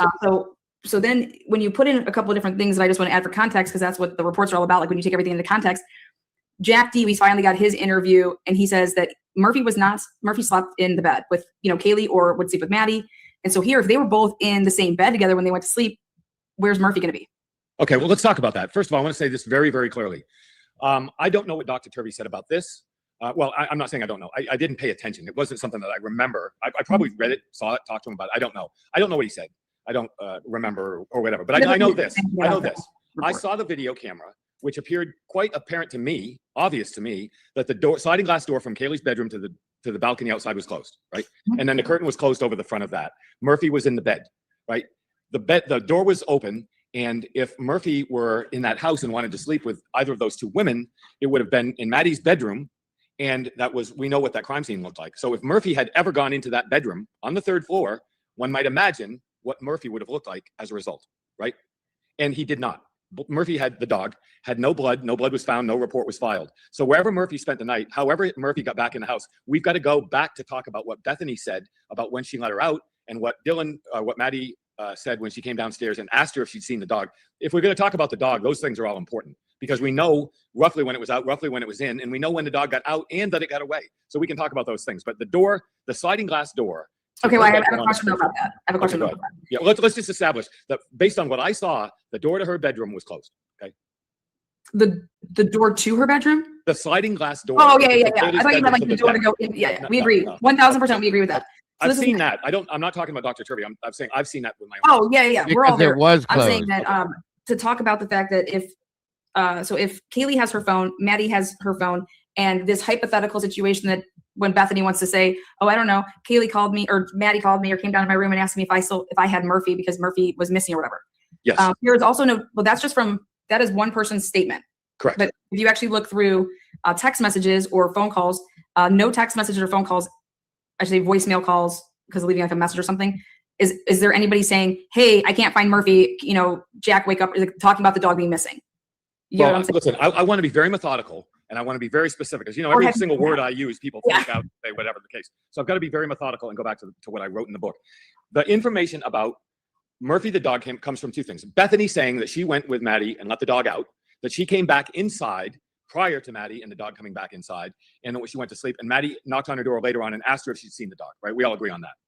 Well, that's what she says. Well, yeah, but that's all we know. But I'm saying, what's the evidence show? And the evidence that I cited in the book, we're talking about the book again, is very clear in that regard. We have one witness that can tell us where the dog was, and that's Bethany. Whether you believe it or not, that's up to you. But that's what she said. Now we go back to the reports.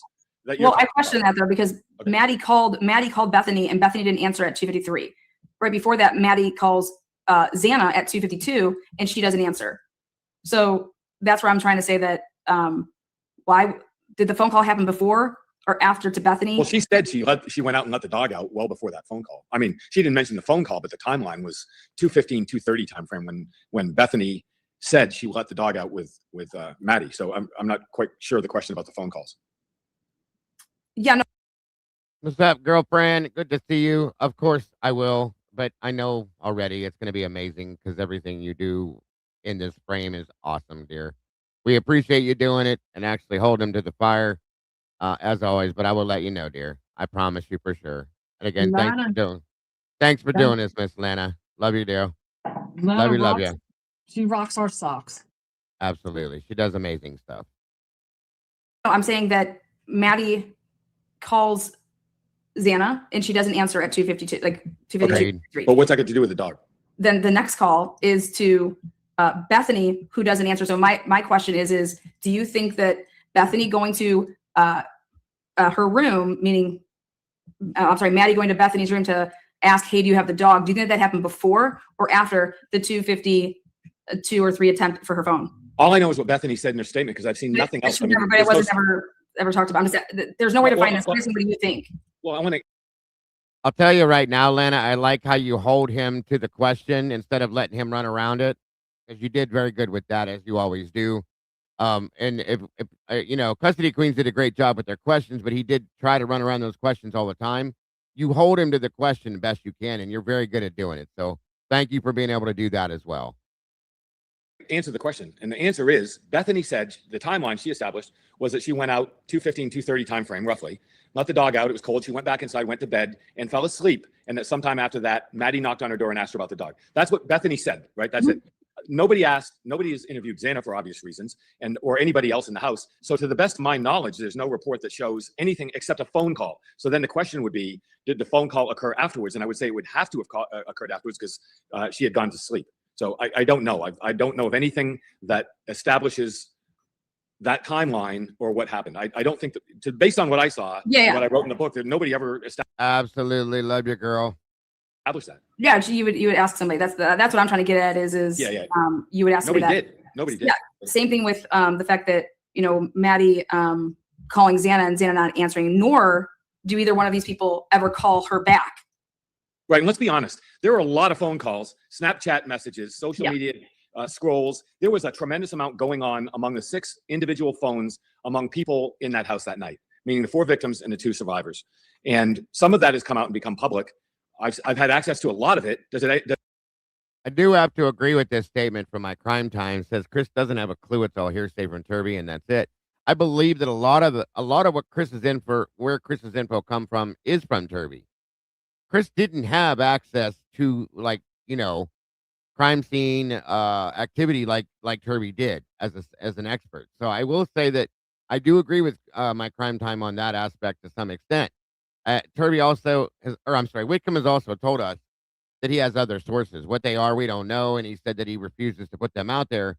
Are they law enforcement? Are they something in that aspect? I gotta wonder. But I think a lot of what came out was from Turby, truly and honestly. I do agree with that. Does it present questions? Hell yeah, it presents questions. Do I have those answers? No, I don't have those answers. Once Brian Koberger was identified as the primary suspect and the prosecution went in that direction, nobody ever had any reason to ask these questions. And to the best of my knowledge, they did not.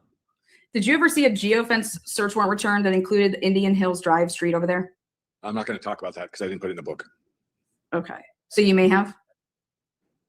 I'm not. Okay. So just recently, Justin N., his interview dropped, which is the dude that works for the school. He was like the athletic trainer dude. He had walked his dog. He saw the door wide open. Oh, yes. Right. Okay. So that front door. That is in the book. Yes. Yeah. So his interview finally, was released. So we could hear. He was so adamant. He was specific. Timeline. Adamant. The door was open. Mm-hmm. The door was open. He was. What's that driveway to the street? What's that? 75 feet? Something. It's not very far. Oh no, it's not that far at all. It's not that far at all. So he saw the door open, and he saw the door open for 2 hours. Yeah, he saw when he left and when he came back. And so, Lana says, "Thanks for playing my interview and for getting people to have conversations about the answers, and for us to keep building on what has been laid. Off to dinner. Enjoy it, dear. Wanted to say hi and thanks, and I love you as well. I hope you enjoy yourself. Be safe out there, and I will talk to you soon, dear. Great job as always." Obviously, with that said, there's then a potentially high probability that door, the whole bang that you hear at 417, 419, whatever, 417, that could potentially be, since that door was all kind of messed up, when you open it, it would slam up against the wall then because it doesn't catch it, Yeah.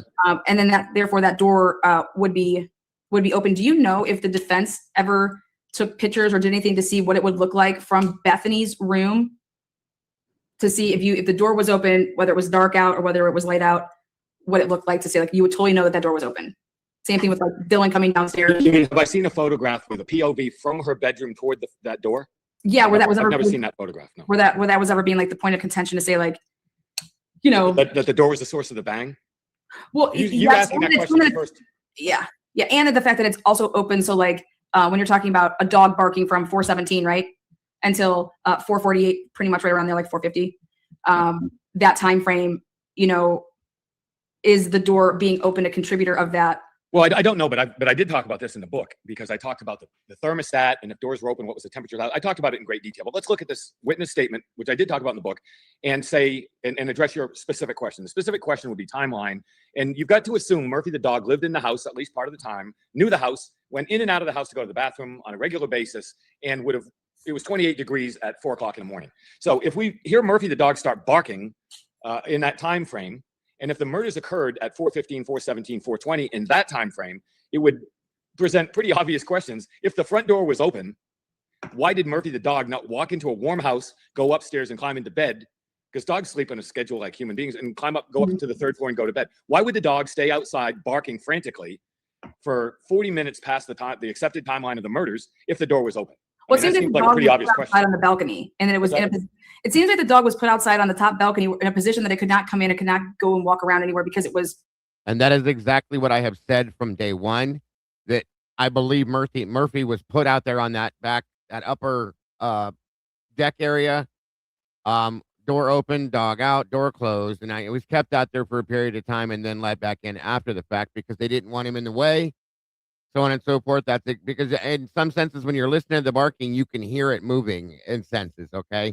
100% is exactly what I believe, and I have for a long time, and I told you guys that. What he's saying doesn't make any sense to that. That's all I'm saying. That's where I see Brent Turvey going. When police came into the house, I think he got nervous and crawled up underneath that desk to try to stay out of the way. And at one point, and also don't forget, he very likely could have seen or heard, because I still believe it's possible at certain points, if he was on that back deck, which is where I think he was, that deck ends at Maddie's window. What are the odds that Murphy watched something happen to Maddie and Kaylee through that window? Because we hear him barking insanely at some point. Okay? And he's not a barker, according to what we've been told by more than one person. So at some point, he's barking insanely. Is he watching his owner be killed? And you know how dogs are with that. When you attack one of their owners, they go nuts in some aspects. You know something? I'm going to speak on that too. And you're absolutely 100% correct. Let's just go with what we know here about dogs. We know that they have very sensitive hearing. We know that they have very sensitive sense of smell. Yes. Right? And so on top of that, you know, how bonded they are to their owners. You know, I'm going to say that I'm going to give an example of my dog where, you know, my husband could be he plays around. So like if I could do something and act like I'm hitting him, but not really hitting him. I could just tap him and my husband will go, ow, ow, like joking around. My dog starts freaking out. And he'll like, you know, get in the middle or try to go to whoever is causing it, you know, like, you know, to bark at them. Like he doesn't like that. He doesn't like that type of confrontation, any type of scuffling. And so you think of what transpired that night and how violent it was. Exactly. You know, and he's going to recognize his owner's voice. He's going to recognize the ones that people he knew that he's, you know, that he's become accustomed to knowing well. And so that's my whole point. Right. Yeah. So, I mean, for sure, I could see that. So when you hear him barking like rough, like let me in, and then at some point he goes insane. Bro. I'm telling you, it doesn't miss me to think that he may have heard, like you said, they have ultra sensitive hearing. Yep. Welcome, Moonlight. Good to see you, dear. He may have heard some commotion going on and jumped up over to that window and absolutely watched it. This is hard to hear and think about for that poor dog, you guys, but he may have actually watched and seen it, which is why I said I think it would be real good to put that dog in a room with person after person after person and see how he reacts to people, because I'm telling you, dogs are smarter than people. Oh, their senses are amazing, and I absolutely believe that dog would tell us the answer to who absolutely 100% was in that house committing that crime. That dog has a poodle. It's a poodle mix. Poodles are the second smartest dog in the world. Very much so. So there would be, I think that, I could get, that would be interesting Fully, for sure. Fully, I'm telling you. And I put him in a room with Brian and watch how he reacts to Brian, which would probably be nothing, but put him in a room with whoever actually did this. If they, they probably wouldn't know it, or they know, and watch how he acts with that person. I guarantee you it would point to who committed the crime. End of story.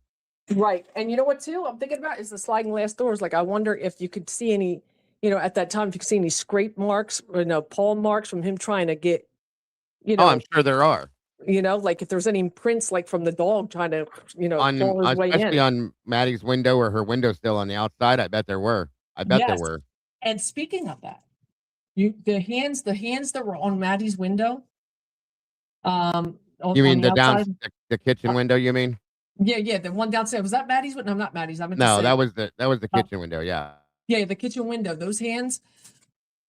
I heard the officer when on the police cam say those are, they were talking about it like, oh, look at the hand. You see the handprints? He's like, those are small hands. They look like child's handprints or a very small female's print. The handprint. Yeah. So that's I think, interesting also. And I don't know if those prints were even mentioned in the documents or not.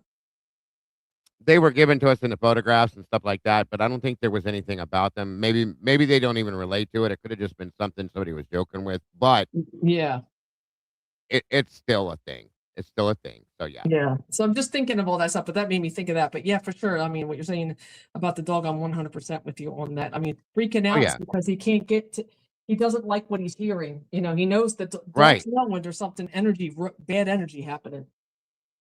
Or possibly saw. That's what bothers me about this. I wonder what Murphy actually saw that night. And I said this a long time ago.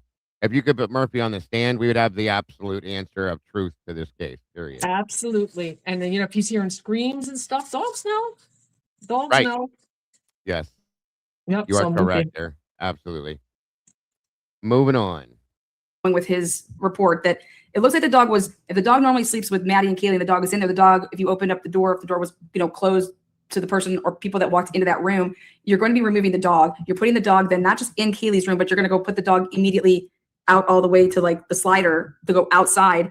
And that seems like, and then somebody then would have to bring the dog in from being out on that balcony, right, to inside, which means that you're going to have to go all the way upstairs to the third floor, go to Kaylee's room. And then how are you not walking right past, say, like, what the heck's Murphy doing out here? And then look in and see actually what just took place, up there. And I think that that's where Brent Turvey is headed with the fact that you're using the dog prints that were on the patio, and that this is your dog being trapped, and that's why the dog will be barking nonstop for that time period to get your attention to be let back in, especially if the front door is open. If the dog was just standing at the back slider, there's obviously a way to get in because the slider's open allegedly and the front door's open. Well, I mean, listen, and I've said over and over again, I have great respect for Dr. Turvey and his opinions as an expert, and it makes perfect sense. It's very plausible. I hadn't thought about that myself because I don't have that many theories. I present the case, not my theories. This book's not about my theories. But I'd say this. I think, Lana, you're talking about two separate issues here that are interesting to talk to together. Let's say a killer came in, went to the third floor. The first bedroom the killer would have, Brian Cobra, whoever, first door they would have come to on the third floor is Kaylee's bedroom. You see the dog, and you're going to kill these two people down the hallway. I don't know how he would have known where Kaylee was if she wasn't in her bedroom, but he sees the dog and he goes, okay, I think there's a door behind this curtain. Let me see if there's a door. Opens the door. Somehow the dog goes out on the balcony, closes the door. That's a series of ideas that I didn't. Is it plausible? Yes, right. It's possible. Then we have the separate idea that the killer came into or left from the front door and for whatever reason left it open, right? Dylan Mortensen claims she saw the man in black with a balaclava and leave through the kitchen and go up through the door on the second floor, which was clearly open when Officer Nunez arrived at the crime scene. The front door was closed. So if we have witness evidence, the door was open until about 11 o'clock. I think it was right around 11 o'clock, right, when the walker came back by. How did the door get closed? What's that? The walker always said it was open. Connor's version open until. Okay, well, yes. Okay, so let's get back. Because again, you got to be very specific. We're talking about two issues. Murphy the dog in the third floor in the bedroom with a sliding glass door. That's one issue. A separate, possibly related, but maybe autonomous issue is when was the front door to the house open? We have a witness who said it was open approximately from 9 a.m. to 11 a.m., right? When that person was walking their dog. I think that was the timeline. Yeah. When Hunter arrived at the house, the door was closed, maybe locked. What's that? Yes, according to Hunter, yes. Yes, at noon, right? Mm-hmm. So how did the door, if it was open at 11, get closed at noon? Who closed the door and why? And if it were the only two people we know of in the house, which would be Dylan and Bethany, then the question would be, when did you leave the room? And why did you close the door? And when did you call somebody? And why did they open the door? So that, to me, it's all pretty much answered. It's all pretty much answered when you look at Jenna. So this also just got released, like the whole Jenna text messages and Jenna to know things and to say things. But they specifically in the interview, because again, I go to Brent Turvey's, he decided to use Eric Warner's report in his report, which I thought was very, very smart of him. And he immediately goes to what Hunter said, which was they called Emily and they said that they could not wake up the person, the second floor roommate who was on the floor. Okay. Correct. So that would require you, which would make sense here, to leave your room, go upstairs, and you walked in there, right? Correct. It would also require that you pretty much be right next to the front door, which is if it was open, then oh my God, like you've had. Right, you would have to pass the front door. You just closed it. Yeah, you just closed it because it was open, And for those girls, they know that door has had issues and it would just like, fly open. But this would be one of them not making that known to the obviously the police, just like they didn't make it known that, hey, I walked up there and saw Xana. But so then we get into the whole thing that I think we can both agree with. I'm on board with the guy that Justin Kidd, he saw the door open. Okay. Yeah, why would he lie? Exactly. He has no reason to lie. He was adamant about it. They And even tried to talk him and he saw it twice, coming and going. Yeah. Yes. I don't know why that would be an issue. I mean, nobody disputes that, to the best of my knowledge. The question is, when did it get closed? So you have a good theory, but we have to accept that he saw the door open as recently as 11 o'clock prior to the police arriving. And when police arrived, the reports that I've read and that I put in the book say that when Hunter arrived, the door was closed. So the question is, when did it get closed and why? Right? Yeah. So, well, I just think it's a matter of just continuing to write down like what was said by certain people, but then it's being basically contradicted by either evidence that's physically at the scene or by another person's account. Yes. Okay? And the most that I see that by is the surviving roommates' accounts and the evidence at the house that's claiming like this condition, because what I was going to flow from this is. See, what's interesting is that could play to the fact that Dylan and Bethany or Dylan or Bethany both went upstairs and saw what had happened and knew it before 911 was called. And why I'm saying that is they had to have passed that door to get upstairs, okay, and shut it, maybe out of nervousness, maybe out of whatever. But I believe that does make sense, that they actually headed upstairs at that point. We know that Dylan was tracked on her wristband thing or whatever that was, as taking certain steps upstairs. Well, guess what, folks? That's probably when and where that door got closed, as she passed by it, saw it open, and shut the door. This is my opinion, but it makes perfect sense. Thank you, Ro. Actually, the door being open downstairs and the slider being open, how the police never would ever consider the fact that this could be multiple people, right? Because in Dylan's own words, she said, I didn't go into Xana's room because I was scared, or I didn't know where the guy was if he had left. But nobody ever talks about the fact that maybe there's more than one person there, right? Okay. Again, I've got to be very careful what I say, because people hold me to what I wrote in the book and what I say on here. And I'll say one word and people freak out and say, oh, whatever the case may be. So I'm trying to be careful, and I'll say, we've got to take each of these as an investigator, as a former investigator, and as a journalist. I've got to look at these things discreetly and say, it's your job to make them add up, right? I know how smart you are. Right? I have great respect and admiration for what you've brought to this whole case and this discussion. That's stipulated. But I'll say, in terms of the door, there are a couple different issues. One, how did it get open and closed, and why? And if the one witness, Dylan, says she saw the assailant leave through the second floor sliding glass door, we know based on body camera footage that door was open when police arrived. We know that it was open when Nunez arrived downstairs as well, but Hunter, in his report, said that he opened the door. He couldn't remember if it was coded or not. So then there's a question of how it got open and closed. Here's the next question that gets to where you're going. If the door on the second floor was open, and if the door on the first floor was open, the first question that arises is, it was 28 degrees outside, roughly, that morning, for 8 hours. Anybody who lives in a state where it gets to be 28 degrees in the winter, if you leave a door downstairs open and you leave a door upstairs open and it's 28 degrees outside, it's either one of two things. It's going to be cold as hell 8 hours later in that house, or the thermostat, which is on the wall in the kitchen next to the refrigerator, is going to read that cold air, and it's going to pump heat like crazy, full blast for 8 hours. If that's the case, the heat rises. The third floor would have been 100 degrees. Maybe the first floor was 28 degrees and the third floor is 100 degrees. So if you look at the evidence of what police arrived and found in the house, they never mentioned that. They never mentioned it was hot on the third floor. They didn't mention it in body camera or in any report. They don't say it's cold on the first floor. They don't say it's hot on the third floor. They don't mention it in any way. So that's one question that arises. Then we come back to more than one assailant. I'd love to talk about more than one assailant, but there's vast evidence of more than one assailant beyond which door they came in my opinion. Okay, so we're going to kind of come back to that. Did you ever get to see the Xana? I don't know, because I think you talked about the book a little bit. The Xana party picture that Jackie took, and she put on the snap story of her playing the guitar. Did you ever? I didn't put a story about it. Look behind me. I'm a guitar guy, right? I play guitar every day, and I play in bands. I'm a guitar guy. I don't recall seeing a guitar in anything. You and Bill Thompson. That's the thing. We probably play a different type of music. Bill Thompson's never going to call me up and say, "Hey, Whitcomb, you want to jam?" But if he did, I'd love it. I'd love it. But he won't. So you never saw a picture like that? Correct. I never saw a picture of a guitar. How about the blood at the White's apartments? Yes, I did see that. That's been a big thing that's been talked about recently, and it's come out in some of the newer interviews that have been released through FOIA requests. But along with the blood at the whites that we're going to get into is, because that was my question about if you saw Xana in a picture, did she have a bracelet on? Because there's a hot debate right now. If Xana's bracelet that she has on in numerous photographs taken, like, if you zoom in from the TikToks that they posted or the little, social media blurbs, that Xana would have on this little band.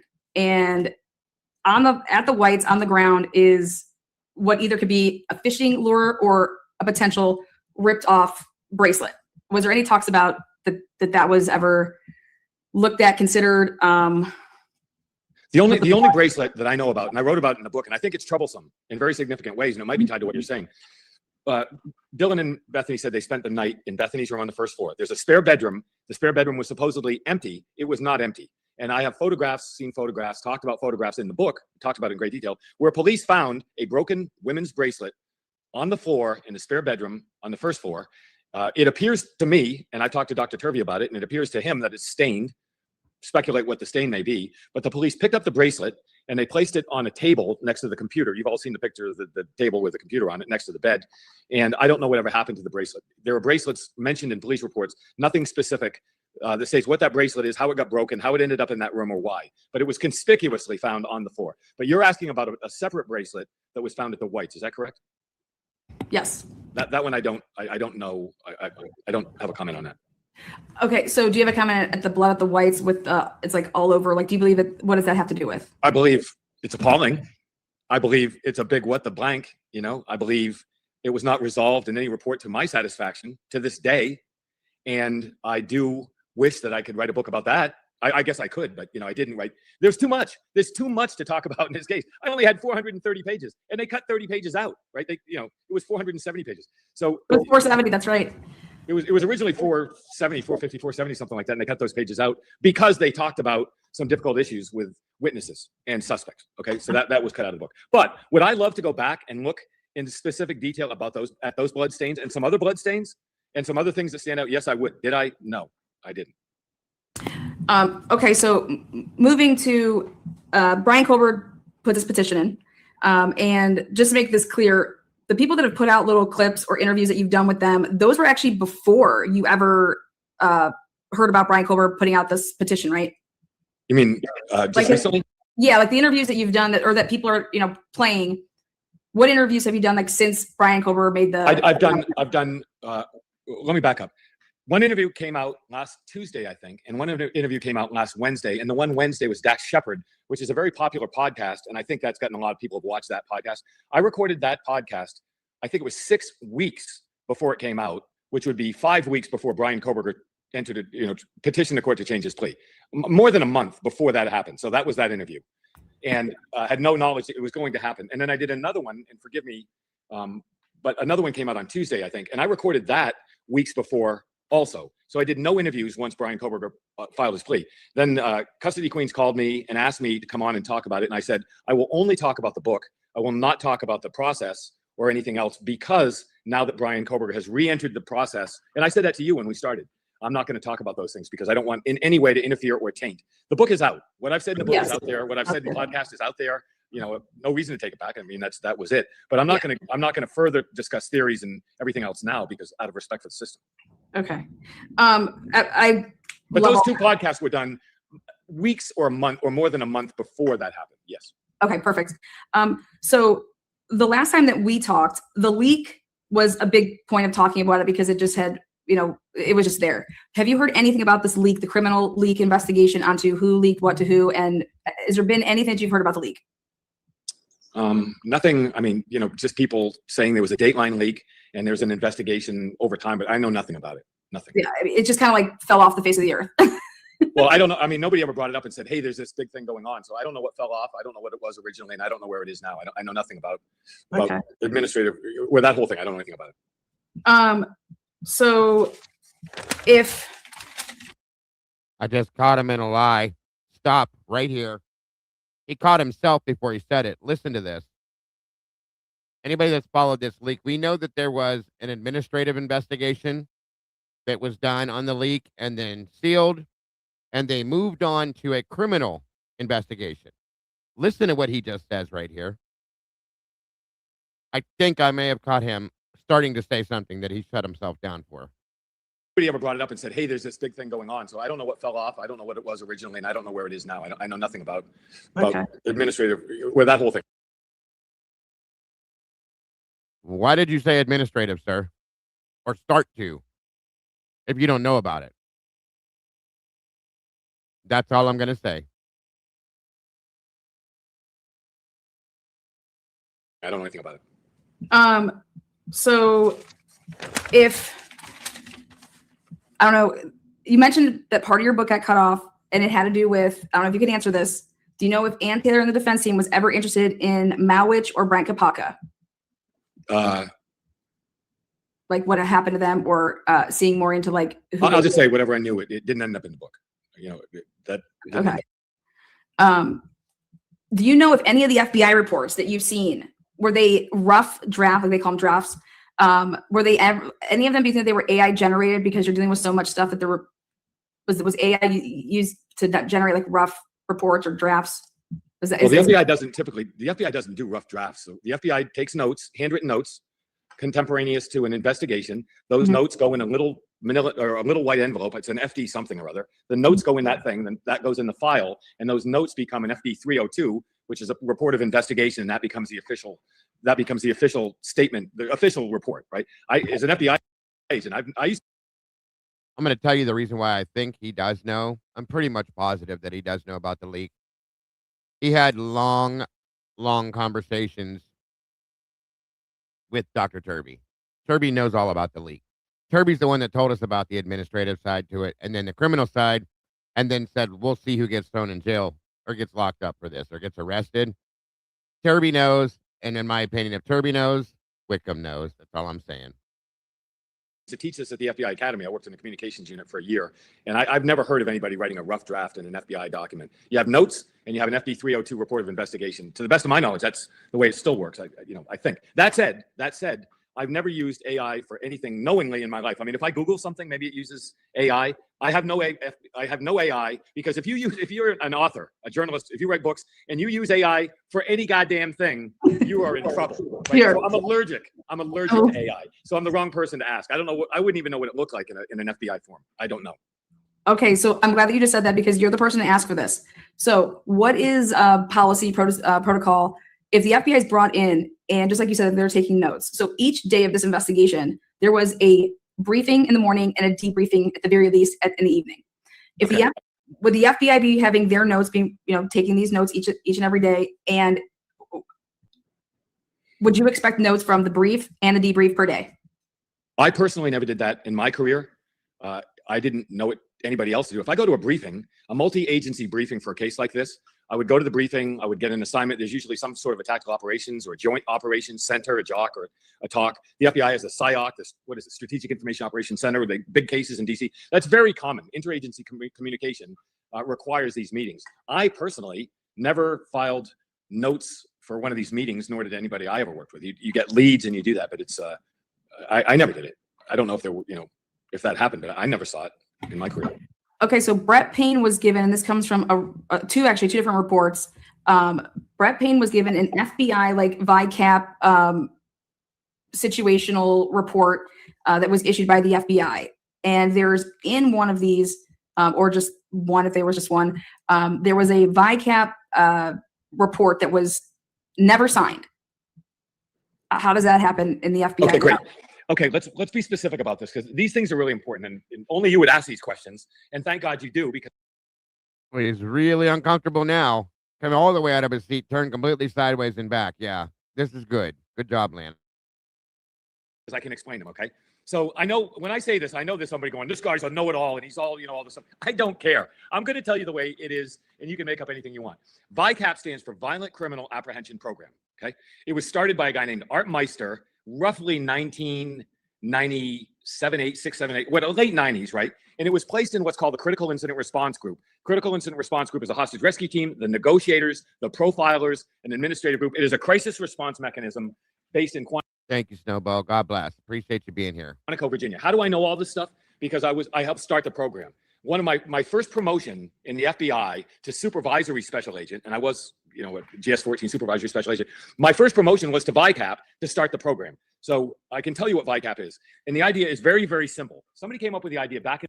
Welcome, Blue Eyed. Welcome to everybody that has jumped in recently. Appreciate you all being here with us today. God bless, and I really appreciate you putting up with these interviews. In the day before, there was no internet back then. There was no AI. Cell phones weren't even widely used. And the idea, Lana, was this, that if you're in Miami, a detective in Miami Police Department, and you find a hand washes in on the beach, right? You got a hand, no body. And somebody in Omaha, Nebraska finds a body and it's missing a hand.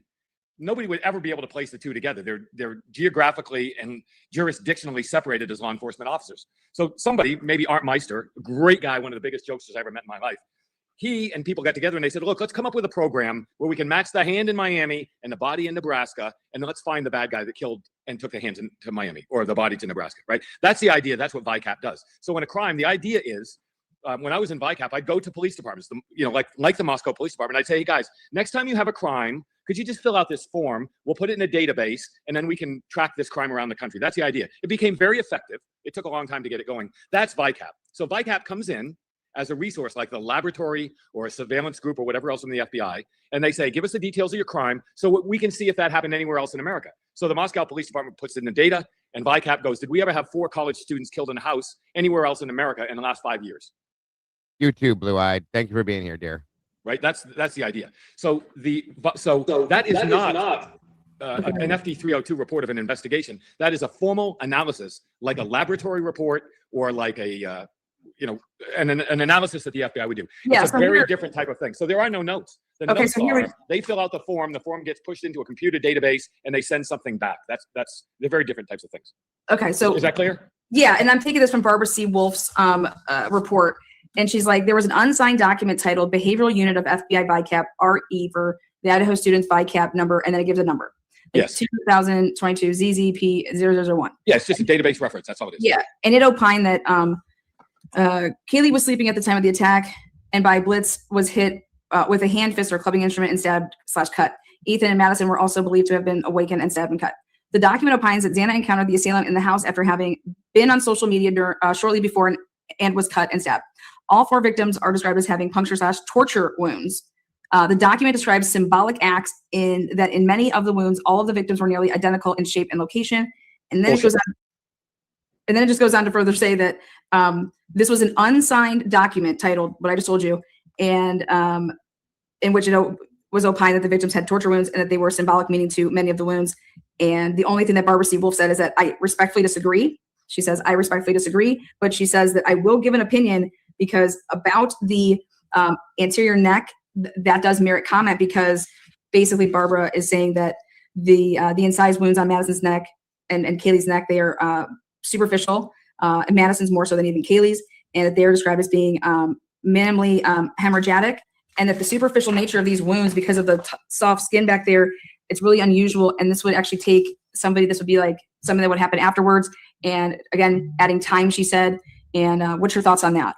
My thoughts are, I wrote about that very specifically in the book, and I want to explain to people that are watching right now what she's talking about. But I've got to talk and go back and say this, that you've got to understand the way the FBI works. They have so many different subgroups, the hostage rescue team, negotiators, profilers, the CAS team. They have so many of these units. And you've got to go and imagine a building in Stafford, Virginia, that houses all of these different units. And within the profilers, let's just call them the profilers, called the Behavioral Analysis Unit, and there are several of them now. It's evolved over time. It's different now than it was back in the day. But they have specific jobs. And behavioral analysis behavioral analysts, which we call the profilers. You see them on TV shows. It's cliche. Those are behavioral analysts within the Behavioral Analysis Unit, and their job is to look at crimes like this around the country and offer behavioralist assessments of what may or may not have happened. But don't they sign the reports usually? Yeah, well, they can end in reports, but they can end in different types of things. Sometimes it is a specific profile. Like I put in the book a profile from Chris Holland, who is an FBI agent who is certified as a profiler or behavioral analyst. And I put that in the book. I put his behavioral assessment as an FBI agent, former FBI agent, in the book. Okay, fair enough. What you're talking about with VICAP is an element within that group that looks at things differently. So I don't know who wrote that assessment, to the best of my knowledge. Yeah, I think the point that I was getting at is that normal to see that would have ever been produced without somebody signing it? Yes, absolutely. You could have this, and I'll say this. That's all I know. Okay, you look at the cast data, you look at the lab reports, you look at all those. None of those reports are signed, or not all of those reports are signed, but they have a name on them based on who put the data together. That's what I mean. These Like, are just forms. You know? That's what I mean by putting the data together. You would print something up and just hand it to somebody without saying. Well, if it were a formal finding, if it were a formal laboratory report, a cast report, various reports. There were reports, and then there were reports of investigation, which is FD 302. I'm sorry, what? I think for me, it was given to Payne, right? Because they provided this to him, and either somebody has to say something. Whereas if I was to read something, I'd be like, well, who came up with this? Portion. Well, their name is on it. Their name is on it, but it doesn't mean they had to sign it. No, I didn't mean sign it. Okay. Their name is on that because the way that I'm understanding this it says it's a. Yeah, I don't know I can't comment on what she says because I don't even know what she's talking about. Okay, she says unsigned. So you're basically saying she knows who they just didn't physically sign it, but their name would have been in print. FD 302, if you do a crime scene investigation, if you do any investigation, I interview you, I fill out a report.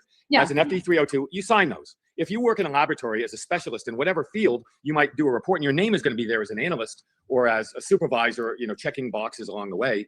But often those are not signed. They're just provided as.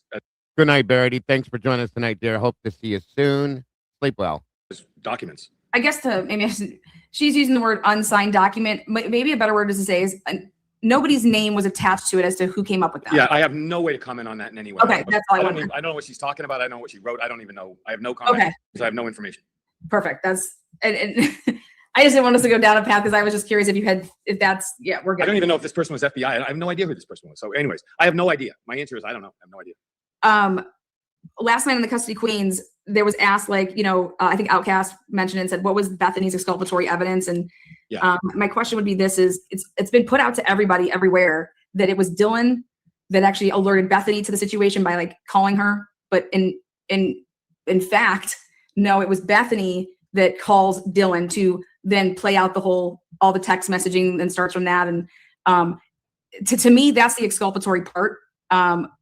How much do you think that would play in the fact that Bethany is starting everything and not Dylan? And when you actually look at it from that scope, that it would bring a lot out into terms of what was Dylan doing from 4 to 4:19 and 6 seconds before Bethany called. Got to be very careful what I say about this also. Okay. But I'm not careful because I'm trying to bullshit people. I'm careful because I want to state things that people might listen to and go, oh, Whitcomb said this, right? So I'll say this, that all I've written about in the book involving Bethany, and your first question was about Bethany, were the statements that she provided on scene, police department, and then in the presence of counsel afterwards. I would love to talk about the things that she said. And all of that could be, the information could be considered exculpatory because Ann Taylor and her team could have gone back and said, Bethany said X, Y, and Z, the evidence shows something else. Could that technically be called exculpatory? Of course it could. I mean, any lawyer will tell you that. And I did talk about it in the book. And I did notate things in the book from those interviews that don't match what other reports suggest. So yes, I don't know of any specific material or forensic evidence of any kind that would be considered exculpatory, but statements can be exculpatory, and the statements certainly would have probably appeared somewhere in discussions by the defense. Well, yeah, I think it's exculpatory for Bethany to say that she heard a boom, you know what I mean, and Dylan saying that I didn't hear anything like that. So I want to come back to talk about that, about what she said about the boom and what we're going to talk about in terms of the second floor, right? Yeah. You think the boom was a door, right? I think that there's a chance that it would be the door swinging open for the boom. Because I think that if the doors close, the table collapsing and hitting the floor, why not just test that? I did. Why not? Well, test no, you went to the house and went inside and had them. No, but I went to a house that's similarly constructed, specifically similarly constructed. Like drop a table, basically. Is that what you were doing? Knock the table over. Yeah, that's what I mean. Go back and we can talk about why I did it and what I did with blood spatter and things like that. But it doesn't matter. What I think about what happened does not matter in any way. What I said in the book is that Bethany, I quoted Bethany, and we're skipping now. I don't want to get past your questions, but we're skipping to where Bethany was interviewed about what she heard, and everybody said she heard a firecracker and fireworks. What she actually said in the presence of her attorney during her statements was that she heard a loud bang, and she thought she saw something like fireworks, and that she heard what appeared to be somebody moving the cups on the floor above her bed. So one might infer that if you were asleep and the table was flipped over and that was the bang that you hear at 1112, contemporaneous with the screaming, it might make sense that that's how they got from the kitchen to Xana's room through the beer pong table, which is impossible to get around. So Bethany says, I heard a loud bang, and then she heard specifically the cups and talks about the beer pong table in her interview, which I quote in the book. And then we start a different conversation about the second floor. Physical evidence from Bethany that's exculpatory, I've seen nothing.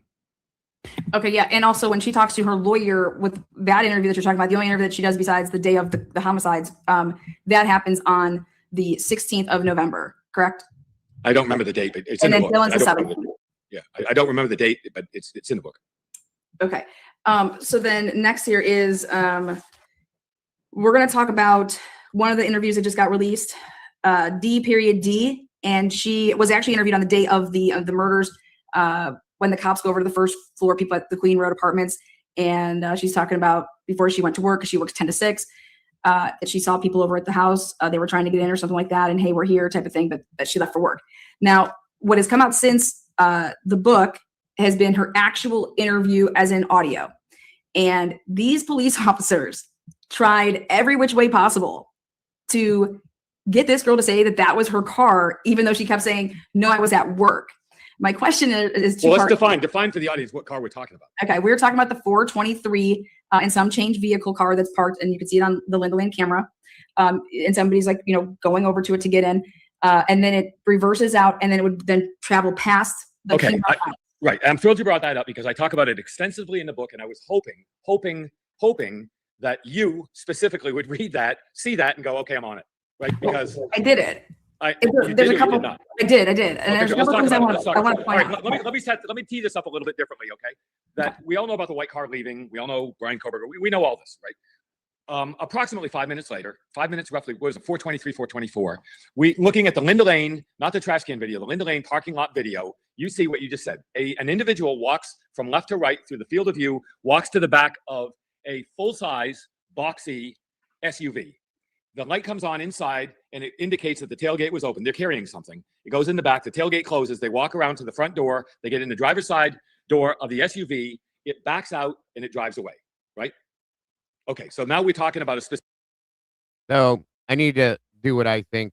I'm going to do a personal correction, in my opinion. I don't think the tailgate opens. I think the light comes on because they hit the alarm button to turn the alarm off and unlock the door. That's why I think the light comes on. I don't think the tailgate goes up. There's no time for that.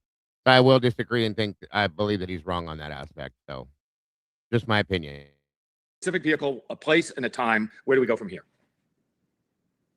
So this is where we go from here. Is what I went ahead and took is I went and took Dylan's text messages, Bethany's text messages, and I timestamped them. Okay, great. To be able to show that in one of Dylan's interviews, she is asked, "Oh, is there anything else that's important or whatever?" And she's like, "Oh yeah," and then she says, "Oh by the yeah, way. yeah. By the way, I want to tell you about this vehicle that I saw." And she's specific about. Now, it's really important to understand. She's talking about that we'll hear cars and stuff like that because it's not that loud, or our house is not that thick, and we can hear things. She says that she sees red lights, so that's important to understand that the lights that she sees. Okay, thank you so much, Snowball. God bless, hon. Please don't give up on this case until we get real answers, and I promise you that nothing short of death could pull me away from this at this point. I will do my best to keep going until we do get some real answers. That's a fact, and that's a promise. So thank you very much for that. Very much appreciated. And just because we've been watching so much of this, I'll give you a little Manny appreciation set as well. So thank you very much.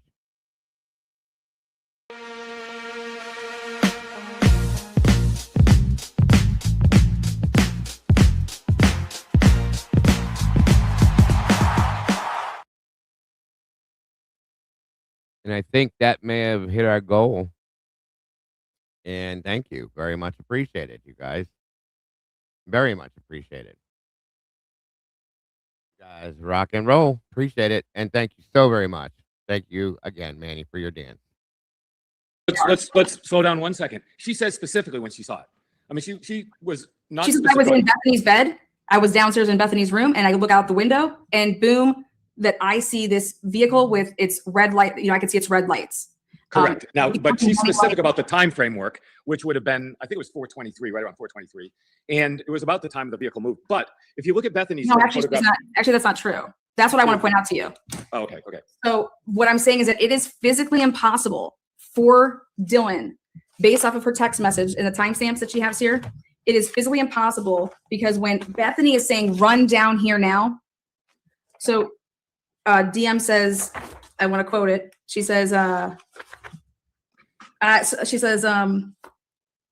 my phone is going to die, F. And that's at 4:24 and 11 seconds. Okay. 4:24 and 11 seconds. And that's important to understand because if you're timing everything up by the 1112 cam, as well as the Linda Lane cam, she's still up in her room because she's saying, oh, F, my phone's going to die. Then Bethany says, come to my room, run down here. And those are at 4:24 and 14 seconds, 4:24 and 22 seconds, 4:24 and 27 seconds. And then Dylan at 4:24 and 39 seconds, still upstairs, makes a phone call from her Snap to Ethan to his Snapchat. And it was answered for 13 seconds. Then she says to Bethany, I am scared though. And that's at 4:24 and 58 seconds. And this is really, really important to understand. Thank you, Miss Lana, for throwing it on the table and shoving it in his face because it's a fact. Can I just point out one thing before we go? She says, I'm scared. She didn't say I'm scared, though. She said, everybody I've ever seen that looked at that message said, I'm screwed, though. Right? Okay. And including the interview where she said, no, I said I'm scared. But I'm putting it to her in the best of light. Yeah. No, I'm just saying, if we're going to go through these details. Oh, yeah. Well, the only reason. Now he's trying to talk around it real quick because he knows what she's about to do. Thank you so much, Blue Eye. God bless, Nine. Very much appreciated. Give it to her the best of light. It doesn't matter. I'm over here saying it doesn't matter if she said, hi, we buy the fact. Yeah, you're talking about timestamps. In order to be in Bethany's room to see that vehicle, this right here blows all of that up. Okay, well, again, it's been a while. I talk about it specifically in the book, so I'll defer to the book. But I don't remember writing in the book that she said she was in Bethany's room. I thought she said, I don't remember where I saw it, which could have been the front window of the front window of the living room looks over. No. Can't remember. I have the quote. So then this is what Ann Taylor uses. Because I took Ann Taylor's you're awesome. I love this. I love the specificity. Okay. This is what I was hoping people would do with this. So this is okay, Ann Taylor uses, she made she actually used State's Exhibit 1 against the state. Yeah, well, that's her job, right? Yeah, and so she says, okay, here, we're going to use your own exhibit. And it's the interview with Detective Gooch. And, oh boy, yeah. And so she goes, I was just like, okay, it's fine. I was always too scared to go look in her room because then I was like, I don't know if this guy is here or not. I don't know if someone's here or not. Like, I have no clue. I don't know if like my mind's freaking out or not. All I know is that Bethany was awake. She had been calling me. I need to go down to her because she was like. He absolutely is, Kawanda. And I can hear you laughing your ass off right now. Knowing your laugh. I've heard it before. I can hear you doing it right now. That's so funny to me. He is. He's the complete hot mess. It's a trip. And I love that she's bringing this out. Like, we need to be together. And then at the end, she says, thank you, Sonny. Which interview was this? Because she said dramatically different things at different times. Was that? He is so shifted right now. He can't fucking handle this. I know, Kawanda. It's because he doesn't know which way she's going to go with it. Because he's trying Lana, to get ahead, but he can't. yes. He's trying to get in front of her so he has control still. And he don't. And that is something. I knew she was going to do this. This is why I love her. She was going to take full control of the interview, and it struggles. It's a struggle with this guy because he's good at what he does, but she gets it, and now she has him right here. I love it, and I this is why I love Lana. It is hilarious. He's all over. Look how many times he has shifted in his seat, moved, and done it. He's very uncomfortable. Very uncomfortable. Yeah, definitely. This is great. This is absolutely great. I figured as much, Kawanda. And he was like, Kawanda, and then he was like, oh, good. This is what I was hoping you were going to do. That's his way of playing it off. Yes. Yeah. And I'm thinking like, no, that's just. In all reality, it's the opposite of what he wanted. Yes. Yeah, for sure. And he's making it look like that he would like really wants you to do this. Like, no. How he plays it off. Yes, ma'am. That's so funny. That's what he's always done. His body language, like you pointed out, his body language conveys something different. Yeah. It's killing me. I'm dying over here because I know we've heard Kawanda's laugh on panel.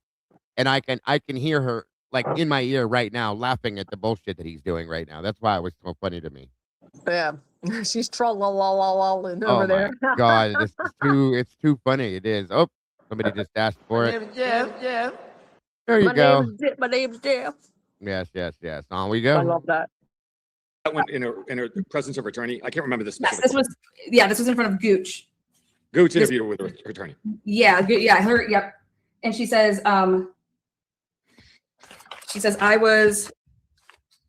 She said a lot of things. That's what she said. That's why I'm saying, where in the line is this? Did she say this? I was just going to read it verbatim. She's like, so you went to bed. Who was still in the house when that went to bed? And she's like, oh, this is the last thing I remember is that the vehicle that I saw, I was in Bethany's room and I was on her bed. Okay. Well, the shades were closed in the bedroom and there was one slat of a blind that was torn that you could look outside. But I don't know. Based on the photographs of the room, I don't know how you could look out the window, but.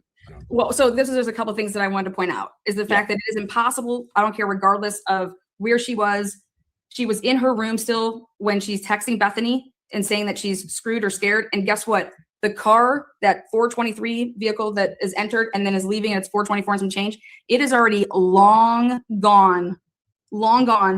And what it shows to me is that you didn't see this. Okay, unless you're going to accept the fact that all of these text messages are STAGED, staged. Okay. I can't get into that because look, I love talking to you, Lana, because you're all the things that I've stipulated, your brains and your curiosity, all that. All I've said. I absolutely love you, Lana Oriani. Thank you so fucking much for doing this. I am right 100%. And did you see? He almost got up and left at that point. I can't. Okay. Okay, I gotta be careful here. Okay, come on. She nailed it right there. I love it. Said about this in the book, I say this clearly. I'm not trying to compare it to what Dylan said. That's a separate issue. What I'm saying is this SUV pulled out of the parking lot, and you could tell for one reason that it was remarkable, and it's because it had flat pack exhaust pipes, or it was dropped it somehow. It made a tremendous amount of noise. Did you just disappear? You back? Yep. Yeah, for whatever reason. It was very loud. So you can tell the vehicle by its sound signature. And I mean, it obviously, it's a big boxy SUV. I think I know what it is. It drives down. Then we pick it up in the 1112 video at about the same time. It goes down the road, turns right, disappears. And it comes back around, and you can see it in the dumpster video going back the other way.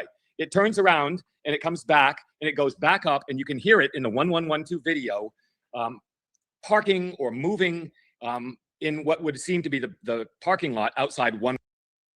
What he's rambling about right now has no bearing whatsoever on what she just said. So he's doing his thing once again. He's walking all over the place with this, trying to get some stability back, take control back on this, and he can't do it because it's not going to happen. So here you go. 122, and there are two witnesses that talk about that vehicle because of the sound of the exhaust. Everybody talks about it because of the sound, and you can hear it in the video camera. There's no disputing what the vehicle was, where it went. The question is, why did it leave at 423, 424 in the Different vehicles, Chris. Different vehicles, Chris. Completely different. You're completely offset with this. Sorry. Morning. Why did it come back? What was? Well, that's what me and you disagree. We Okay, disagree. Okay, we can come back. We can disagree. But that vehicle came back about 3 minutes later by the profile and by the sound signature of its exhaust, and it parked, drove, maneuvered in the proximity of the 1122 parking lot, and then it is seen going back to its original parking spot outside the Linda Lane apartments about 2 hours later. So that's what I see. It's on video. I have the video. I've analyzed the video, watched the video. So what do you disagree with? Okay, so the first thing is that I noticed that these cops that went to go to this Dee woman to basically get her to say that she's this 423 car leaving. Okay. They did this before, quote unquote, Brian Culber's name was quote unquote given on 12/19/2022. Like that interview to go, hey, we got to go get Dee here. And yes, Daddy, and I believe she's about to do that too and shut him down. 100%, bud. Because remember, I was confused on this as well. We took a whole show and proved it's not the same vehicle. He's completely wrong with this. And Pop did that extensively, like extensively. Yeah, Eddie joined me for an entire show, and we broke this entire thing down beginning to end and proved it is not the same vehicle. He's dead set on selling that to people, and I think he even knows it's not the same vehicle. Anybody with a narrative that's still saying the same things keeps going back to the vehicle, Yes. and it's not valid. It's just not. No, two different vehicles. Yeah. Congrats and welcome to the Sauce Snowball. Wonderful to have you in the family. Thank you for being here. Yay! Another meatball on the sauce. Yes. And I am absolutely ecstatic that Lana is doing this right now because this needs done. And it should have been done more than one time for more than one thing. But thank you again. This is why I said I absolutely love Lana to death.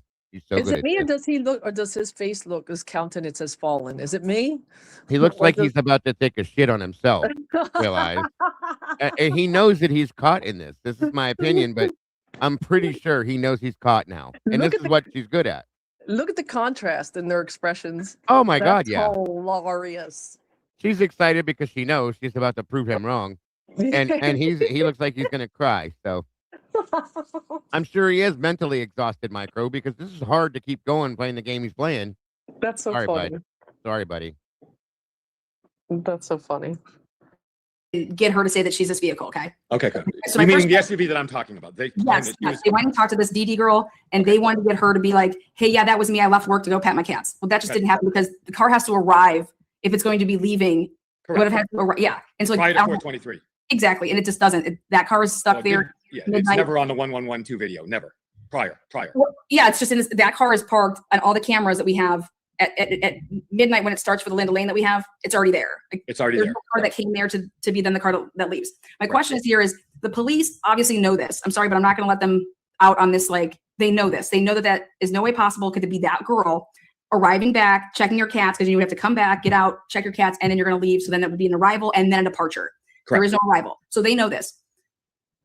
So why would the cops not truly want to know who is leaving right after they're saying four homicides happened, and that they're willing and wanting to lie about who's in that vehicle? I'm not biting in that. Let me go back up. I'm not biting your trash talk at all. And I'll say this. The best of my research, I had to. I Go thought ahead. I was the one that discovered that SUV. I've never seen it mentioned, discussed, talked about in any report. I found it on the video, and my first thinking is, we found it a long time ago, Chris. Sorry, bud. what is this vehicle? Where did it come from? Then I tracked it back up to Linda Lane, the parking lot, the sound signature. Then I found the reports in the file where people talk about the loud exhaust. Then I watched the other video and I tracked it back. That's what I wrote about in the book, hoping that you would chase it down and find out. Somebody had to be a right to park there, although that was assigned parking. And they left one parking spot. They went back to that parking spot, except for the 2 hours that they appeared to be parked at or in front of the house. And that begs obvious questions, because whatever Dylan Mortensen saw and told police that she saw, there's no other vehicles I know of watching that video that went by the house. I mean, is there another vehicle that you know of that somehow? Other than that vehicle, I don't know another vehicle coming and going between the white car and, much later at night. No, what it seems like is happening here is that Dylan Mortensen, how do you even know about a vehicle that's doing that? It's That's what I said in the to book. doing that? I said, this is what she said, and this is what is not explained. It's a hanging question. It's impossible for her to see it unless she's actually in the vehicle. No, this is not a pickup truck. It's more of a SUV, Lori. It wasn't Malich's, no. Vehicle was the person in the vehicle, because to know that a vehicle even was passing by at that time, I'm saying that she doesn't even have the capability, if you're going to go by the text messages and you're taking her at face value, that she's in a room that has no way to see outside that house. Okay. Yeah, I'm going to say this is your own private Idaho, Frank Zappa's Idaho. So And I'm going to then say, go get him, Lana. But this is way outside my pay grade. I wrote about things I knew based on reports in the book, and that's all I'm talking about. I don't know. Well, it seems like the cops prevented themselves, or they didn't. It seems like the cops to me know exactly who was in that vehicle and left, but we need to have somebody else. How did the police? I don't know the answer to this, but would the police not try to find out? I mean, look, I've got a list of every vehicle registered to a student on the U of I campus, and I've got a vehicle that stands out very clearly by sound signature, by assigned parking spot, and because it's a very unusual looking vehicle. And I want to know the answers. I wrote about that in the book, and I don't have the answers. It seems like you or the sworn officers. I need the police properties. I need the police properties permits that for that back area. That's that police. Blaker went and got it, and then we'll get to that. But now this is where I'm going to challenge you, and that the car that actually comes back. So I believe that this vehicle leaves. Yeah. And the SUV that left at 423, it went somewhere, and then what we've in this little community that we call our little community here. Community, yeah, okay. I'm gonna give a shout out here to Mark B. Mark B. We have tracked down the fact that the vehicle that actually comes back is, we believe, that's why I was like, I need to see these Explorer logs, that we believe it's the Explorer that actually is coming back and parking at the 1122 house. And then that's where it stays, then in that little slants area. And then because the girl that actually comes back from work, the DD that they Okay, tried to. I got to jump in here because Okay. we can agree to disagree on all of this stuff, and that's healthy. People should disagree, and they should get to the bottom of things. I would challenge you or anybody else that's watching this to look at the vehicle, the profile of the vehicle leaving at 423, and the sound of the vehicle leaving at 423. Okay, we have more than one time for sure. The vehicle that comes back is identical in profile and in sound signature. Somebody commented, it made me laugh out loud, like literally. Where is it? It tickled me. They said, it's in the book is the new drinking game. Oh yeah. Every time he says it's in the book, you'll be drunk in 10 seconds. Yeah, and that's what he doesn't seem to understand with this, is we've all broke this down for a long period of time and realized it's not. We got receipts. It's not like we're, They're two different and he's way off. It doesn't have the same sound signature, nor the physical, like visual. Okay? You're wrong, dude. You are completely wrong. So just say, okay, I'm wrong.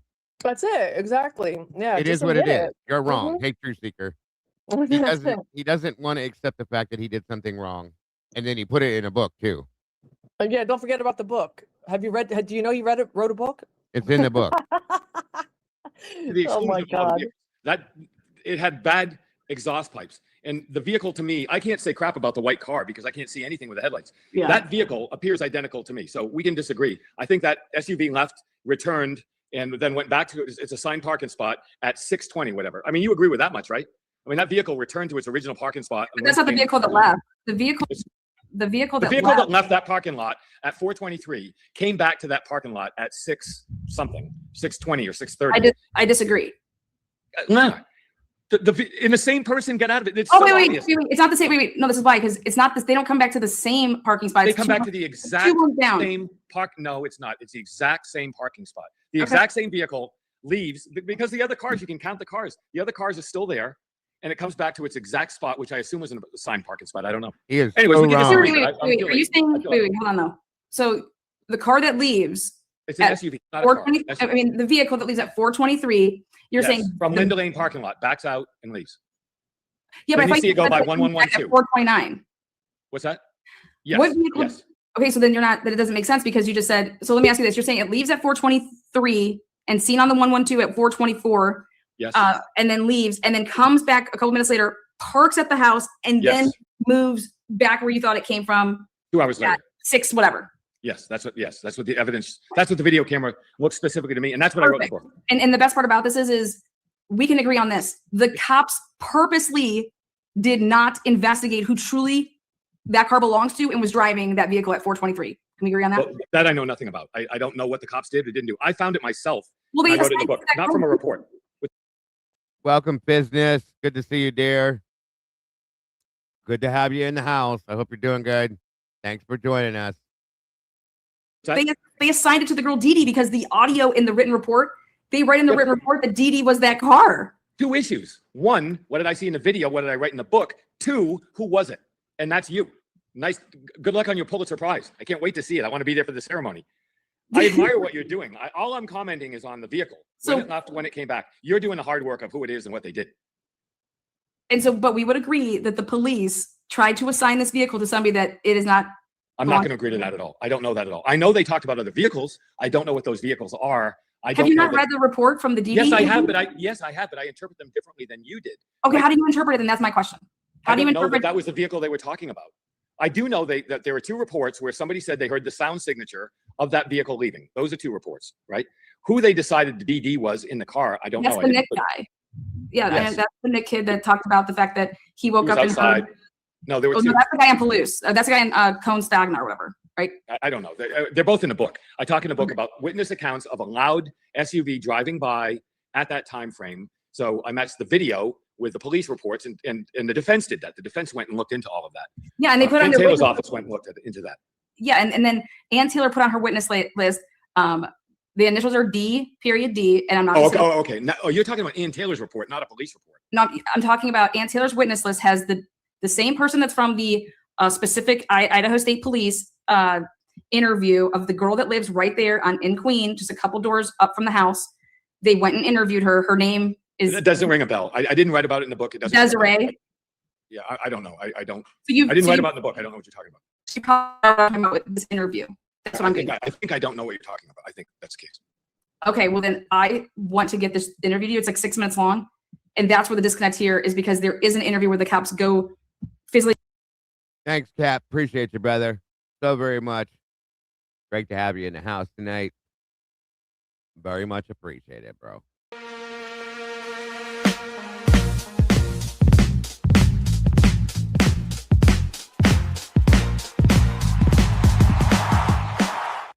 To this girl's place where they actually have her down at the station, and they are trying to basically tell her that she's this vehicle that left at 4:23 and some seconds leaving. And that's where it's like, she's telling you that she did not come home from work, and she works from 10 p.m. until 6. She was the only one there at work. I'll say this. I think that vehicle is critically important in this investigation. I agree It is with a you. massive black hole of what the hell is this all about? And to the best of my knowledge, it's hanging out there. And you, Pitbull, are the only person I know that's going after it. That's why I wrote about it in the book. I thought maybe there's this woman named Lana out there someplace that can chase this down. I think it's critically important. I think he's got 2 that he wears busy and he switches them off, but good call, Hunter. Didn't have room to go into it in great detail. I planted the seed. Go get them. Go get them. We're going it's to. critically important. It's critically important. No, that's perfect, because now it makes sense. You have not seen that. Have you ever seen the report from the night of the murders from 1:45 a.m. to 2:25 a.m. of a silver Elantra that was pulled over with drugs and 4 sorority girls? No. Because that report was locked. And what I just found out recently is that they destroyed the body cam, but that car was out traveling around the night of the murders being found, just a couple streets over there. And it was a 2013 silver Elantra. So that, I don't know. Isn't that nuts? You could ask me where's Jimmy Hoffa? I don't know. I mean, I talk about things. I know. I'll talk about UFOs. You want to talk about UFOs? I don't know those. I defer to you. That's important. That's important. Listen, the ultimate goal of this book, I believe. I mean, I sat and worked for a year. It takes a lot of work to do something like this, right? Commitment, passion, belief in a system, all of those things. But at the end of the day, I never thought this book was the answer. I thought this book was going to outline things people would have learned at trial, but did not because there was no trial, hoping that you and inquiring minds who look logically, linearly, or abstract, whatever else of the information would take it from there. That's what I believe you're doing. So I embrace your curiosity and what you're doing here. But again, I had 430 pages to cover hundreds of thousands of data points. It was impossible. No, your book, it was, hey, Brian Kober's over here quoting Broken Plea. We won't get into that because that's part of that. But I think that says something. You know what I mean? I think it says something that Brian Koberger would not have known the information from his attorney. His court stipulation says he didn't know all this stuff. Yeah. So if Brian Koberger is in fact learning this from a book and not from his defense attorney, if that's the case, this is just Brian Koberger, saying things. If it's the case, it's not about the book as much as it is why. If he didn't know this, why didn't he know these things? That would be the next. Well, and I'm saying though that he learned about it though from the book, which is like, can you just imagine if that is the case? How crazy that would be for someone to imagine. That's what he said. So, okay, here's a question. Did you ever see, because I find this hard to believe as a college student that I once was, how can I possibly go to school without a laptop or a computer in this day and age? Where was Bethany's laptop and where was Ethan's laptop? Was that ever anybody cared about to find that to say? I mean, I don't know. I wrote in the thing that people were interviewed and said that a person in the house had an Alexis speaker thing, whatever, and to the best of my knowledge, that's never been listed in any report. There are a lot of questions like that, and that's the whole point in these discussions, right? So the answer is I don't know, but yeah, and something I have a laptop. I'm on one right now. That's all I know. I know, right? Yeah. Something else that I thought was interesting is that because in Carol Pendon's report, Carol Pendon and her husband Kevin, they were brought on by Ann Taylor, and in their reports, I was like, hot damn, here it is. That they talk about the fact that every single person they're alluding to having multiple devices, as in mobile devices. Is that something that you ever saw, minus the fact that Ethan only had one phone, that everybody else had multiple phones? I will say this because I wrote it in the book. There were more phones in the house than there were people. Okay. Yeah. So then, yeah, because I was like, that's. I don't know. Why. I think you said that before, because then that's why I put it down in my notes. I was like, well, I can use Carol Pendon to reference it because her and her husband talk about it in their reports, which coincides with what you said in interviews and with the book. Well, you mentioned listen, that. Right. I don't analyze the fact that there were more phones, but there were endless anomalies. And I talked about many of them. All of that came from police files, documents, interviews, things of that nature.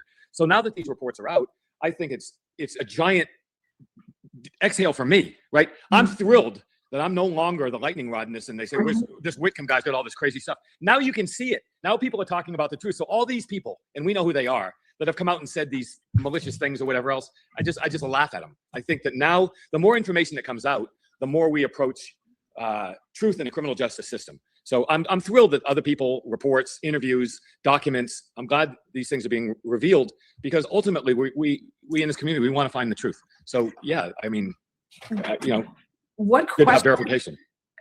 Yes. Kind of going back just to you just mentioned there's so many like anomalies in this case. I think for me the biggest anomaly would be this: that what are the odds? It's just nuts. Brian Kober, powers off his phone at 2:54 and some change, right? And right before that, at 2:53, Kaylee and Maddie's phones never like do an outgoing command again, pretty much from everything that I've read, and that there's no talks about the fact that if you do 2:53 and then you go all the way to when Brian Kober turns back on his phone at 4:48, that is consistent with also an anomaly of the last dog bark is at 4:49 and 31 seconds. 2 seconds later, you see the first headlight, which is back by where the Moyes live, because you can catch it off on Walenta. And it's like somebody gets in that vehicle, is starting it, right? Last dog bark. And then 5 minutes later, drives away north towards Taylor at 4:55 and 7 seconds. And you can see on the dumpster Linda Lane camera at 4:55 and 58 seconds. And so these are just things that when you want to talk about the dog's last bark and how much time it would take you to bring the dog back in from being upstairs, okay, putting it back in from the balcony to actually inside Kaylee's room, right? Right. And then leaving, going out, going in the back of the house to then hop through the back fence of I call them the Walenta boys, 1260 Walenta, and then you're in that car that's then being turned on by someone obviously who's waiting, because 5 minutes later the vehicle then is driving away at 4:55 when it first started up at 4:49, but it's right literally after the dog is stopping and no more from the dog barking. So that's just something that I thought was interesting, and all of that's happening at the same time that Brian's phone, way down the way is being turned back on. And for me, I just have a question, just in your opinion. Why did Ann Taylor come out and even say and talk the words alibi? Do you have any insight as to why that was ever like a big point to even you don't have to declare that. So what was Ann Taylor's what do you think Ann Taylor's thought process in that? I never talked to Ann Taylor. I've never met Ann Taylor. I don't know anything about Ann Taylor except what I've read and what I wrote about and what she said in her statements. That's all I know about Ann Taylor. So I don't know. So I can't comment in any way. But I guess it's towards the evidence. If you're looking at the evidence, what are you seeing that she's seeing? I did look at the evidence. I wrote what I found in the evidence in the book, and I didn't write anything about that for specific reasons. But I would just say that when your book comes out, and I can't wait to read it, I hope you reference me as somebody who's a big fan. I love what you do. I love your mind and what you and the. Wow, he's really polished in this one. Real good. Real good. Best elements of this community do. Look at the evidence. Look at the facts. Look at what the blood spatter and the behavioral analysis, and look at what all these things show. And that should be the discussion. These should be, well, who cares what I think should be the case? I believe that everything that we need to know about this case exists in documents, interviews, photographs, and video. Everything. I'm going to cut it there for today, guys, and probably finish the rest of this tomorrow, because our buddy Dylan's going to be going live here with Soldiers Investigates, and I still have to have a meeting with my mods quickly after this. Thank you guys for joining us today. Sorry to put you through all this. Please make sure you hop over and tell Lana thank you for such a great job on doing this interview with Mr. Whitcomb. Thank you guys for being here, and make sure you like and basically thank the custody queens over there for their interview with him as well. Hit the like button, share it out, so on and so forth. And make sure you guys subscribe to all these channels if you have not yet done it. Please make sure you hit the like button on your way out the door here, if you will. I want to thank everybody that joined me up here today as well. And I do greatly appreciate you. Sorry, Greg, I saw what I was trying to keep up with it. I did see some of it, though, Greg. I think I saw it all. Either way, I appreciate you all joining me today for this. I will be back. I'll probably see you guys over at Dylan's. If you do over there, I hope you do. Thank you guys all for being here. Thank you to my moderators who are just so very amazing. And Realize, thank you for joining me. Of course, Tomboy, thank you. Jesse, as well. All you guys. And Eddie, of course, as well, for being here today. You guys rock and roll. I love you all so very much. And thank you to anybody that does choose to support us outside of the box. It is never expected, but it is very much appreciated. As you all know, I am going to be moving.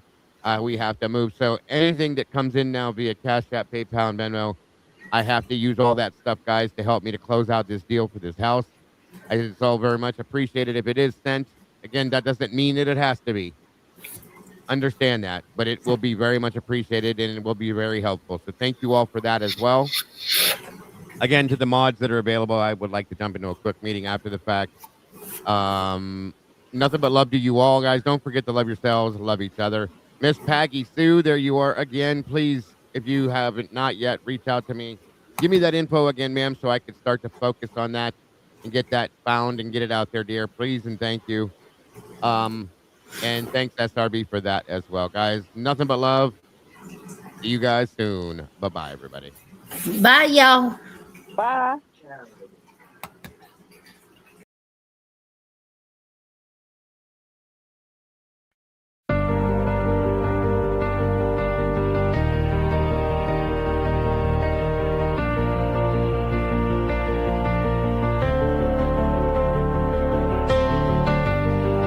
The coffee's cold, the final stain. We laid the map out in the pouring rain. No hidden corners left to creep.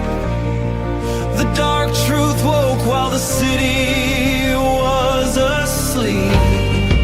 The evidence lines up straight and true. A perfect picture of what they chose to do. The quiet street erupts in flashing light. A reckoning delivered in the night. SWAT serves the warrant, loud and clear. The sound of justice, the only thing we hear.